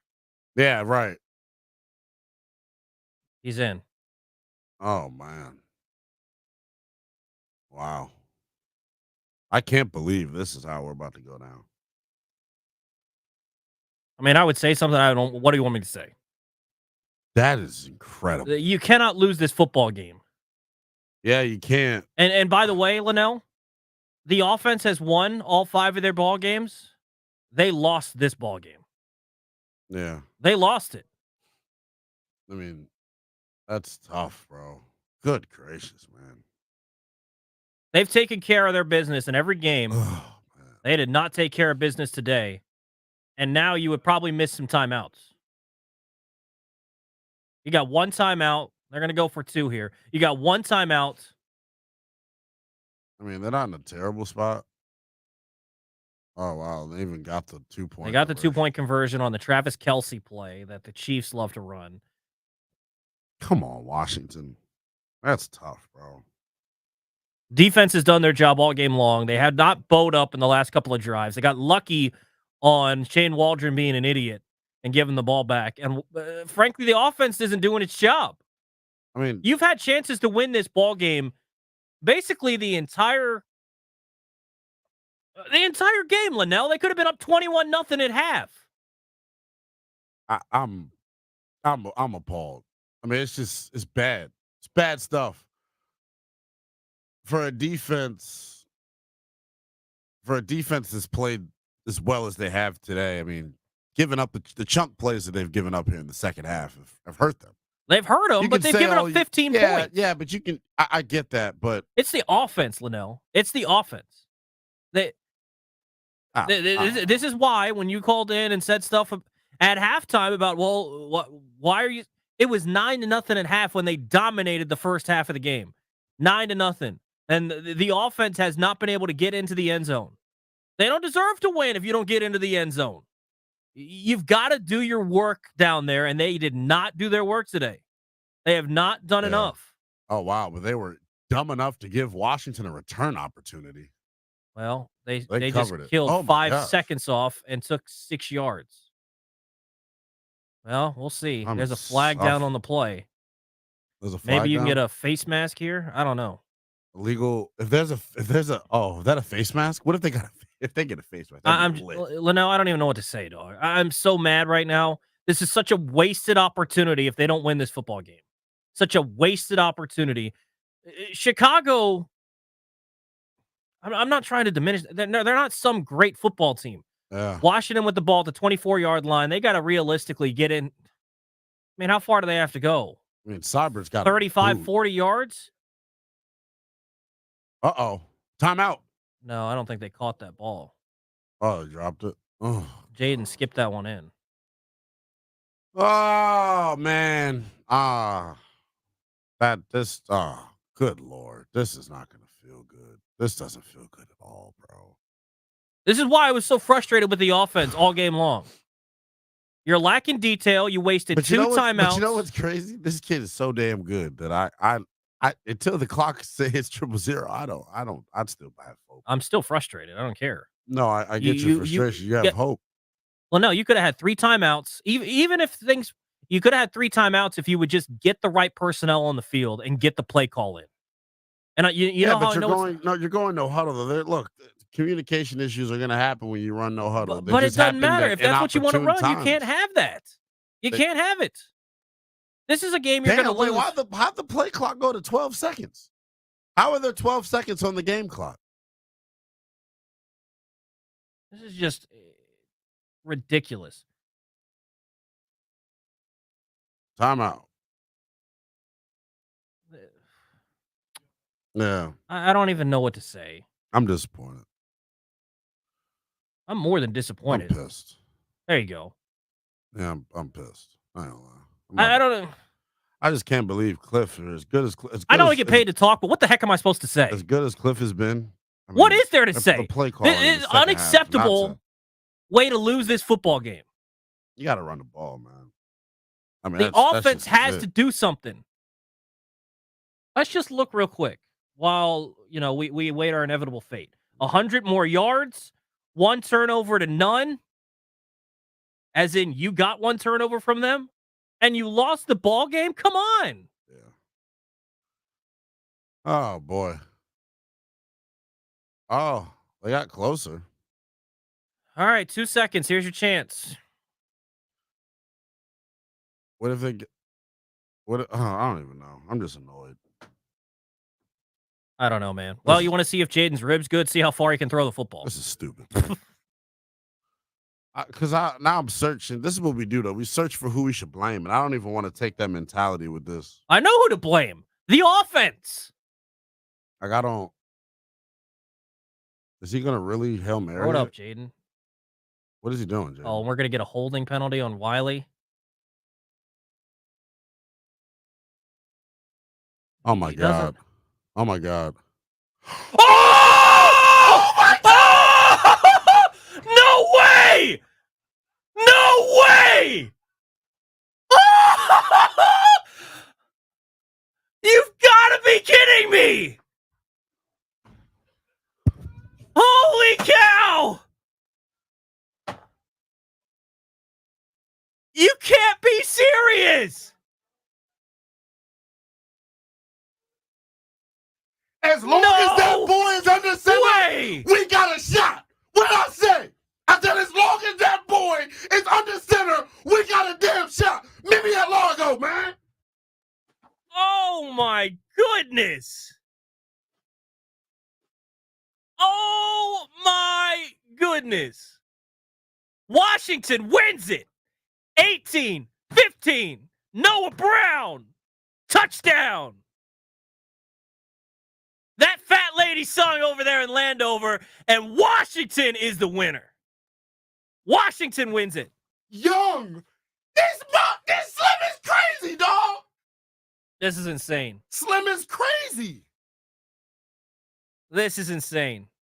This is insane. Dog! Why are you playing with me right now? You playing? I gotta go. Linnell's got to run. Doc Walker's got a smile on his face. I have a feeling he's got a few things to say. Let's take a break. When we come back, Burgundy and Gold post-game show with the Doc Walker up next.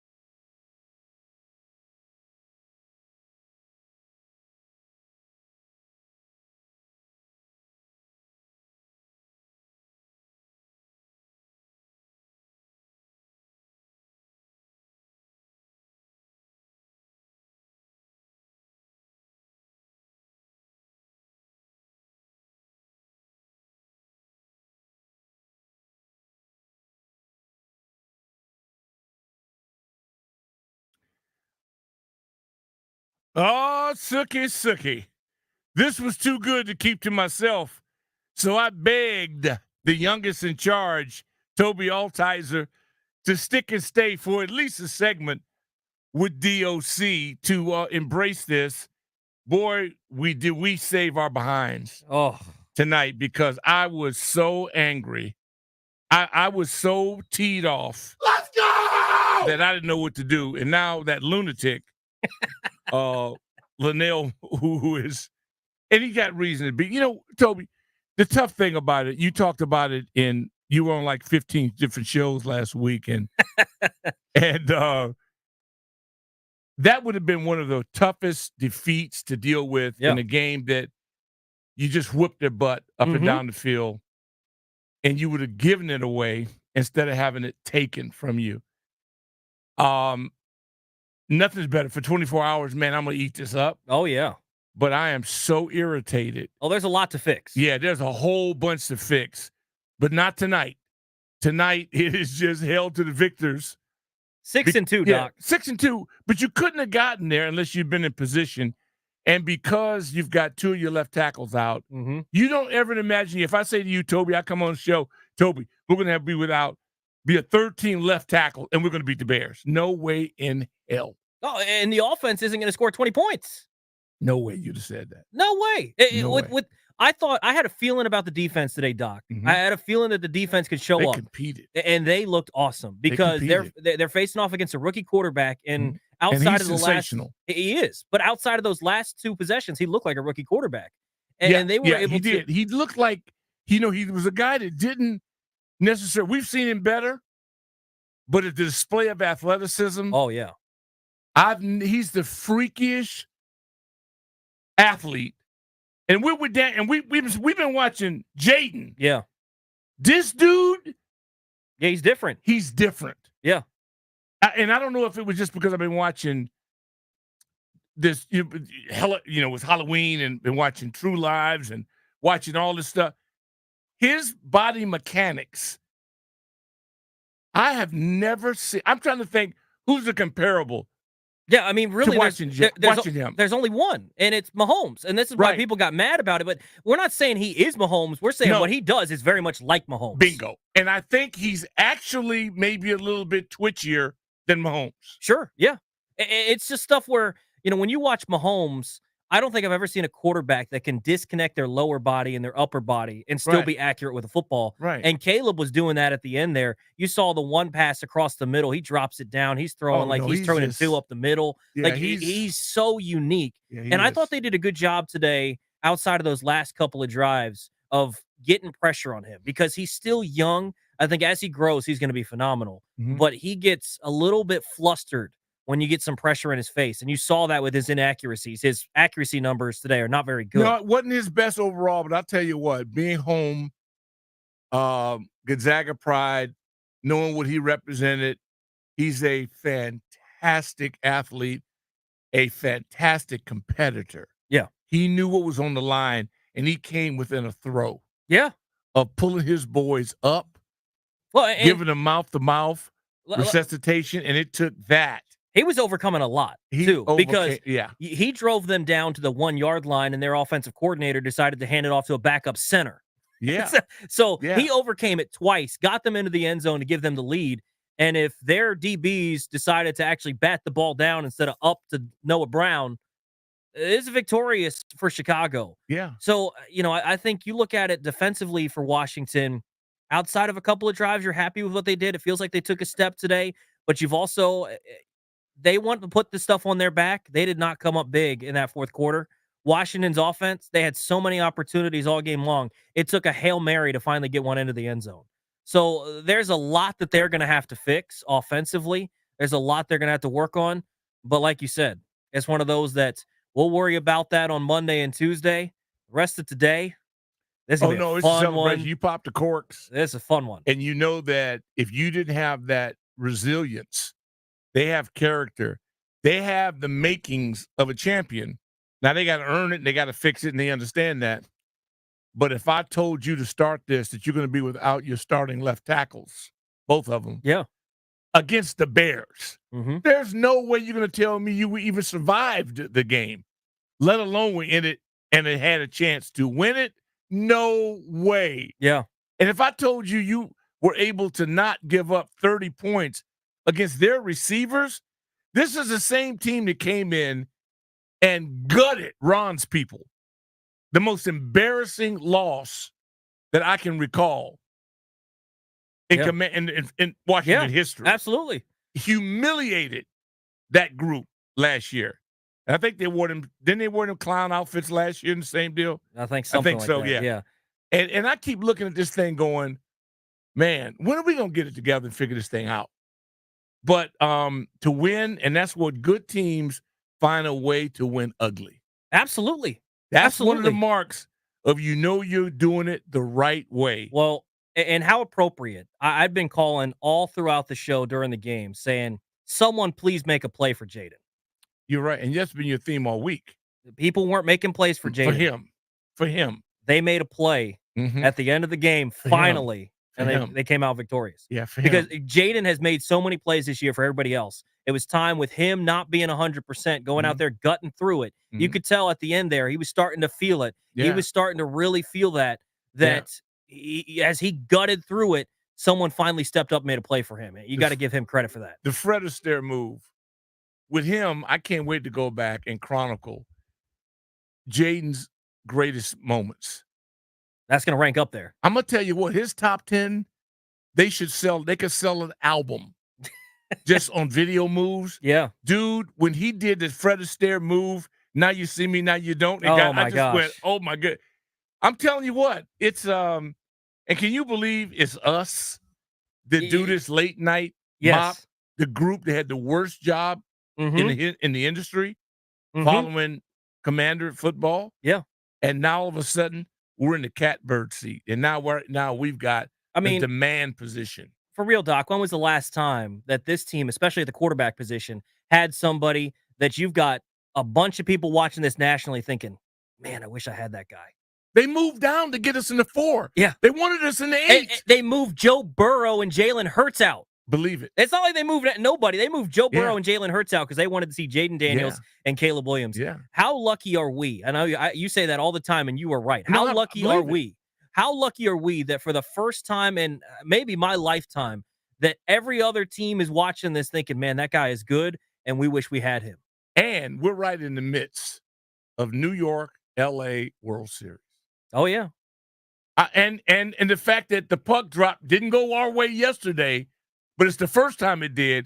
We got good puck. Yeah. We got World Series. Yeah. The Wizards are okay. Dude, how lucky are we? Hey, and the most improbable of all of them, Doc, we got a quarterback. We got a quarterback. Yeah, got a quarterback. May have two. Yeah. Because the other guy didn't do bad a week ago. Yeah. So anyway, man, I appreciate you kicking it, man. This Absolutely. is nice. Always a Enjoyed pleasure. listening to you all week. It has been already now. I can't wait till 6 a.m. I can't wait to hear the Junkies. Yeah. You talking about a madhouse in the morning. Oh, my goodness. I mean, it's going to be crazy the whole time as everybody's going to be going nuts talking about this. Dave Sims, the voice of the Seattle Mariners, this dude's trying to FaceTime me as if he doesn't know I'm doing, a post-game show. Well, get him a call in. But no. I mean, I know he's baseball, like I say, baseball and the Eagles win. But 1-800-636-1067. There are a lot of folks coming out of the stadium. We will light it up right now. I know you're accustomed. We have eliminated. Well, first of all, he's all grown up now. And Nell is graduated from daycare. He is now, all grown up. And so we will no longer have to rock him to sleep right now. And he's on his own. So we'll rock steady. When we come back, we'll take some calls. We'll light it up. Find out what you thought. I can't wait to hear from those of you that were there and didn't leave early and didn't quit on the Burgundy and Gold. Let's do it right here. Burgundy and Gold post-game show. DOC right here with you. Stay with us.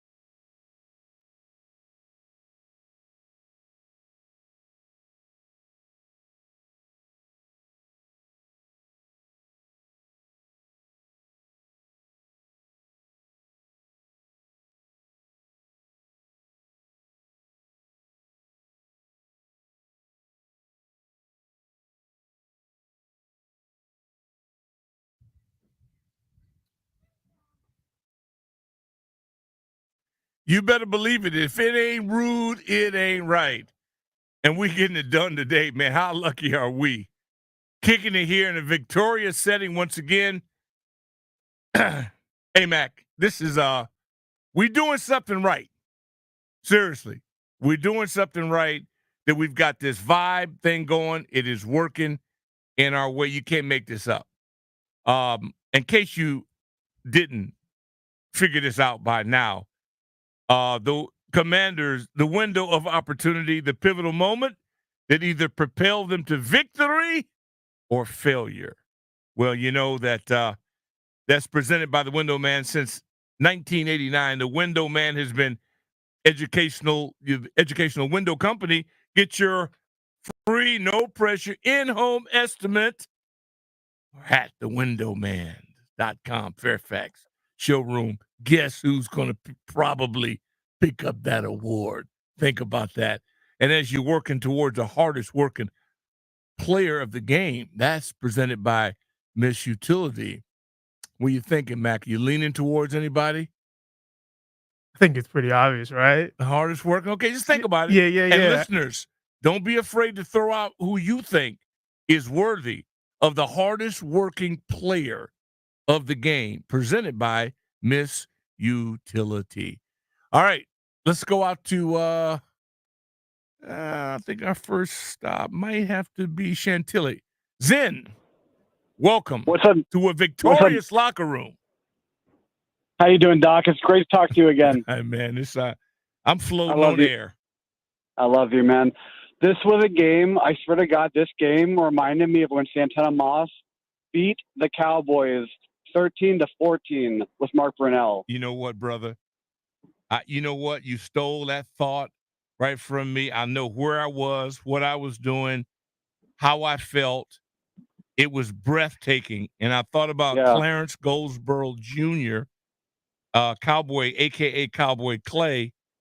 This being here and looking at Linnell Willingham and Toby Altizer, those two 26-year-olds just losing their mind. I thought Linnell was going to have a heart attack.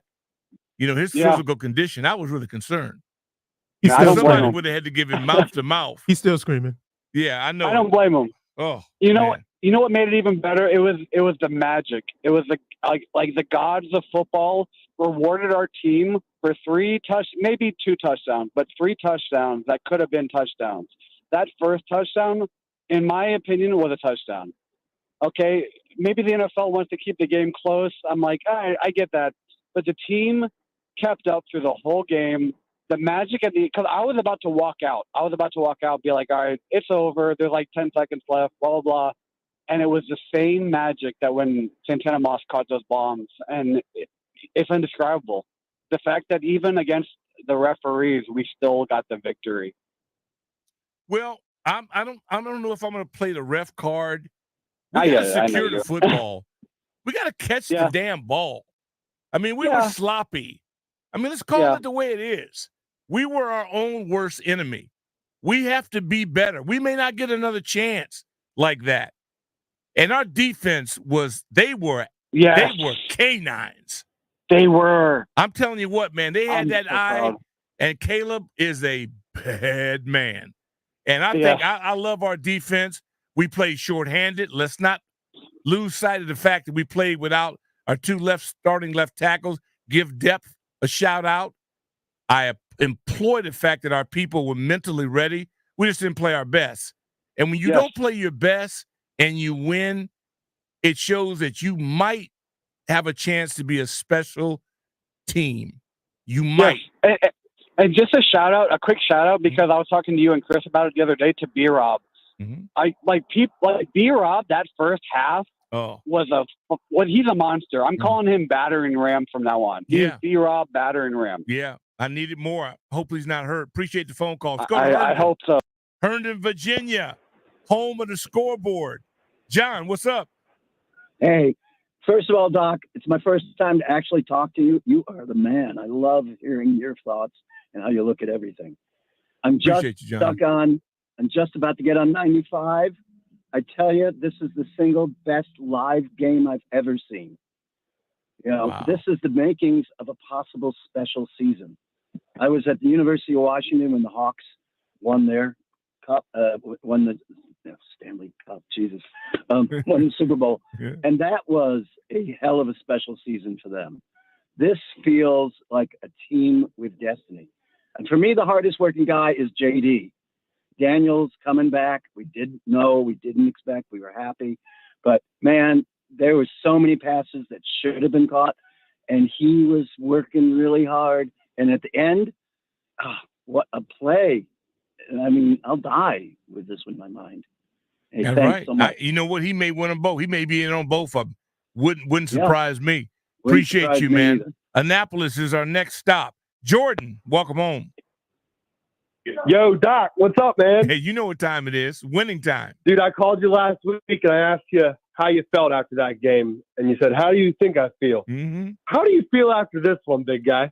Relieved. I know sometimes you get lucky, but you earn the right for luck. We were in a position to reap the benefits of fortune. It's not like we didn't show up. We did the work. We were close enough for it to cash in. So we earned it. Being lucky is one thing. Earning that position is the hard thing to have done. Our guys never gave up. They played all the way to the whistle, and they deserve this. They may benefit from it. Sometimes you get one that maybe you don't deserve. But I can't believe that because they stayed in the fight. They led all the way till the end and really gave it away. Had we lost it, I would have thrown up in my mouth because it was just awful. We should have been up 30-0, but we weren't. Right. And to give the Bears some credit from that. I thought they were absolute hot garbage, but they were still in it and had a chance to win it. When we got the ball and Caleb's fumble, I thought, okay, this is a wrap. And I'll be damned. We gave it back to him. Yep. You know, I'm just thinking to myself, so did we not want to win? And I kept begging throughout the pile drive these people, pulverize them. Let's just go toe-to-toe. Then recognizing we're shorthanded. You can't do everything you want to do without all the personnel you have. Yes, sir. So, you know, that'd be ignorant of me to ask for things I know they're not capable of doing. So what did they do? They played left-handed. And they just fought, man. They just fought. They stayed in it. We got our old punter back, and he was knocking it out, punting his butt off. We're covering kicks. Special teams came in again. And so, total team effort. But what I like about this team that the team for the last 4 years had none of, this team has fight. They weren't flat. The Bears are for real, man.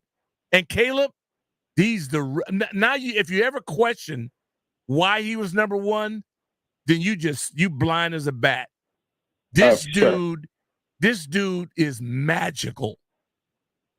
How he got out of some of those sacks, I go, what am I looking at? Who is this dude? He's that dude. That's who he is. And we're lucky that we got away with him. Just remember, just a year ago, we got slaughtered by the Bears. I was there. Most embarrassing moment in my career being involved with Burgundy and Gold football. And just like that, we snap it, flip the script in less than a year, and we're moving forward. Now, hopefully, they will look at this as a blessing. You get away with murder sometimes. Now lock in and stay just diligent to the job. Keep working, man. Keep working. And for God's sakes, don't pat yourself on the back. Absolutely. Yeah, appreciate that, man. We got time to get to Josh? All right, let's go to Josh. Josh, what up? Yeah. Up in Marlboro. What's up, Josh? This Telly. Okay, I got you. Okay, Telly. My man, Hail to the Redskins all day, every day. Hey, yo, Doc, I want to say this, man. Hey, look, it's the fight. And I want to thank the coaching staff for what they've done. Man, it's the fight. And through it all, these cats battled, man. They was battle tested, and they got through it. Some may say, yeah, it's a little bit of luck and all of that, but I just look at my man that just caught the game-winning touchdown off the deflection. I mean, he had a crucial drop, and I'm so in his mind, he was like, you know what? Yeah, I gotta make that up, but he made it up, man.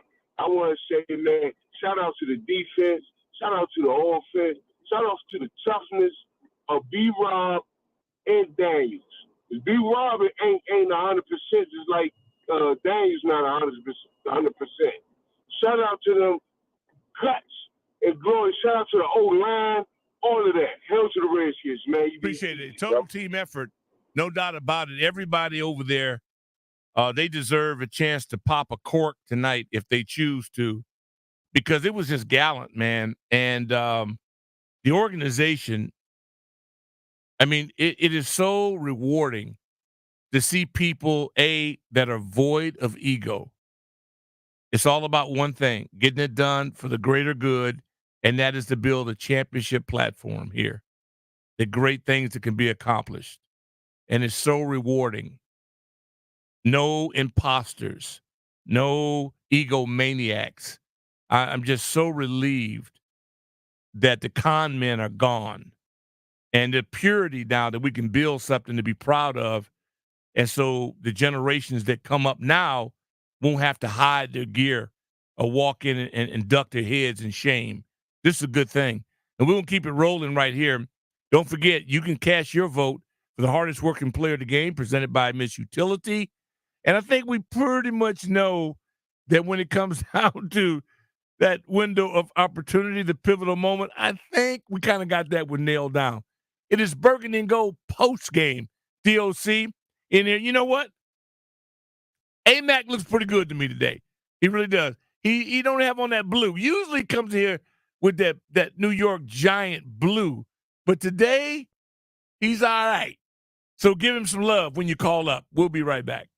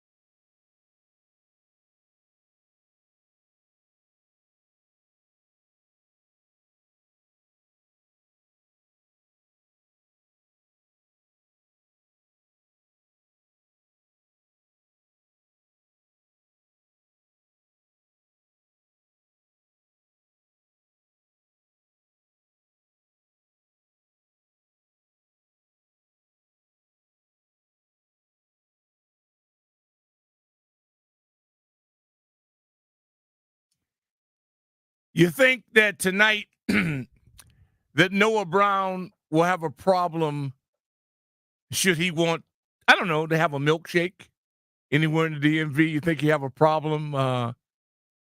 Let's say he left his wallet in the locker room. Do you think he'd have a problem getting somebody to purchase him a milkshake?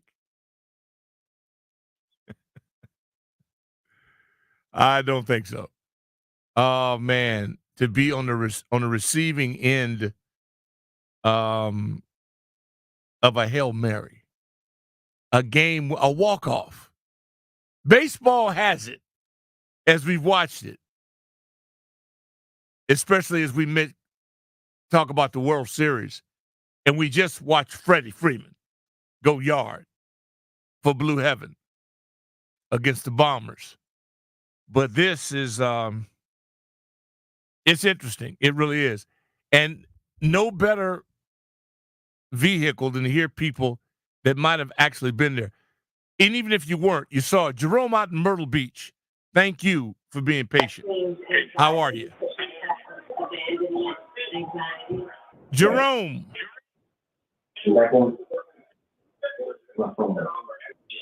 All right, Jerome, got to let you go. Let's go to Jonesy in the District of Columbia. K9. Doc, what's going on, man? You know what that is, Hey, man. look, I'm working over a hot microphone. Yes, indeed. That's the best way to describe that. A walk-off touchdown win by your quarterback. Hey, I heard Slick Nick on there earlier, and, man, he couldn't have said it no better than I said myself. Hey, we got a quarterback. We got a quarterback, man. Out of all the QBs we have had in the past RG3, that dude is something special, and he sets himself apart from anything we have had here as of late. Anything. I don't care what nobody says. That dude is super duper special. And we still got a little ways to go. Defense stepped up. I'm proud of them. They put it on Caleb Williams enough to keep hanging in there. And, yeah, we almost lost it. But, hey, that's why they say it's 60 minutes a game. We got it in 61 minutes. I'll take that. And with a walk-off win. Man, I'm still electric. My son called me, hooping, hollering, screaming. I mean, it's like he hit the lottery. Did you hear Nell? I'll take that win. Did you hear the whale Nell? screaming? Yeah. Is he gone to the hospital? Oh, he screamed. Oh, man, I thought he lost his mind. I hope he I doesn't know act a that's right. fool He's tonight never on seen TV. nothing like Yeah. that. He may lose his mind tonight on television. I'm afraid to actually tune in tonight because he may embarrass himself tonight on TV. Hey, but believe it or not, it's a heck of a get-back win from last year because we got embarrassed that was out awful. there last That was year. awful. That was awful. I, too, was out there, like Kelly, last year on the field to see that mess. From last year to this year, it's a page's turn for me. On to the next game. We looking to go ahead and bring the broom out on the Giants. That's what we got to do. All right, good deal. Enough Enjoy this said. for the 24 hours. Appreciate you, K9. And from Jonesy, we go to Drew in Rockville. Drew, what up? Hey, what's happening, Doc? You know what time it is. Yeah. I'm gonna touch on something that you said as far as you earn your luck. Everything from the GM, new ownership, doing the things that they are supposed to do, treating y'all properly as the alumni, other upgrades that we see, the GM making the moves that he was supposed to make. If I'm not mistaken, wasn't Noah Brown kind of like a later addition? Like, he wasn't. And he's an acquisition. I call that, it's like, the diamond industry, when you have gentlemen have a keen eye. Not everybody can really look at a stone and determine its value. Yes. We've had them numbskulls here that pick people that nobody else wants now. Yeah, So exactly. it showed you that everybody that says they know what they're doing doesn't. Exactly. We're the prime example. We're Exhibit A Now, on being conned. We were easy Yep. mark. We got a bunch of gullible fans diehard city, used to winning, good people. And we used to, if you say something, we take your word for it and give you a shot. We were a perfect mark. And so, you get them con men, they come in, tell you they're going to paint the world, tell you it's going to take them 4 years to do something. This group has already won more games than those nitwits did in the whole year. They've already done it. And they're talking about 4 years, but that's part of the con. And now that that's over, now the question is, how hungry can this group be? I don't want to be patting ourselves on the back because we won 5, 6, 7, 8 games. The hell with that. Yep. The goal is 11 to 12. Yes. The goal is not, I don't give a dog's what about next year. It's about this year, right now, right here. What can we get done with this group? Because every year has its own personality. You don't know who's going to be healthy. You don't know. All you know is what you have now. And if that young man can strap up his chest and go out there and play the way he played, like Fred Astaire. He put a move on one of the brothers. When they watch the film in Chicago, man, they're going to be cracking up at this dude, okay? They're going to be cracking up at him. We have a special individual. We owe it to him. He's given us everything. Let's match his intensity. And let me tell you what, them boys up front blocked. I'm telling you, Tyler Badass and that group, they block. They throwing their bodies around. Give them they do. Them tight ends, they're blocking. I mean, I can't go on and on about the effort that our people give. Defensive line, they out there rumbling, giving you the effort, man. Effort, effort, effort. Can't say enough about it, man. Love it to death. Appreciate you, Drew. I got to get out to Zach because Zach's still at the stadium, and he might have had a few sips. Zach, you're not driving, are you? No, not driving. Okay, good. So tell me how you feel. Insane, dude. Insane. Me and my dad were season ticket holders. This is the craziest feeling. I mean, insane. Yeah, it is, man. And you know what, Zach? It can get better. We're just scratching the surface, man. This can actually get better. This is crazy. I mean, we've been season ticket holders since I was a kid, and just to be able to come here and see the energy and just Bears fans taunting us, and just when they scored that touchdown, it was just wild. And just to see us come back and persevere and get that touchdown, I couldn't believe it. I'm still in awe. Like, it is just the most insane feeling to see what this team is doing. I mean, it is just something special, and to witness it in person, it was crazy. Well, why would the Bears respect you?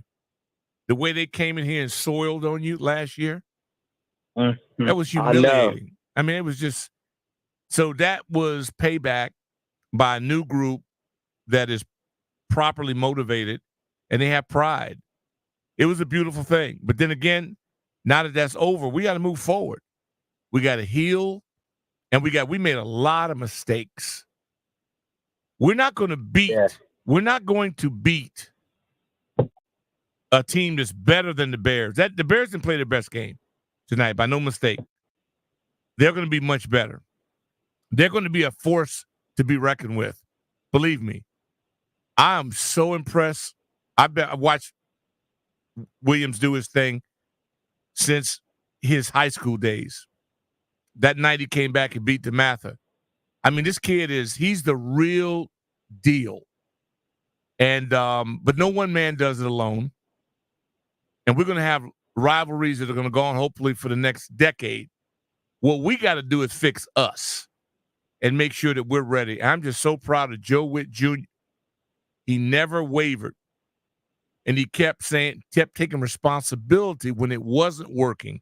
He didn't pass the buck. And his group now is playing in his honor. And that's a good thing. Appreciate you, man. Enjoy yourself. Drive safely. I feel like we need to get over to John out in Oklahoma. I'm not going to ask about the Sooners, John. I promise you, I'm not going to do that. Okay. Hey, Doc. Yeah, well, okay. I'll let it go at that then. But, hey, how long's it been since you felt like this, Doc? It's been a minute. It's been a minute. It's been a hot minute, buddy, ain't it? Yeah, I'm telling you the same thing out here. hey, y'all probably heard our place erupt out here in Oklahoma because, hey, it was something else, man, to see something like that for us finally, something going our way. But I'm kind of like another caller called in earlier, Doc. I think they kept it a little close with some of them calls. I don't know if they called one holding call on them or not, but it's over. But, hey, listen, that was one heck of a ball game right there to watch. Us long-timers or lifers, what I call is, man, it's reward's worth it, man. It's worth waiting. The reward to see our Burgundy and Gold represent like they are. Hey, I'm proud to be I'm proud to, and my grandkids, man, there's something that, two of them, I thought one picked me up, put me through the roof, Doc. He grabbed me and picked me up. I'm like, oh my God, this is crazy, man. Yeah, you deserve it, man. A lot of our people, in this area. I mean, the people that've got 40 years invested or more. Yeah, and they me, Doc. oh man, I know that 53, oh man, man, 71. 53. Yes, sir. Burgundy and Gold. I'm telling you, man. I'm like a 10-year-old, Doc. I still, I'm hard, but hey, lifer, man. I know that, and that's, you know what? That's the thing I think about the people that I know that have invested the longest, that I'm so proud of, because I know that it's hard. The Capitals did something over the weekend that I thought was awesome. And they took their 50-year suite holders and ticket holders, 50 years or more, and they took them down to Tampa. And they had a weekend with Koken and their broadcast team. And I was listening to the broadcast right here on the flagship home for Capitals hockey. And I just thought, man, that was so classy. Because those people, man, they stick with you through good times, bad times. And they're more bad than good. It usually always is. And I just thought that was it is a good thing. And I think about our callers that have been in. We've had some tough times. It's been tough 20. Let's not kid ourselves. But you know what? Especially those of us that have these jobs that deal with this, the aftermaths, and there's far more losses than wins. So we're invested in this. And I just think it's cool. It's really cool to have these moments now. So you embrace it, enjoy it. Because we only got about 6 days, then we got to get right back. Hey, I know tonight, 12 hours. But hey, Doc, my heroes were the Burgundy and Gold, baby. That's all I'm gonna say. I got you. I'm gonna let it go at that. All right. Let's go to in Texas, Longhorn State. Hook 'em horns. What's up? Hey, Doc, can you hear me? Loud and clear. Oh man, my bad. It's AP, man. I'm so happy I could be on the phone with you right now. I'm in Texas right now. Yeah, they had you down at AT. I didn't know what AT was. I thought it was an ant. Yeah, okay. It's your AP. Okay. It's your AP, Doc. Yeah, I'm down here, man. I'm out down here in Fort Hood. I'm formerly known as Fort Hood, now Fort Cavazos. I'm getting off military orders, just, oh man, going through the whole I'm going through the whole demobilization process. So, Doc, I'm in tears right now, man. I'm away from family, but at that moment, hey man, let it go. Enjoy it, brother. Doc. Don't be ashamed. Enjoy it. Yeah. I don't need kid because they say grown men cry, but I'm away from family right now, and seeing that touchdown and just seeing the joy in the players. And just, all the text messages and phone calls I was getting, Doc, I'm somewhat of a millennial myself, and it's been a while since I've seen something like this. And, I'll take a page out of that other caller's book who said, the Santana Moss Monday Night Miracle, it's definitely up there with that. And, I'm just happy, I wish I could be home. But we got you, this moment with y'all. Hey, Pete, we got you, dog. And when you get beautiful, back, man. We're going to have it going. Burgundy and Gold post-game, pre-game. We got it running here 24/7. You know how we do it. Sir. And the Odyssey app is always lit up. And the best thing about it is free. So you can afford it. Love y'all, Doc. Yeah, man. Stay strong. I'm streaming all day. I love y'all. All right, love you back. See, that's how we roll, man. Family. Straight out thugs. And we love it. Canines for life. Because see, we take this thing for real, man. We here for real. Oh, Mad Max. Max, I miss you, man. Oh, my boy Max. Oh man, and I just hope Eminem didn't lose his shirt off his back on the weekend with all the wagering he's doing, man. Poor guy. I mean, he's with Bish, man, in the mornings with the junks. I just don't know how that brother's gonna survive. I really don't. But I pray for him because I know Bish has a good heart, but I just don't know if he'll be able to survive it. Chris in Silver Springs, welcome to Postgame. Hi, Chris. Hey, Chris, you're a rock star. Hello. Yeah, Chris, what's up? Hey, how you doing, guys? Good. How you doing, guys? Man, you know how we doing. How you doing? Hey, first and foremost, like Jaden Daniels said, all glory to God. I gotta give my glory to the God first. Amen. All to Him. First of all, I'm blessed. All for Him, right? All glory to Him. Absolutely. 24/7. I tell you, this was the best game of my life. I'm telling you, man. Best game of my life. Well, brother, it's gonna get better. The season's not over. We just in the thick of it. Hey, like I said, we just getting started. I'm in it for the long ride. I cannot believe we were all disappointed with that Chicago supposed game-winning drive. But Jaden Daniels' offense with Kingsbury led the team 50 yards. Hail Mary to win. Like, are you kidding me? Are you kidding me, Doc? Are you kidding me? How about Kingsbury? Let's give him his roses, too. Two of his pupils on the field. Yeah, Doc. Both yeah, of those Doc, quarterbacks. You're not wrong. You're Now, not he's wrong, touched Doc. both of them. Can we You're give not wrong. Kingsbury, can we give him a standing ovation? Yes. Yes. Yeah, how'd you like to put, is that putting your resume on blast? Oh, Kingsbury. It is. Coach It is. Kingsbury, please take a bow. Take a bow. Yeah, it is. It is, Doc. You're not wrong there, Doc. Hey, like I said, I called a few weeks back. Hey, you're a legend in D.C. Much respect to you, man. I love hearing your voice every time you're on the Commanders. I love it, man. I love your energy, your vibes, everything, man. Listen, like we said, we're just getting started. I can't believe what just happened. I'm still out of lots of words. We're the Commanders. We're back. D.C. football is back. I'm loving it, Doc. I'm loving all of it. It's all good, baby. It's all good.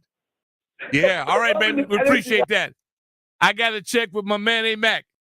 A-Mac, you want us to take us to a break right now? No, let's take a couple more. Yeah, let's take a couple more. Keep going. Toby Altizer, he's a celebrity now. He's just walking around, strutting his stuff. He was rolling with the Whale. They had a good thing going. I feel like we got to get out to Mike out in Fredericksburg. Michael, what up? Hey. Can you hear me? Mike, you know I got you, brother. You got a direct line.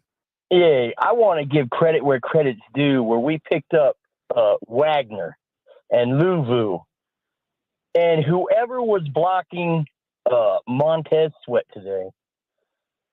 Well, you know that K9 was out there to mess that game up, and they kept him under control. Yeah, as much as you can. And Sweat is a freak. I miss him a lot. I was always fond of Sweat. I thought he was no one asked my advice, but had they asked me, I would have fought for him because he has freakish tendencies. You notice that Jaden, he was only guy could get Jaden. He took an inside stance. He's that kind of a freak. Yeah, so if they didn't have him, Jaden would have eaten these guys alive. Now, I don't know if Jaden's 100%, if he could get Jaden, but I tell you what, he did do that, and I give him credit. He was the only one getting anywhere close to him. No, but he's a bad, bad man.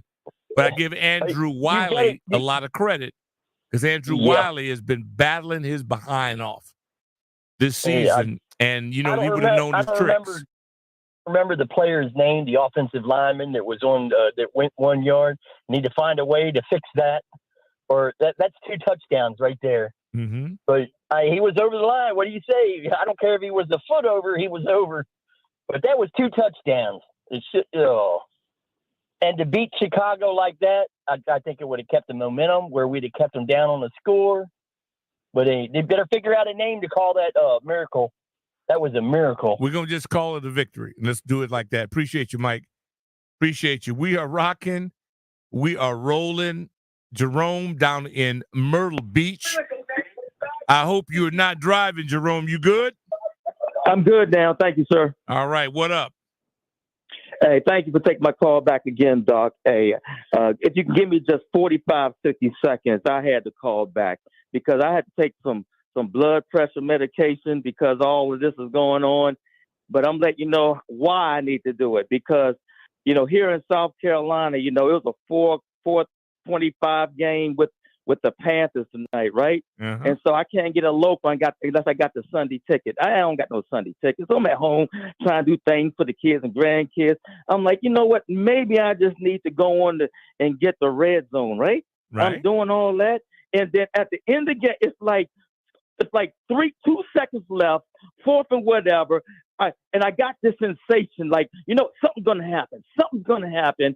And then guess what they did?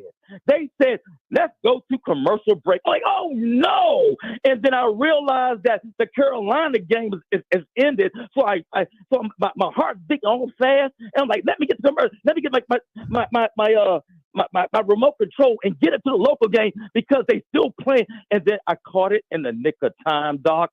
And I'm like, thank you so much. And I don't know what that channel was doing, going to commercial break, but all I need to say is I said I need to call Doc and let them know what these other sites and with these other networks are doing. I don't believe it because I said I need to ask Doc one question, and that is why would a network purposely do that to us? Thank you, sir. Please answer me. Haters.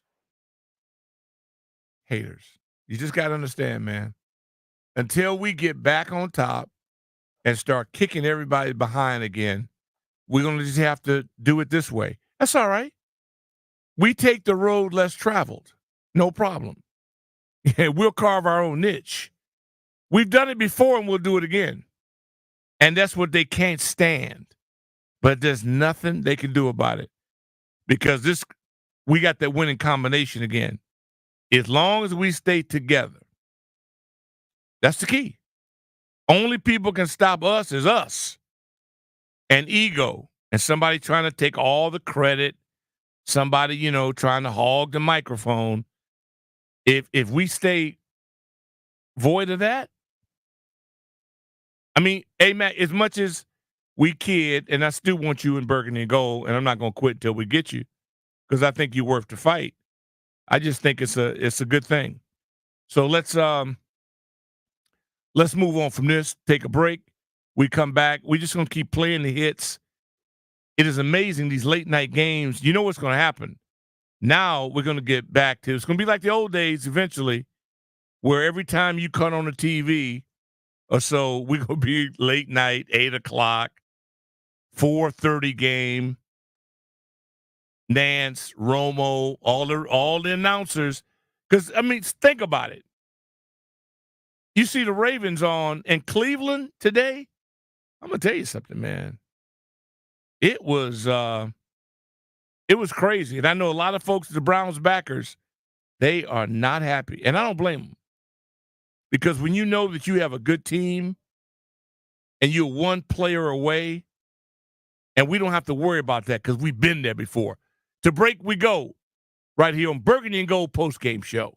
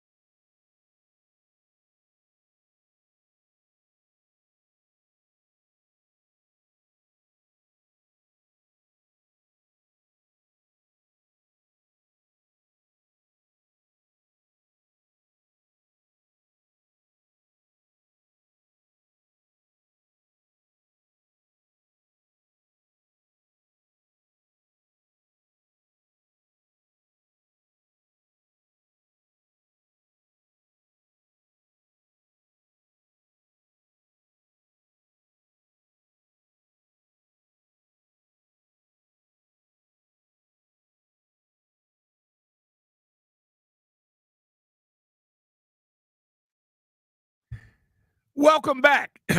Burgundy and Gold Game Day is presented by Rude. Is your cooling system letting you down? Score a touchdown with Rude and expect peak performances. Dominate the season with unmatched cooling power. And visit RUUD.com. If it ain't Rude, it ain't right. Oh, brother, we got Rude on our side.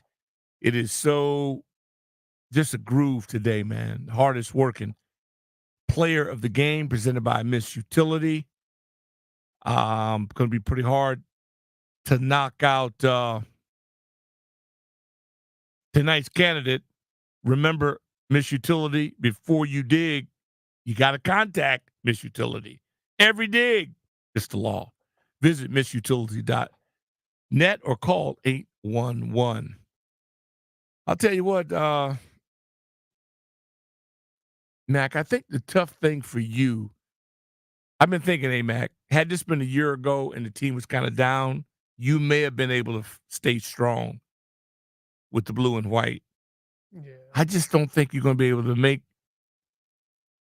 I think the callers, I think you hear it in their voice. I think you can sense the tsunami and you just want to be a part of it. And I don't blame you. No. You don't know. No. You don't. I'm hating. There's a little hate going on. Really? Yeah, I'm just a little hate.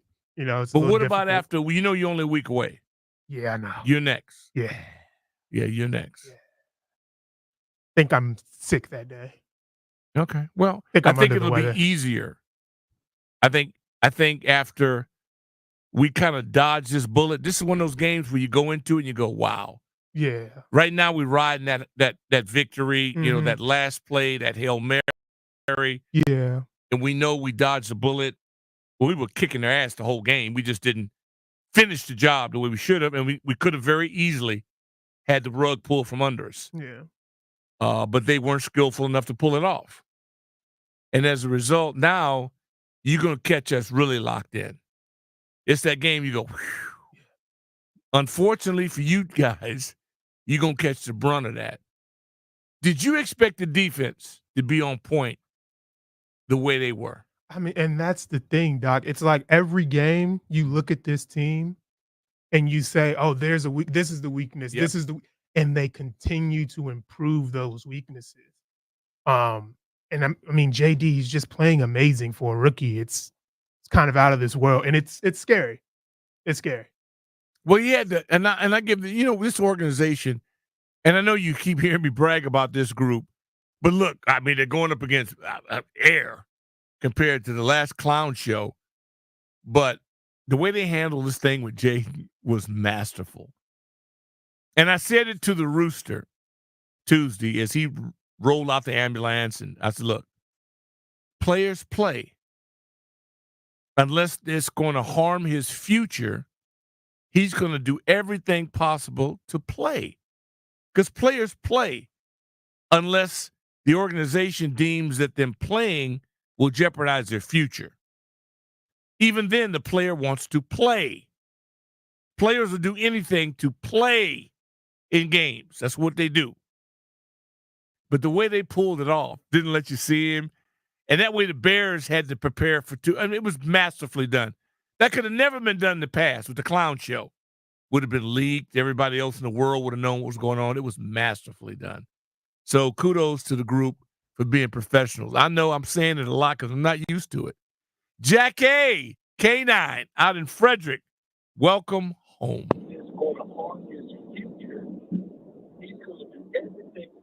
Jack A. What up, dog? Listen, I'm sitting here with the other K9, Aries, Tony. Hey, dog, look, I'm going to take the dub however we get it. And that's just what it is. I mean, hey, a Hail Mary is 50-50, right? So we got the 50-50 ball. Yeah. But this is my only concern with this game. The refs did everything they could to keep us from winning. And I just didn't understand, like, why y'all trying to cheat us? We just playing ball just like everybody else. But you know what, Doc? Listen, the crowd was electric tonight again. I can't wait till we come back home for Pittsburgh. Thanks for taking my call. I ain't even got much to say tonight. I'm just happy for the dub. And let's just go ahead and look forward towards the Giants. We'll take it canine toast for me, for the gang. And really, I don't blame the refs. We gotta be more disciplined. I mean, let's make it so the refs aren't. I mean, let's suppose we're guilty. I mean, we blame it on the refs. Mean we don't get better. It's too many calls for it just to be the refs. Let's tighten our game up. Let's take the refs out of it. I mean, I don't like it. There's certain teams that don't get penalized. They play smarter. I don't like undisciplined teams. That's sloppy. They put too much work into this every freaking day. 16 hours at the park. It means too much to them. I know they don't do it on purpose. We got to be better. Cliff in the District of Columbia. Welcome to Postgame. Hey, what's going on, Doc? Hey, man, you know what I'm doing right now. Housekeeping. I understand. Shout out Big Swaggy. I want to say something because nobody never mentioned this. I know it's been in the past and all, but I know Josh Harris owned the team now and the stadium, but this is the house that Jack built. Forget Dan Snyder. This win is for Jack Kent Cook, and this isn't the Thriller in Manila, but the Thriller in Marinilla. And bring on them Giants next week. Good game. All right. And to whom connects with that, I know y'all know what it means. I don't, but hey, do you? I appreciate you, Chase. Let's go to Joe, who's leaving the game. Hey, Joe, welcome home. Yeah. How's it going, Doc? Joe, you know I'm living like a hog in slop. I know, man. Hey, my boy and I, Andrew, just left the game. He's 10 years old, man. What a game. And I tell you what, this is going to go a long ways to get these fans convinced that this team is for real. You can see that the team believes it. I tell you what, when Chicago got down there in the fourth, that game-winning drive, what they thought was a game-winning drive, a lot of fans started leaving. They all turned around. I had people around me coming back to their seats after the Hail Mary pass. It was awesome. They left? They were leaving. Commanders fans were leaving, Doc. So that's what I'm saying. This team believes. This win is going to go a long way to getting the fans to believe in them. They had given up on them. Oh, my God. Well, you know what? This is a young fan base that's used to losing. You don't flip the script.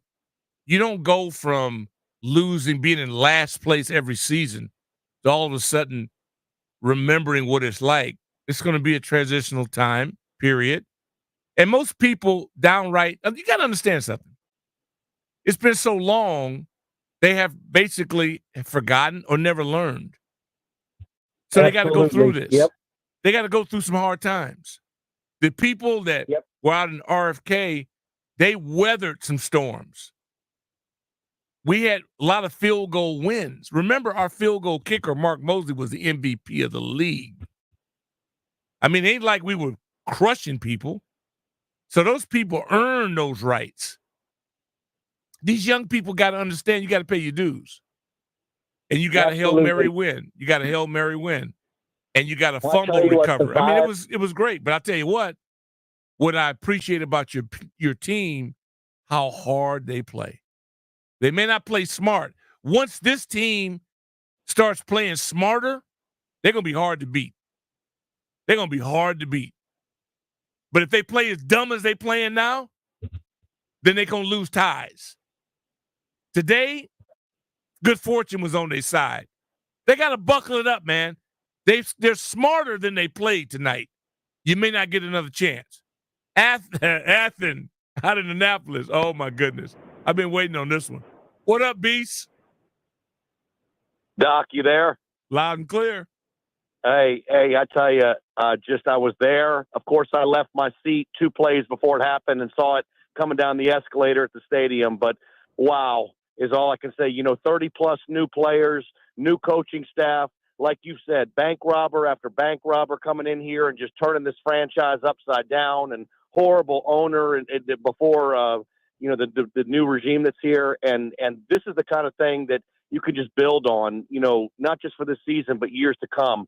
And you hear all these guys calling in and they're emotional and, you get away from their families and personal problems going on. This is the kind of thing that just makes you fight through anything that you're going through. So, Chicago gave us their best punches, and I feel like we left a ton out there. But, I mean, it's a building block, and they found a way to win at the end of the day, and that's what matters. Amen to that. And I wish that the Bears have a beautiful flight back to the Windy. We've been on that before. Remember, we were 0-5. We were 0-5, and we beat Chicago in Chicago to come back. Yeah, we were 0-5. Most champions have a memory, and they understand how they became a champion because they got in their ass kicked, and they didn't like the taste of it, and they were beaten at home. We lost to Dallas at home. We lost to the Giants at home, and you get to the point where you don't like that.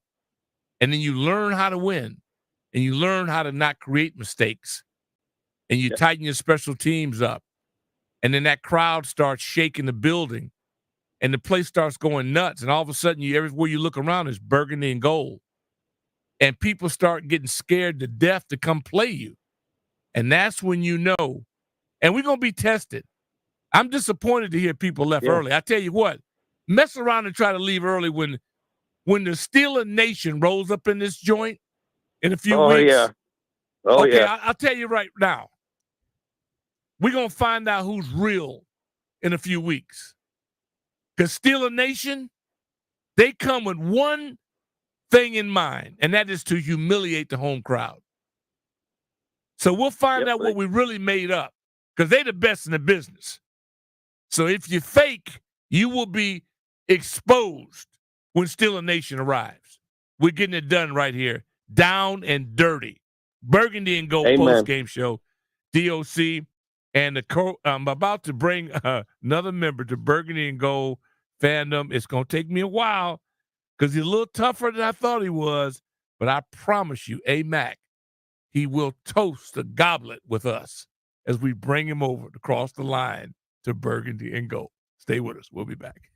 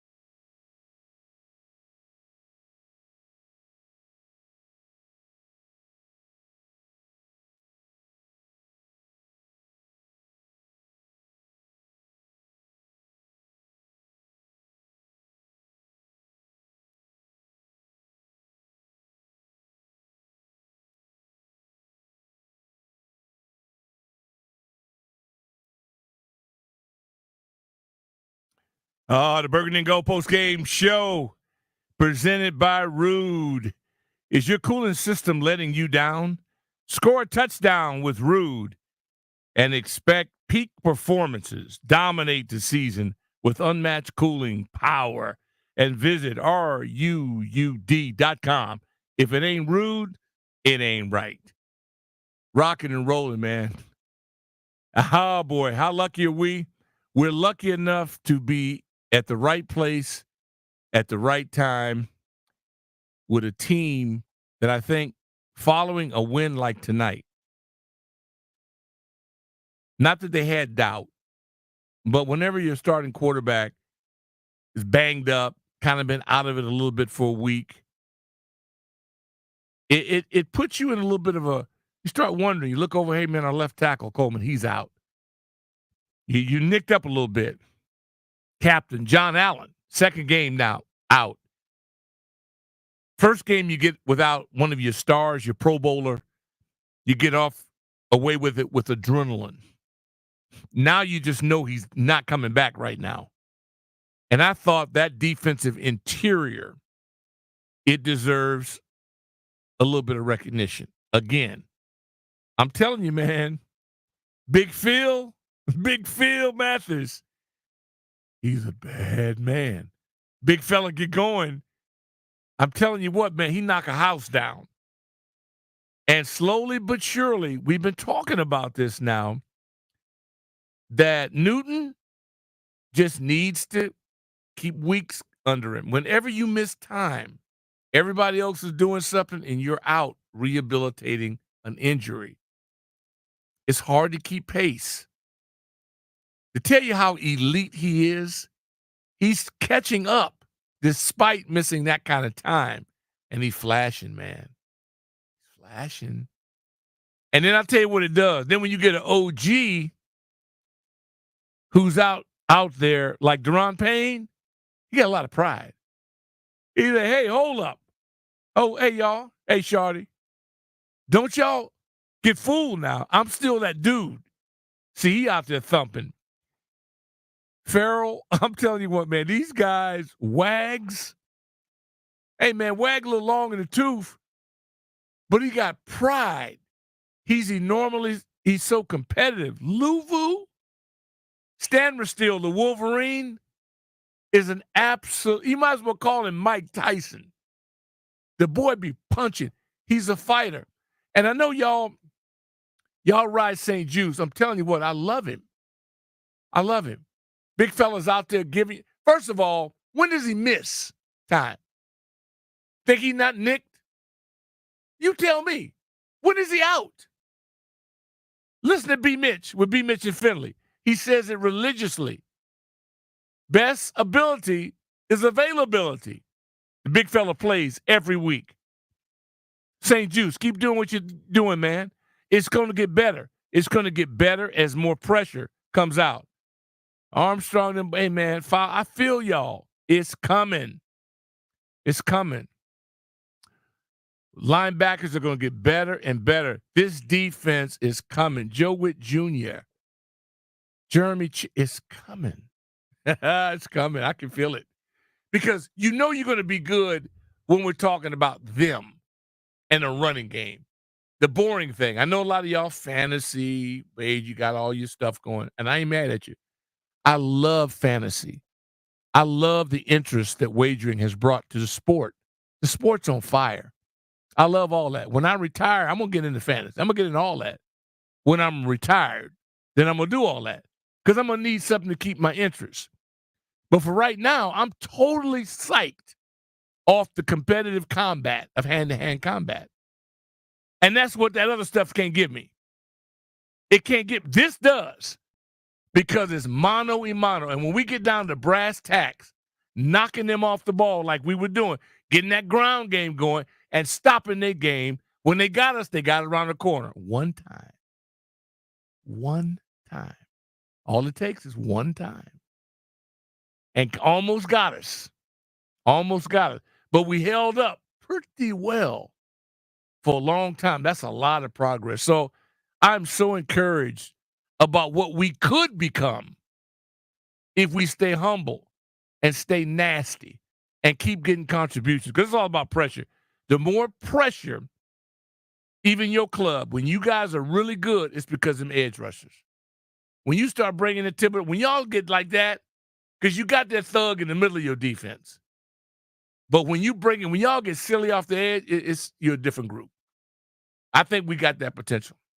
All right, enough said by me. Just throwing it out there, because I want us to understand. I'm not in this to look cute for a minute. I want it all. With this year, I don't give a manure about the draft. I don't care about free agency. I care about right here, right now with this team. I want to do what we going to do right here with this group. We got enough of everything. All we got to do is become stingier. We too damn nice. We give away too much. Chris in Delaware, welcome to Postgame. Chris going once. Yeah, how you doing? I'm doing great. How would you be doing if you was hosting a postgame I'm show having a blast. by one of the hottest teams in the world? Man, it's big time. Yes, indeed. Am I in pecking order or what? You are on the air, about to get hung up on. Uh-oh. No. I'm just Here we messing are. with you. Hey, I'm just how you messing guys with doing? you. We good, man. I'm just messing with you. We good. Oh, okay. What's on your mind? Appreciate you guys. Hey, man, we can't do this without you. Man, it was exciting, man. That was unbelievable. Well, you invested in it, and you deserve a return on your investment. You can turn it up a little bit. I'm not on yet. Yes, you are on. Chris, you on the air. You about to be off the air. You No, gonna be the guy that got on the quickest and got off the quickest. Can't do that to me. Well, you got 2 seconds to make some sense, or you out of here. No, I'm making sense. I'm telling you, I was one that left early. There was a lot of people left early, and I tell you what, the Chicago fans went from hero to zero real quick, man. They were in everybody's face, leaving, yelling "Dub Bears," and then all of a sudden it changed, and that kind of was exciting. I felt bad that I had to jump in my ride leaving early, but I've never seen that much excitement on the escalators going down. Wait a minute. Why did you have to leave? Well, I had to catch my ride out to beat the traffic. I wasn't giving up. They weren't giving up, but it was just one of those things. Okay, well, at least you know what, Chris? You're honest. You're honest. So I'm glad I hung in with you. Now say goodbye. Let's go to San Antonio. Byron, welcome to Postgame. Hey, Byron. Yeah. You're next. Okay.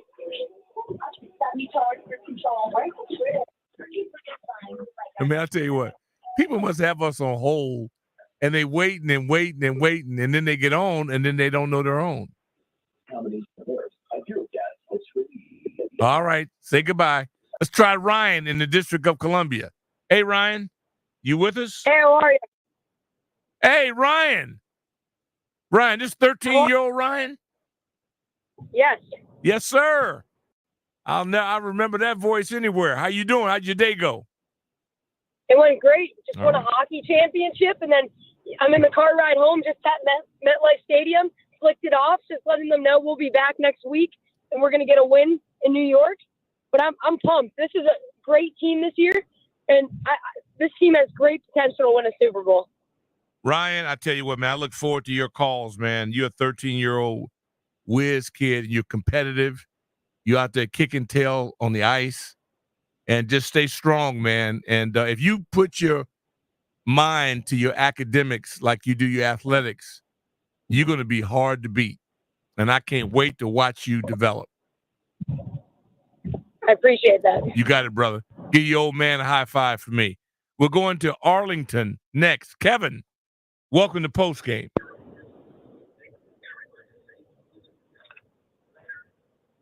Kevin in Arlington, going once. Hey, Doc, how are you, buddy? I'm doing good, brother. Talk to me. So I had a great steak dinner for my family. I was out grilling, listening, and we were just missing here and there in the first half. But as you just were saying, we were pounding the rock. We were wearing down that very good Bears defense.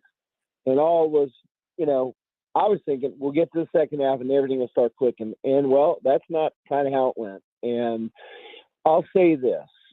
I was thinking before the Hail Mary, okay, they got this one. We gave it back to them.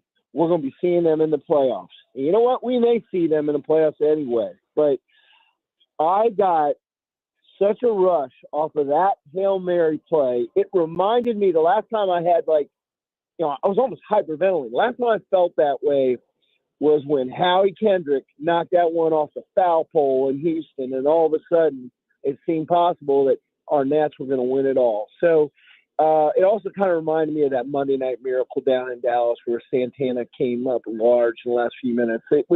We'll never forget that game. That is a regular season game that will never be forgotten. We set a marker with it. It's one win. We'll enjoy it for 24 hours, and we'll get back to thinking about the Giants. But, damn, they do not quit, Doc. They don't quit. And that's what I love about this team. Win, lose, or draw, we are a hard out. They fight to the end, and you have to give DQ and the organization the credit the way they warm up. If you ever watch them warm up, then you know how they train. And they're not doing it for show. They're doing it because that's who they are. It's not fake. It's who they are. And we're lucky to be a part of it. We'll take a break. We'll come back. Burgundy and Gold postgame show. DOC and the future member of the Burgundy and Gold family. I mean, he's just shaking his head, folks. He don't know. We don't give up on people. And I won't give up on him. And neither will you. We'll be right back.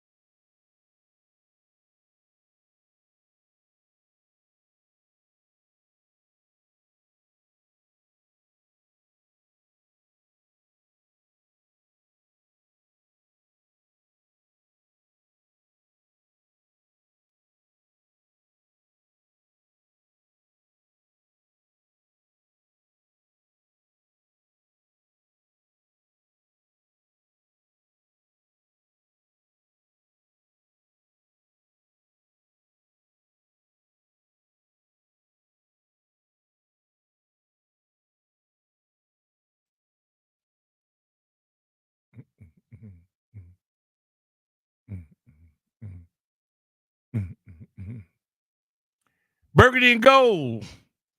Postgame, presented by Rude. Is your cooling system letting you down? Score a touchdown with Rude and experience peak performance. Dominate the season with unmatched cooling power. And visit RUUD.com. If it ain't Rude, it ain't right. What an evening. What a game. It's the walk-off, using baseball terms.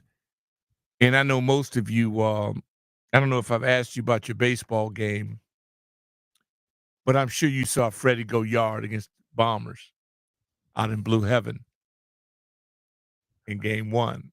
Yeah, my dad's a Yankees fan, so I didn't see it. Okay, I was out of town, but I definitely heard about it. I definitely heard about okay. it. Yeah. This is that version of it. It's I remember seeing Aaron Rodgers, seeing the Jets. I mean, it's just crazy. And it just so happens that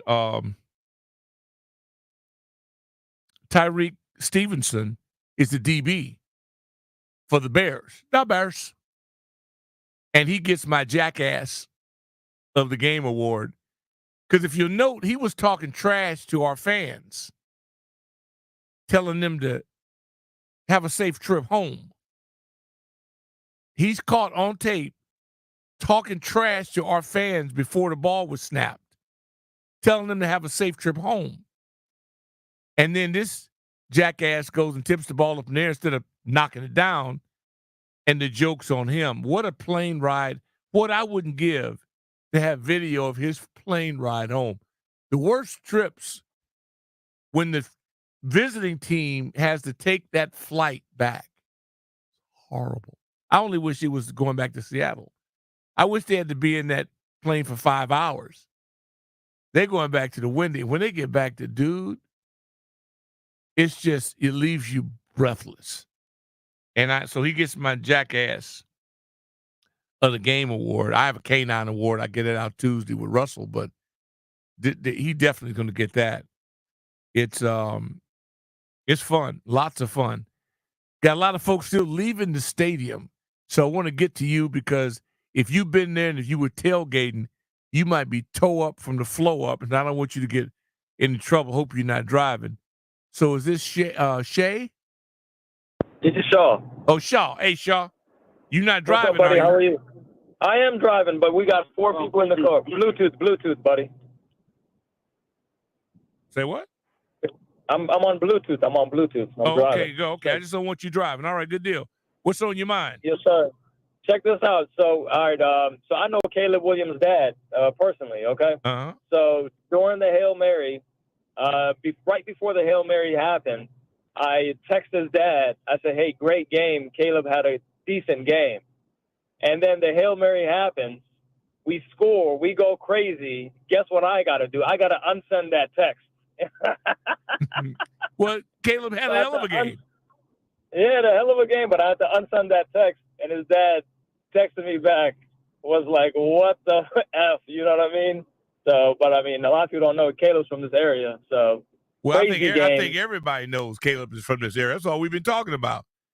Gonzaga kid, no, he's from this area, PG County. Hey, man, he's a hell of a player. Yeah. I ain't mad at him at all. I've been following his whole career and happy for him. And I guarantee you there are some plays he'd like to have back. There are plays, all of them would. But you haven't seen the less to him. He's the real deal.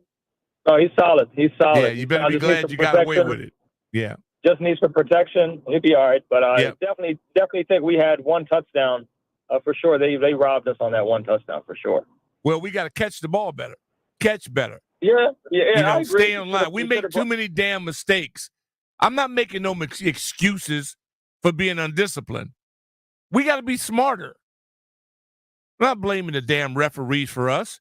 Stay on sides. Do your job better. We can't go into this thinking we're going to become a playoff team and begging for people to give us breaks. Play by the rules. I don't believe in that. I'll tell you, a game like that, I feel bad for the Steelers next week. We're not making no mistakes. I'll tell you that right now. Well, a game like that to pull it off, next week the Steelers are in trouble. Yeah, well, you know, That's the thing. We can talk all that we want. Just show up, because I tell you what, Steeler Nation, they don't talk. They show up, that's true. and then they show that's out. true. So all y'all Yeah, leaving that's true. early, bailing out, talking about traffic.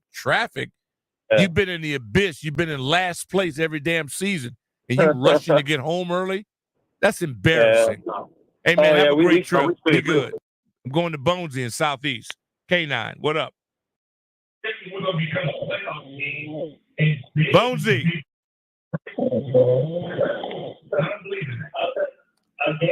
All right, let's go to JYD. JYD. Hey, what's up, Doc? Hey, man, congratulations. Your Chiefs pulled it off. 7-0. But the big thing is, on the back page, it will say Chiefs 7-0. But on the front page, it will say Noah Brown was lurking in the bushes. Yeah. Yeah. And guess what? Happened when he was lurking in the bushes? That same guy that you was talking about having a safe trip home, they showed him and the other guy that was in on it too. They were both sitting there on the ground looking at each other like the damn two stooges. Yeah, Tyreek Stevenson, jackass of the game, yeah. Right. Mm-hmm. But, hey, look here. All it takes is all these years, we got a quarterback, but we got to keep but look here. But we also got to play it smart with this kid. And I know he wants to play and everything, but sometimes, and we you got to protect him from his own self. But what he did today, he went out there heroically and he played. But whatever. Yeah, he a grown ass man, and he knew what he was willing to do, and they were smart about it. But again, I tried to explain this to the Rooster on Tuesday. Players play. That's what they do, unless they're going to murder themselves. Why these guys all of a sudden got the dropsy? Well, I don't know. Again, there are a lot of there's a mental hurdle that every guy has to go through, and every team is a transitional move that you develop with it. The defense 2 weeks, they've made enormous strides, and the offense will have to do the same thing. But at least the effort's there. Physical mistakes, they're tolerable. Everybody makes those. But is the effort there? Yes, the effort is there. And as long as the effort is there and they're putting in the work, man, I'll take that every day. I think that'd be okay. Congratulations on being undefeated. Thank you. Good luck to you and the Chiefs. 757 is our next stop. Polly. Doc, L to the W. You know it is. W, absolutely. Baby. Mm-hmm. 6-2. Yep. Hey, what my man Dan Quinn say beginning of the season, we ain't rebuilding. It's a recalibration. Yep. You know what I mean? That's what I'm talking about, man. Hey, look. Hey, y'all, I don't know what you're talking about, bro. My man showed up for his teammates. Yeah. You know what I mean? It's a difference between being hurt and being injured. Yeah. You just had to deal with a little bit of pain. I said that, man. All these players are dealing with something. Just because you playing quarterback don't mean, you're a football player just like the defensive lineman and the offensive lineman. He showed up for his players, man. Yeah. And I was the same way. Listen, man. I was sitting there ready to be upset, ready to be peed off. I said to myself, man, we dominated this game everywhere but on the scoreboard, man. Can't kick field goals. Got to score a touchdown. And then, I was jumping up and down on my couch, bro. Yep. Like, what? That was sick to my stomach at halftime because I knew it. I said, first team score a touchdown, going to win, and it may not be us. You can't mess around and let people hang around. You can't. You cannot do it. Them on the field, man. We should have been up 30-0. Right. And you mess around and you're not. And I was so irritated because I could feel it. Good teams don't let you do that. You just mess around, and then they get one play around the end, one bad fit, give up contain just one time, And one bad fit, you can say it was a bad call, a blown call, whatever. No, whatever. He still should have got out that. He should have still got out that far. But I'm gonna leave you with this, Doc. I was talking to Sanchez. I'm pretty sure you'll talk to him too. But Sanchez said it perfectly. Somebody tried to say, "Oh, one of the Bears fans tried to say, oh, we got lucky." Sanchez said, "Man, nah.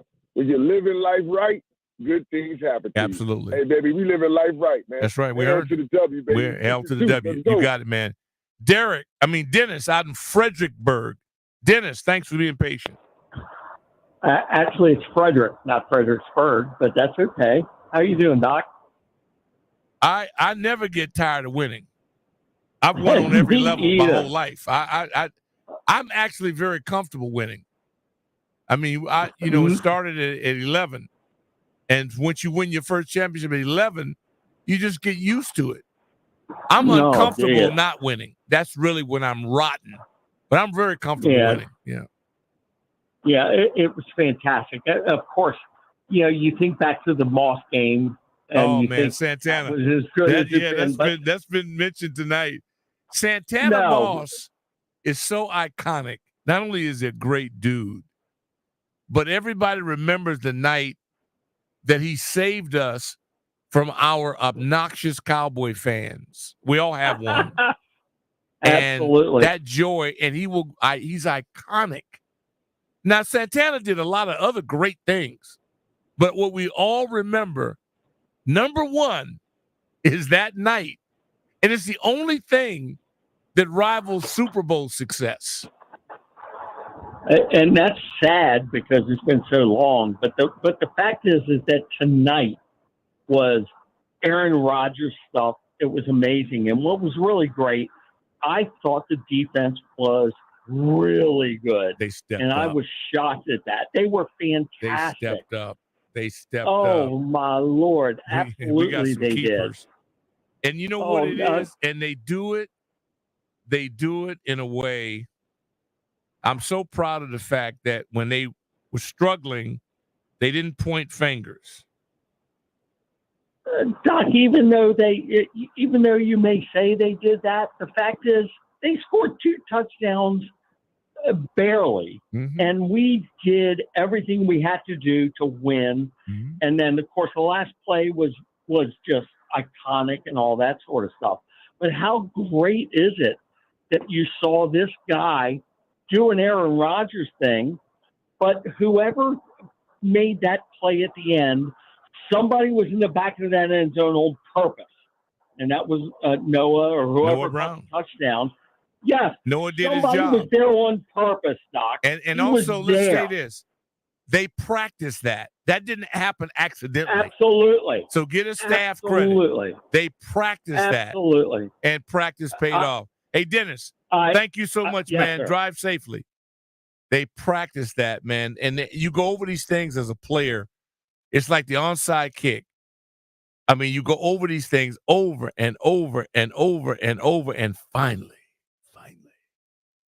it works out. Brandon, leaving the ballpark. Doc, what's Welcome. going on, man? Hey, man, I could do this for a living. Oh, what a crazy, crazy game. Absolutely awesome. I was down there. I was in the corner where Stevenson was talking on the last play. Couldn't believe it. I mean, he's not even watching the plays. So you saw what I said. I mean, I looked at that and I go, this dude is selling wolf tickets. He's taunting the fans. It was crazy. He was taunting after the ball was snapped. Absolutely unbelievable. What an amazing game. I think the energy, I think just the whole energy in D.C. right now, it makes you think of like the Howie Kendricks home run. It makes you think of Kuznetsov in hockey. I think the energy in D.C. is great right now. Absolutely an amazing game. Jaden, something special. I think there's really something special going on here.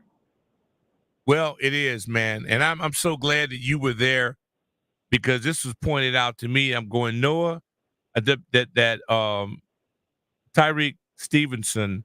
And then I saw the video. Toby Altizer had it on video.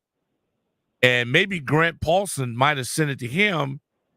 Grant is just an absolute Dick Tracy type journalist. And he might have picked this thing up. And this is never this gonna haunt this kid. Because It's unbelievable. here he is trolling our fan base instead of focusing on his job, and this thing's gonna go viral. And now he's gonna be, until he makes a play to redeem himself, he's gonna be known for this stunt. And Noah Brown, who I gotta believe this. At AMAC, I think you will agree with me that the commander, the window of opportunity, that pivotal play that propelled Washington to victory is Noah Brown's catch. Noah Brown's catch that propelled them to victory. And that is a great, great move. And we think that it's so beautiful to have that happen. That window of opportunity, man, it is a beautiful thing. And the hardest working player of the game, without doubt, Jaden Daniel. I mean, Jaden, this dude is just sick. Comes in wounded and gets it done. Hardest working player of the game, presented by Miss Utility. Remember to contact Miss Utility before you dig. Every dig is the law. Visit missutility.net or call 811. JD, man, and Noah Brown taking victories with us here this evening, and it's a lot of fun, man. A lot of fun. Let's see, we got time. One more? Can we get one more? Let's see if we can squeeze one more in. It has been Jay in Annapolis. You've been there for like 8 hours. Thanks for being patient, Jay. Hello? Yo, Jay.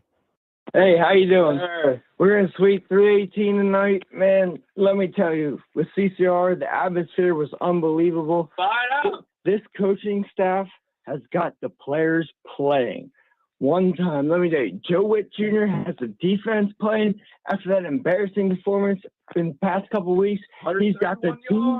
He's got the team playing. Caleb Williams, he didn't throw for any yards tonight. I just want to shout out the coaching staff and the defense for their performance. Hey, Jay, let me ask you this, brother. Do you have who's driving tonight?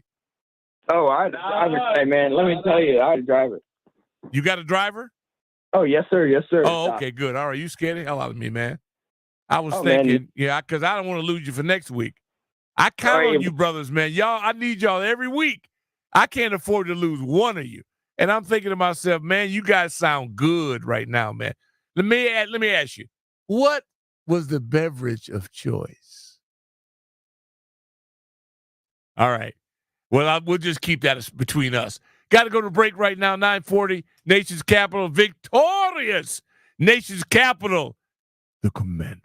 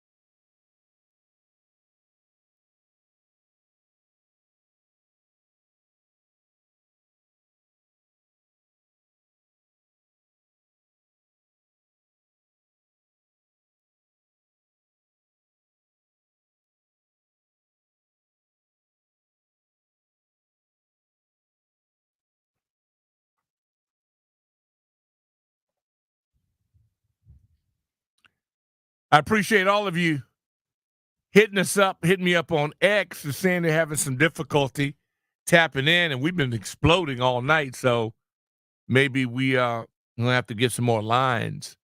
They keep playing this well and winning these games like this. We may have to open up a new call center the way things are going. Let's see if we can rip out some more before we get out of here. Tobias, Frederick, what up? What's going on, Doc? Hey, man, I just celebration.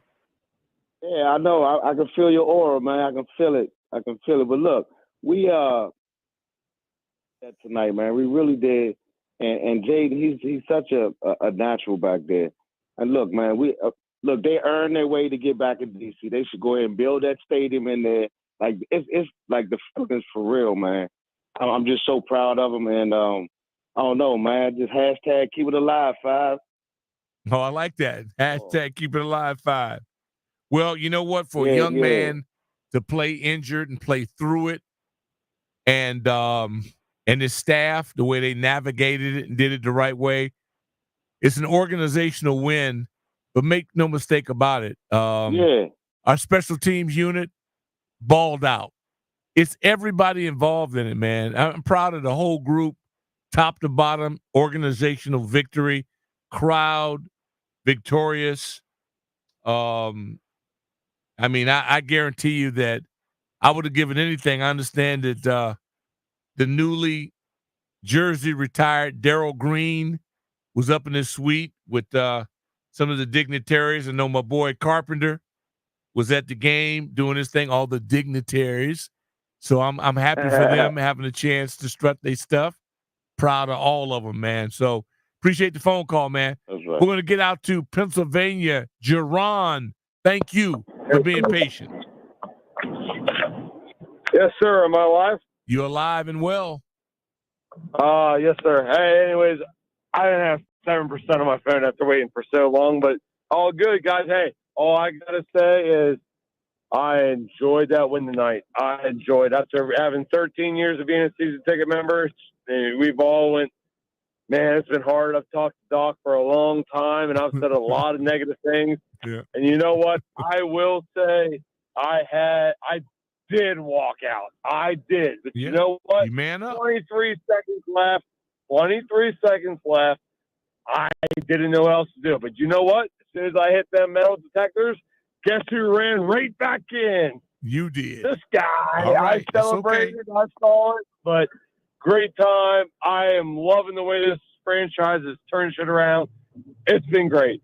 And enjoy. I can only hope the best, man. And love listening to you guys. Love listening to the show. And I'm from Chambersburg, Pennsylvania. I got a 2-hour drive home after every game, and it's great just listening to y'all. You driving? Are somebody driving?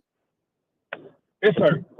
Once I get out of reach of y'all guys go to the internet. So, okay. Hey, I don't know if you remember, Doc, you're the guy yelling at me years ago, like 3-4 years ago, about get off that old Milwaukee. Well, hey, buddy, I ain't on that old Milwaukee. Hey, man, you be safe. If you need to pull over and take a nap, don't be man enough to pull over and take a nap. Give me some, Doc. All right, you got it. Rev P in D.C. See, Doc, what I've been asking the people all over the land, and I ain't just selling it. First thing I've been saying is what, Doc? You got to believe. You got to believe when all else fails. What I say, Doc, believe. But what I've been selling this here to the people from the jump. Why not us? Why not us with our offense? Why not us with our defense? Why not us with our special teams? Why not us with our coaches? Well, hold on. 12 man, stand on it like you can. From the east, west, north, south, south, wherever you is. Tell them what it's all about. So when you go to your neighbor, when you go to work, you tell them, Vermers, we are the commanders, the mighty commanders. Hey, Doc, I love you so much. Why not us? Why not us? Y'all know who this is. The People's Hype Man on Victory Sunday. Red P. Why not us? Let's go. I'm with you. Why not us? Ray in the District of Columbia. Why not us? Dog, I just got my voice back, so I'm glad I was on hold. But look, people talk about the Hail Mary, but Doc, the little things, I hear you talk about this all the time. It's the run play that set it up. The quick pass to Terry that got them 12, 13 more yards. Those plays make the difference. That's coaching, that's discipline. If we don't get those 13 yards, he doesn't make that ball to the end zone. That's and right. like you said, they practice that. They got somebody standing behind that crowd waiting for that ball to drop. Everything looked like Hail Mary, but it's the little execution that made that happen, Doc. I just wanted to see what you thought about the Terry play and the run play and the drop, the presence, the drop of pass that was in the middle of the field. They teach and coach these things. All those little things made up to the way we won that game. That's all I got for you, You Doc. got it, man. You're an astute observer of football. This is a good football staff. They might have been friends before, but they didn't get hired because of their friendship. They got hired because of their football IQ and their ability to help people learn the game and get better. You got to help people get better. Our past football teams had low football IQs because they didn't get smarter. We put that poor kid out there at the corner and he didn't know what the hell he's doing because nobody taught him. It's a damn sin. The underdeveloped products that we put on the field. Gaithersburg is our last stop of the evening. Eric, welcome to Postgame. Hello? Yes, sir. Hey, what's up? It's, I was going to say, families had season tickets. My man. 59 years. We're there 60. today. Wow. All right. Same environment. Electric. Jaden Daniels, he's the future. He's the president. I can't wait for next game. I live in New York. Took a 4 a.m. train this morning to get over here. What a day. What a day. Boy, I know you are. That's rewarding, man. To have it and to have the ending like that. Wow, that's crazy. Yeah. HGTR, go Skins. Yeah, hail to the W. Hail to Hail the to W. Beg your pardon? I said, this is My your mom. mom. I said, hail to the W. We go to every game together. Went to University of Maryland. Terps, We go to- Terps. Yeah, Terps, man. Oh, God, that did not work out the way I'd hoped. But there's always next week to bounce Always back. next- Yeah, to bounce back. So I'm going to stay with hail to the W. It's a great deal. And I feel some part of me feels bad for AMAC because his timing is horrible. He picks this time in his life to come work for the station. He's a New York Giants fan, and he doesn't think that he's going to be converted. I don't know what he thinks he's going to work at this station, being a Giants fan and not working with me and not be converted. That's not going to happen. So I respect the fact that he's fighting it. I'm impressed with that. I would be disappointed if he just surrendered easily. What are we now, week 8, week 7? Yeah, somewhere around there. Around there, yeah, cool. By week 14, 15, you'll be in. Nah. Oh, yeah. Keep dreaming. Yeah, because this butt whipping that you're about to get, you need to see it up close. You need to feel us. You don't feel us yet. You starting to understand it better, but you don't quite feel it. Yeah. I feel it, yeah. So how we doing on time? Oh, we don't have any more time. Yeah, we pretty much up. What a great win, though. Oh, great win. Hey, look, thanks to everybody. We couldn't get to everybody. I know somewhere out there, JP Finley somewhere out there, and True Soldier. Shout out to the Rooster. Oh, I can believe him. I know he's bad. He's probably getting TV interviews. He's such a star. Can't wait till Tuesday. I get a chance to join him. But I'll say this about you, AMAC. Your choice of teams is horrible. But you are awesome at what you do. And that's great because you can succeed. God bless all of you. Those of you that had a little bit to drink, be careful. And don't do anything dumb. I can't afford to lose a listener. It's a great evening all the way across the National Football League. God bless all of you. Let's have a spirited week. Hail to the W.